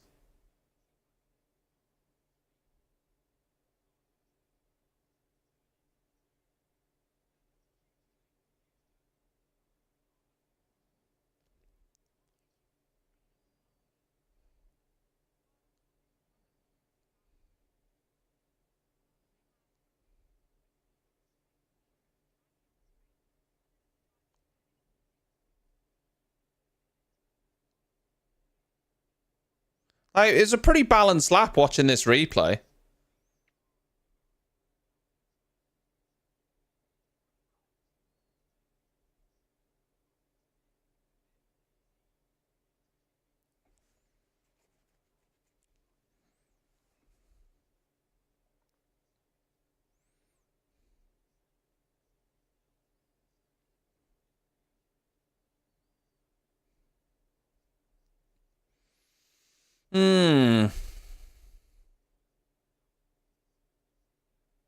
We don't know fuel, we don't know engine modes or whatever, but it looked nice. Don't know if it's fast, but it looked nice.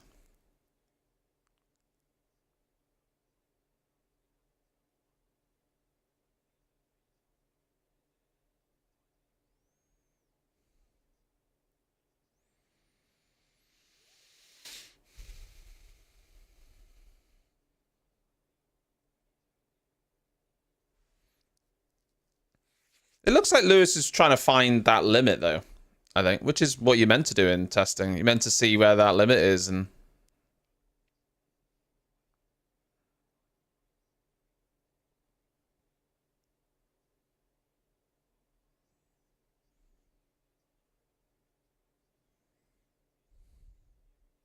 Yeah, definitely. I think it looks more stable. It looks more balanced for sure. We don't know if it's fast though. You know, we just don't know. It's impossible to know. But it looks pretty nice. Got good turning.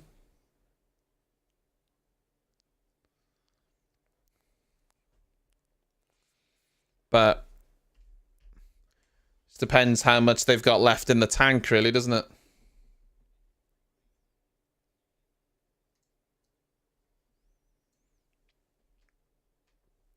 Sainz is out on the hard tyres now, C1s, just doing long runs.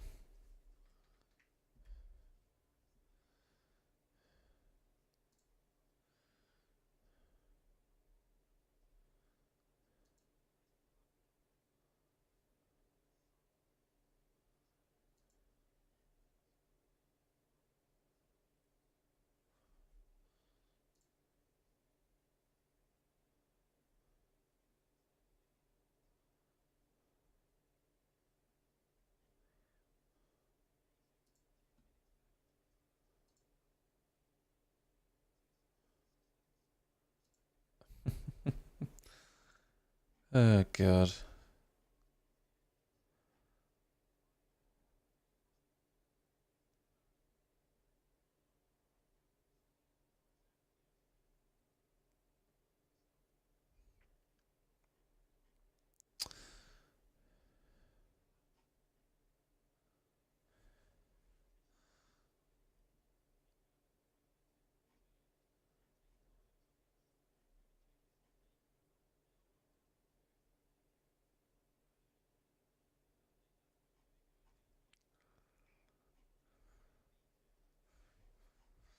This picture's doing the rounds on social media of Carlos Sainz Sr.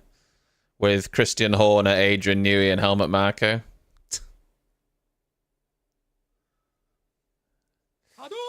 Pepitas, thank you very much for the follow. But Carlos Sainz Sr. is a Red Bull athlete, driver.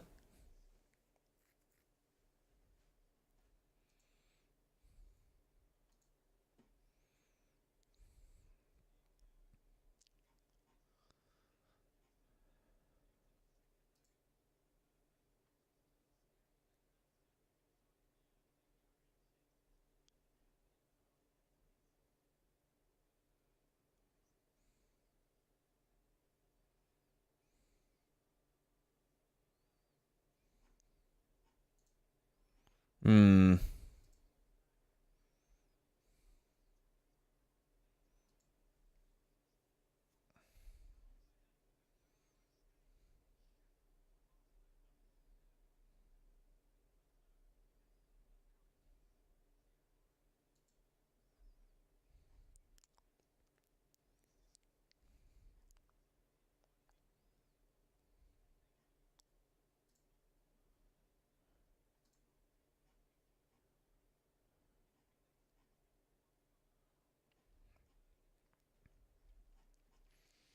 Nothing of note on social media. Just more memes about that red flag incident this morning, you know, with 13 people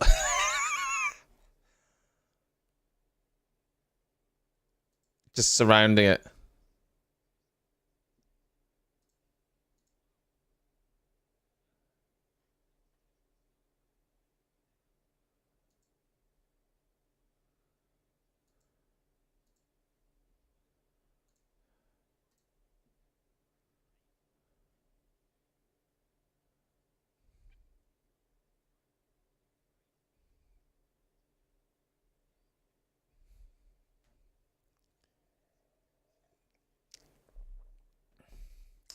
Well, it's impossible. It's impossible to really compare.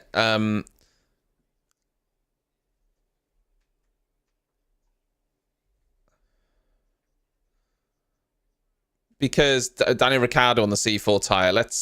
Lewis did what, a 31 flat today on the C3. Yesterday, Verstappen did a 31.2.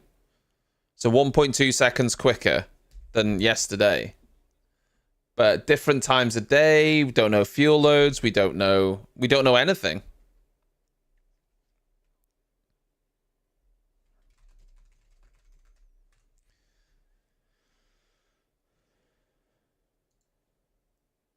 Different fuel, yeah, we just don't know. Max did a 31.3 yesterday. Lewis has done a 31 flat, sorry, so it was a 31 flat now for Hamilton, and it was a 31.3 for Max yesterday. Sorry, it wasn't a 32. So only 0.3. Only 0.3 difference. But, you know, was Lewis running the car on lower fuel, more engine mode? Was that Red Bull on half a tank of fuel? We just don't know. We just don't know.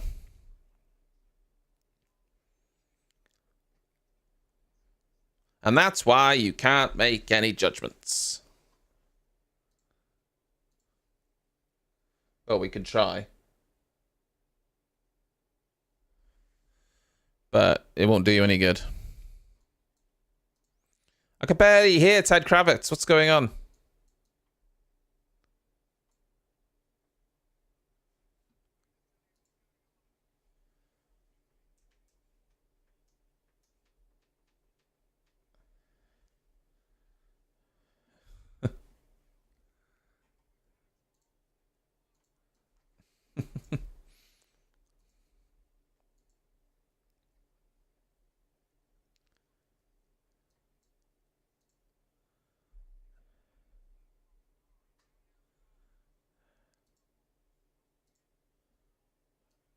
Oh, Lando's going to get back out. Track would also have rubbered in more than yesterday as well. Yeah, and it would have cleaned up all the dirt. So there's lots of different factors of how times will get quicker as the test goes on. So it doesn't mean anything.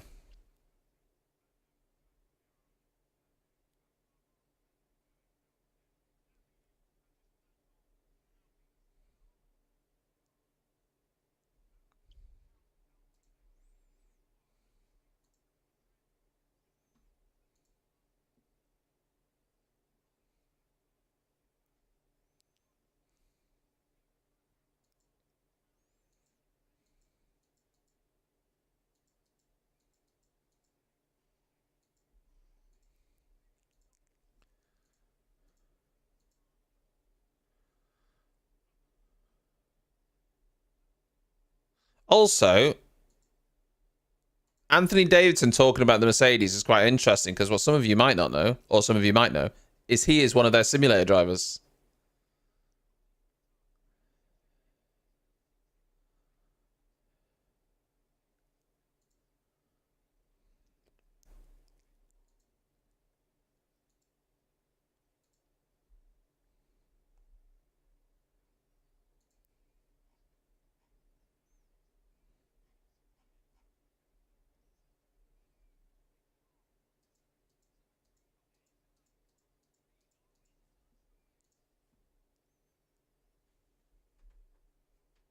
I was hoping that Daniel Ricciardo would have had a faster time on those soft tyres, but he didn't.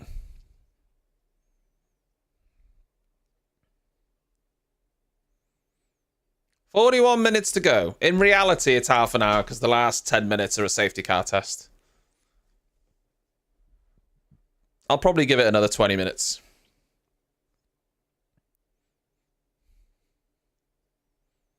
Well, we've watched all of pre-season testing so far.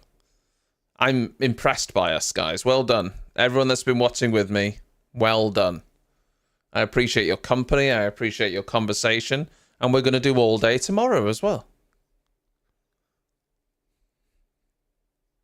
And apparently, we're going to be playing Counter-Strike tonight. And dare I say that either me or Adam will likely stream it.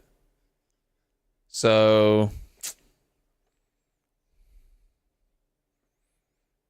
just saying, for anyone, it's Counter-Strike tonight. 9 o'clock. So, you've been warned.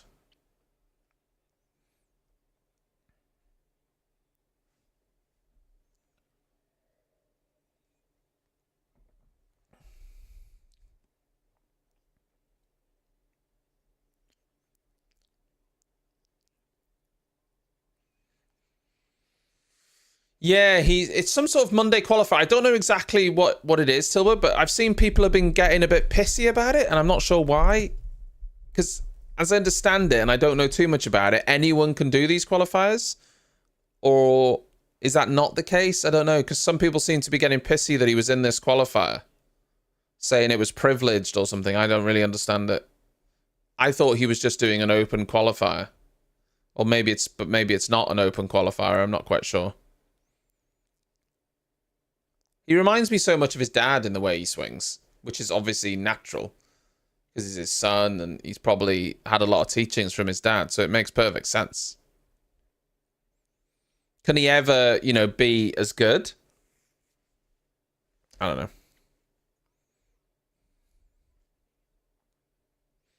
Probably not, if we're being honest. Tiger Woods, I mean... Pretty insane what Tiger Woods has achieved in the game. It's pretty insane, really. Some golfers go their entire career not winning all of the majors. Some golfers go their entire career not winning any majors, Tiger Woods has won the Masters tournament 5 times. He's won the PGA Championship Master 4 times. And then he's won the US Open 3 times and the US Open Championship 3 times. That's not including all of the other tournaments that he's won over the years.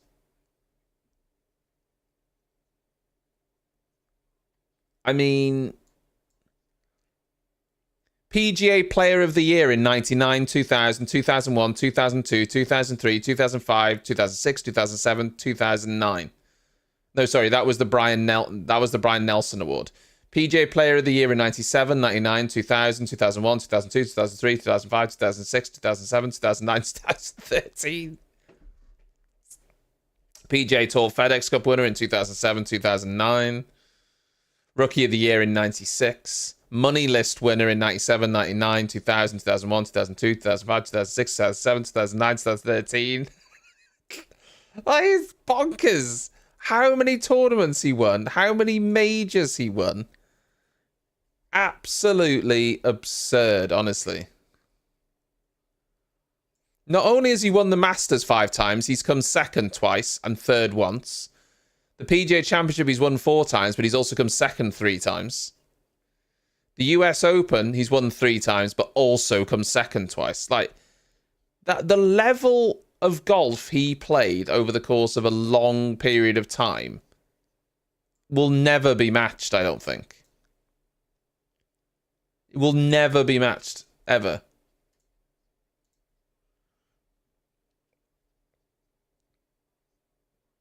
Bonkers.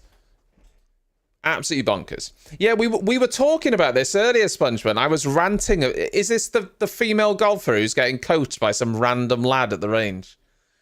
Who's played golf for 20 years. Yeah, it's already triggered me today, Sponge. I can't bring myself to talk about it again. I'll go into rant mode again, but I think you can get a sense of how I feel for it. Fucking what a fucking prick that guy is. Fucking idiot. I will talk about it a little bit though. No, I won't. No, I'm not getting into it. I can't get into it again. But yeah, I've seen it. It's not great, is it? No, I'll say one thing about it. The main takeaway I have from it, by the way, she was doing a practice swing. Well, not a practice swing. She was doing a full swing, but she was doing she'd really slowed it down because she was working on something in her swing, right? Which loads of people do, by the way. But she flushed that shot. Like, it was literally a fantastic shot. Did you see the ball flight on it? It was brilliant. And then he's trying to get her to change something. And then he says, oh, do a shot. She flushes the next one. And then he's like, see, isn't that better? And she's trying to tell him nicely, no, what? That wasn't you. That was just me taking my normal shot. What are you talking about? She doesn't say that. But that's what I would have said. I'd literally be like, mate, what are you talking about? That's just how That's just how I take a shot. Perez goes up to P2, 30.6 on the C3, 4/10 quicker than Lewis. She's like, yeah, mate, I'm just going slow because I'm practicing my swing. And then he takes credit for the swing. And oh my God.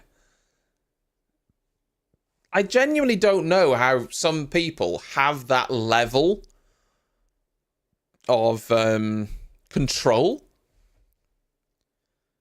Because I said this, I'm not shy to admit that if I was a PGA professional, like if I was a golf coach, so I'm really good, I know what I'm talking about, and someone told me that, I don't think I'd be able to say, I'd be nice about it, but like, no, I appreciate it, but I did that intentionally because I'm practicing something. Do you know what I mean? No, not a, do you know who I am? But I'd feel the need to explain to him, no, you didn't improve my swing there. That was me. The swing you saw before, I was just going slowly for practice. I'd have to explain it to him. I wouldn't be like, oh, do you know who I am? But I'd have to explain to him that you didn't do this. You didn't do this. Yeah.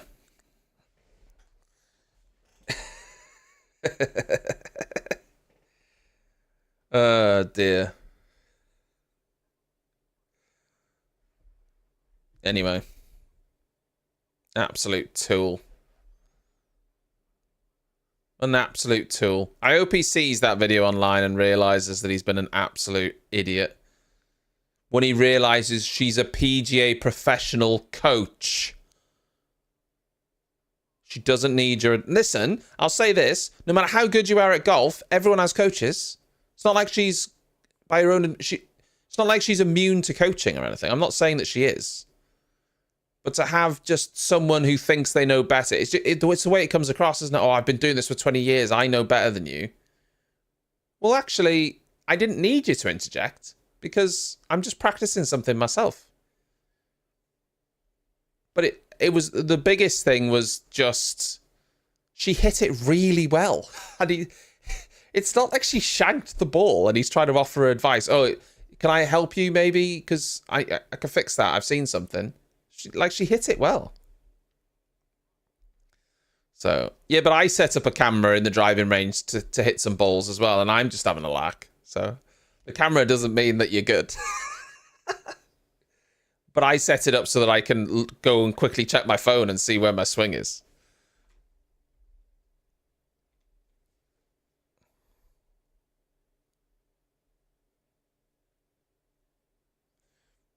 Perez on a 30.6, 7/10 off Carlos Sainz with a harder tyre. Pretty good. Yeah. I'm back in the driving room. Whoa, also, I didn't break in. All right. The door was open. Hey, let's not be spreading that around. I've been back there since. Yes, I've been allowed in.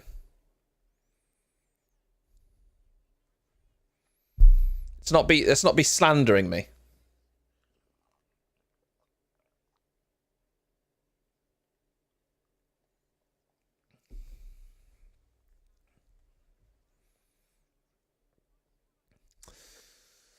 Oh, not much, monkey. Just, watching cars, having a lark. You know how it is. We got about 20 minutes of running left, and then they're doing a safety car test, but I'm not going to watch that.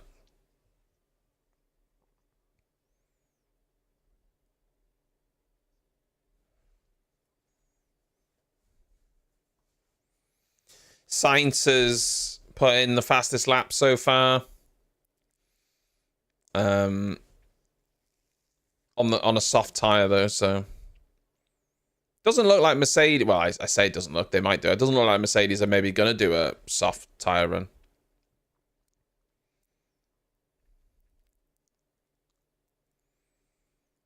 Norris is back out on the track, by the way. They did seem to fix whatever issue it was they were dealing with. There was thoughts that he might not get back out, but he has. Just a bit of a recap. Perez has done 124 laps for the day now. He's currently in the pits. Hamilton has done 119. He is also in the pits. Other notable mentions, Bottas. He's done 100. No, he hasn't done 100, but he's done 90 laps. And Sargent has done 117.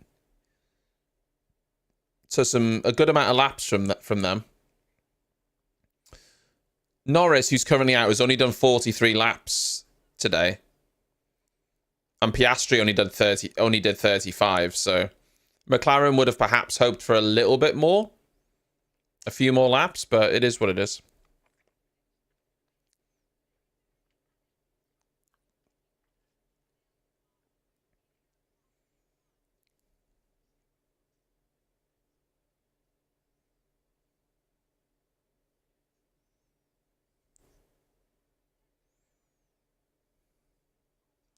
Just looking at the steering wheel on.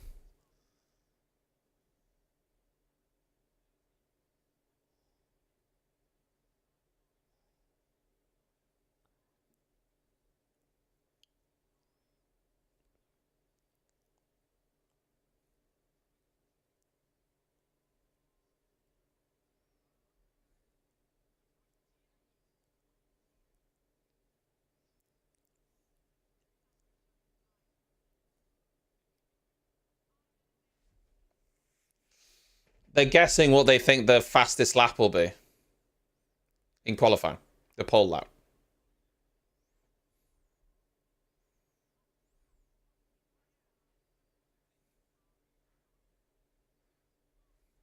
What would you say would be an endurance race, Monkey? 4 hours?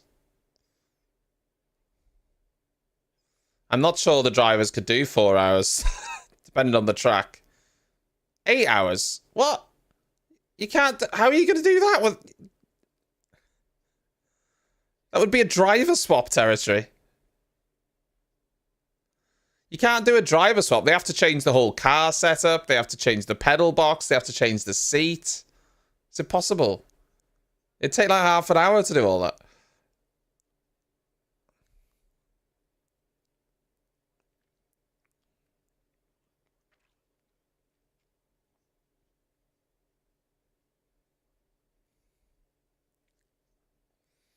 Clone the drivers.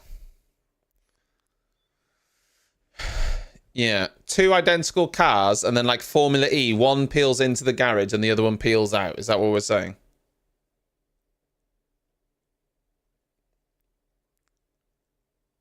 Yeah. There might be some rules there about like the way the cars are set up or something, though, Parc Ferme and stuff, but yeah.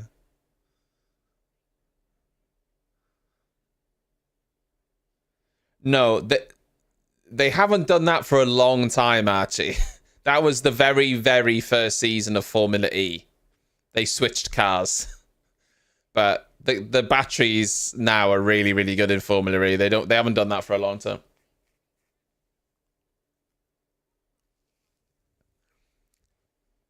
They're able to do the race on one charge now for a long time. But yeah, the first season, they peeled into the garage and then got out of the car and swapped into another car. Because it would take too long to charge the battery and the battery couldn't do the full day. Red light, green light. Tell me where you're ready to go.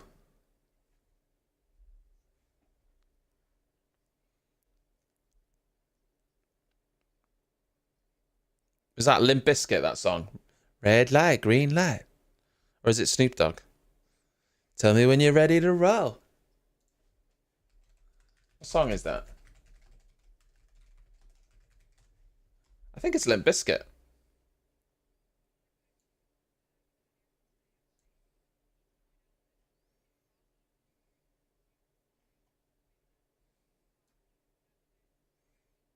Is it Limp Bizkit with Snoop Dogg? Because I can hear Snoop Dogg in my head, but I can also hear I can hear bloody what's his face? Fred Durst. It is, yeah, there we go. Okay. Yeah. Red light, green light. Tell me when you're ready to run. Tell me when you're ready. It goes like that. Not quite like that. It goes better than that, but you know.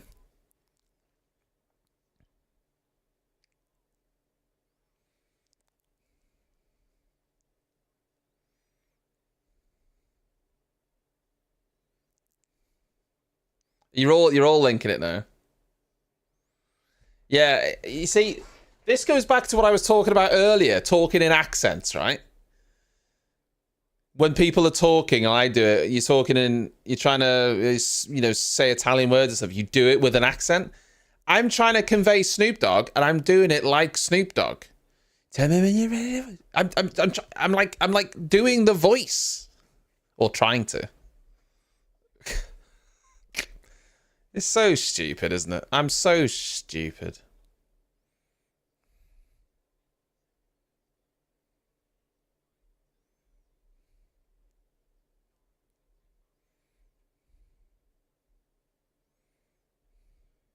He's pushing, Lewis.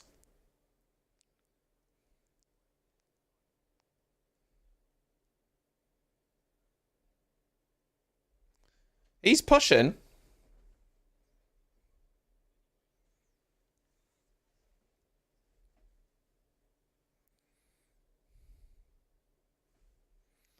Oh, guys. I want to talk to you about something that I don't have that much information on, but I'm going to talk to you about it anyway. The Borderlands movie. I'm not a Borderlands nerd. I don't know all the characters. Yes, I've played it, but I don't know all the characters and stuff, right? But I watched the trailer, and I'm like, what is going on with this trailer? Why is Kevin Hart in it, for a start? And I was watching it thinking, Borderlands is goofy, but the casting, what? Is Jack Black the robot? What's the robot? Is it fucking Clank or whatever his name is? A Claptrap. Why is Jack Black Claptrap? Just get the original voice actor to voice him. Then what's the benefit in having Jack Black? You don't even see him. That doesn't make any sense.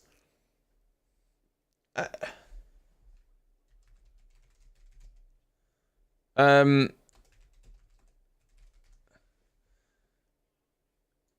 Kevin Hart is playing Roland, who's like this really tall guy.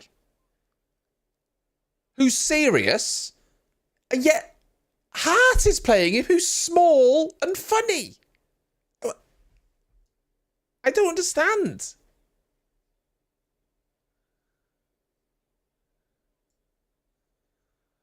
Idris Elba or someone. Either way, the casting is all over the place for that.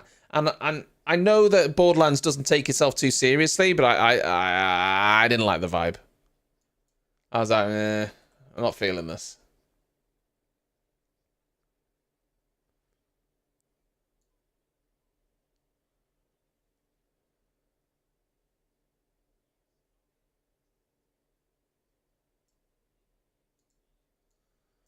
Michael Schmidt from AMUS is speaking with Sky Germany right now, and he says most of the people in the paddock think Red Bull is ahead. Mercedes engineers say they are 1 second ahead of everyone. Williams engineers believe it is half a second.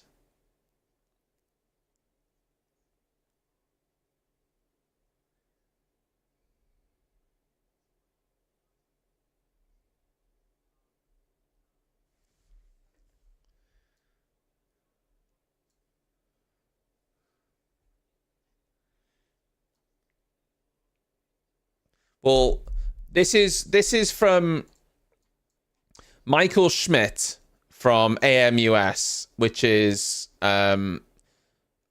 Auto Motor und Sport from Germany. It's a motorsport magazine. They're speaking with Sky Germany right now, and from what he's saying, the paddock talk believes that Red Bull, Mercedes believe, obviously this is second-hand information, so it's actually third-hand really. They believe that Mercedes believe they are a second ahead of everyone. Williams believe they're half a second ahead.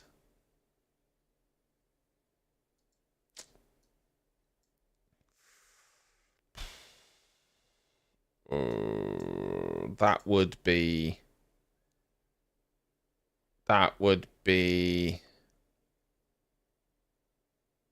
something.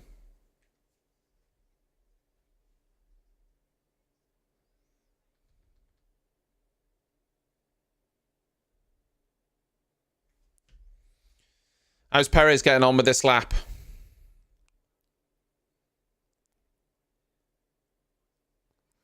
Yeah, still second. That would be... If they were a second ahead, that would be truly devastating. Truly devastating. That tells me that the paddock believe Red Bull are doing these lap times with a lot of fuel and low engine mode, and that come Bahrain next week, they're going to blow everyone away.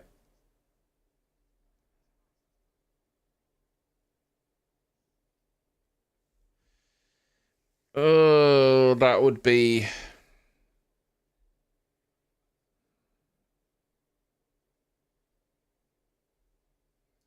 That would be something. I hope that's not the case.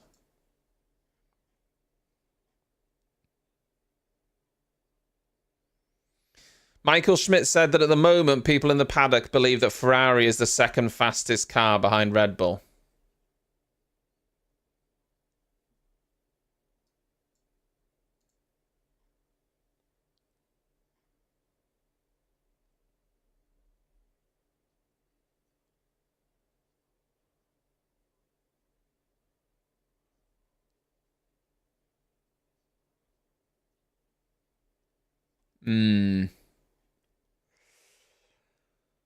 Okay. It's ruined for us all.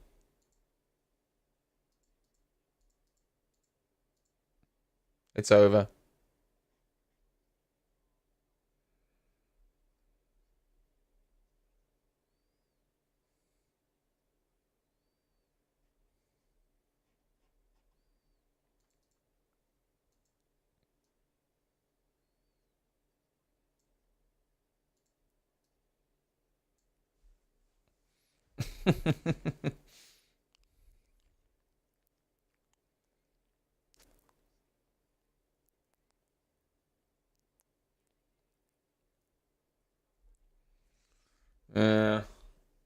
Let's hope that's not the case. I hope it's not.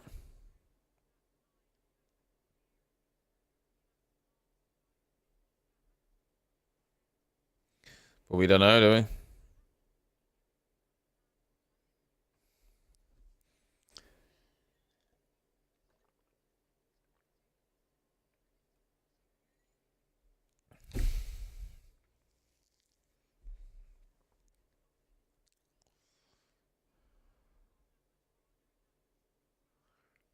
Listen, the reality is, if they're half a second ahead again, it's still bad.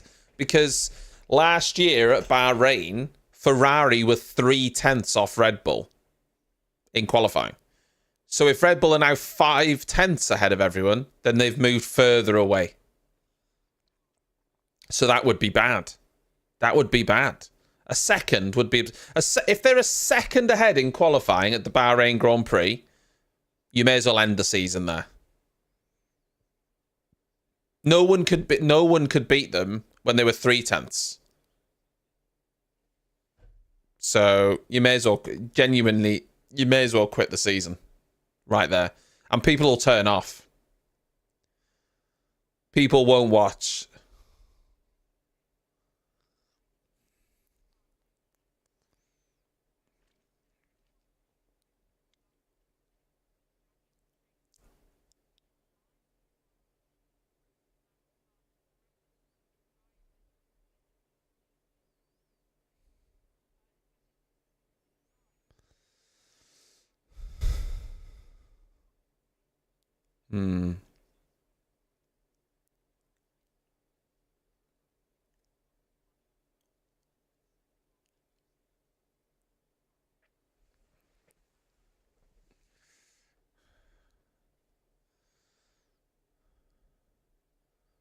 See what Hamilton can do on this other lap.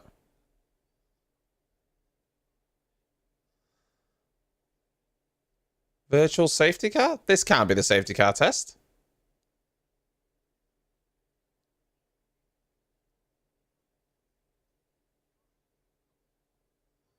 That's not meant to be... That's not... What? Why have they done the safety car with 14 minutes to go?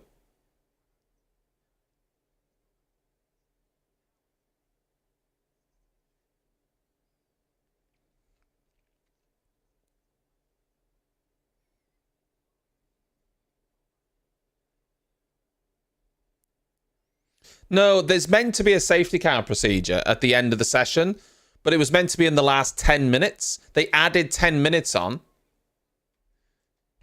They had planned it, but they added 10 minutes on to do the safety car, and then they've done it with 15 minutes. They've done it early. Apparently Lewis was about to do a quali run.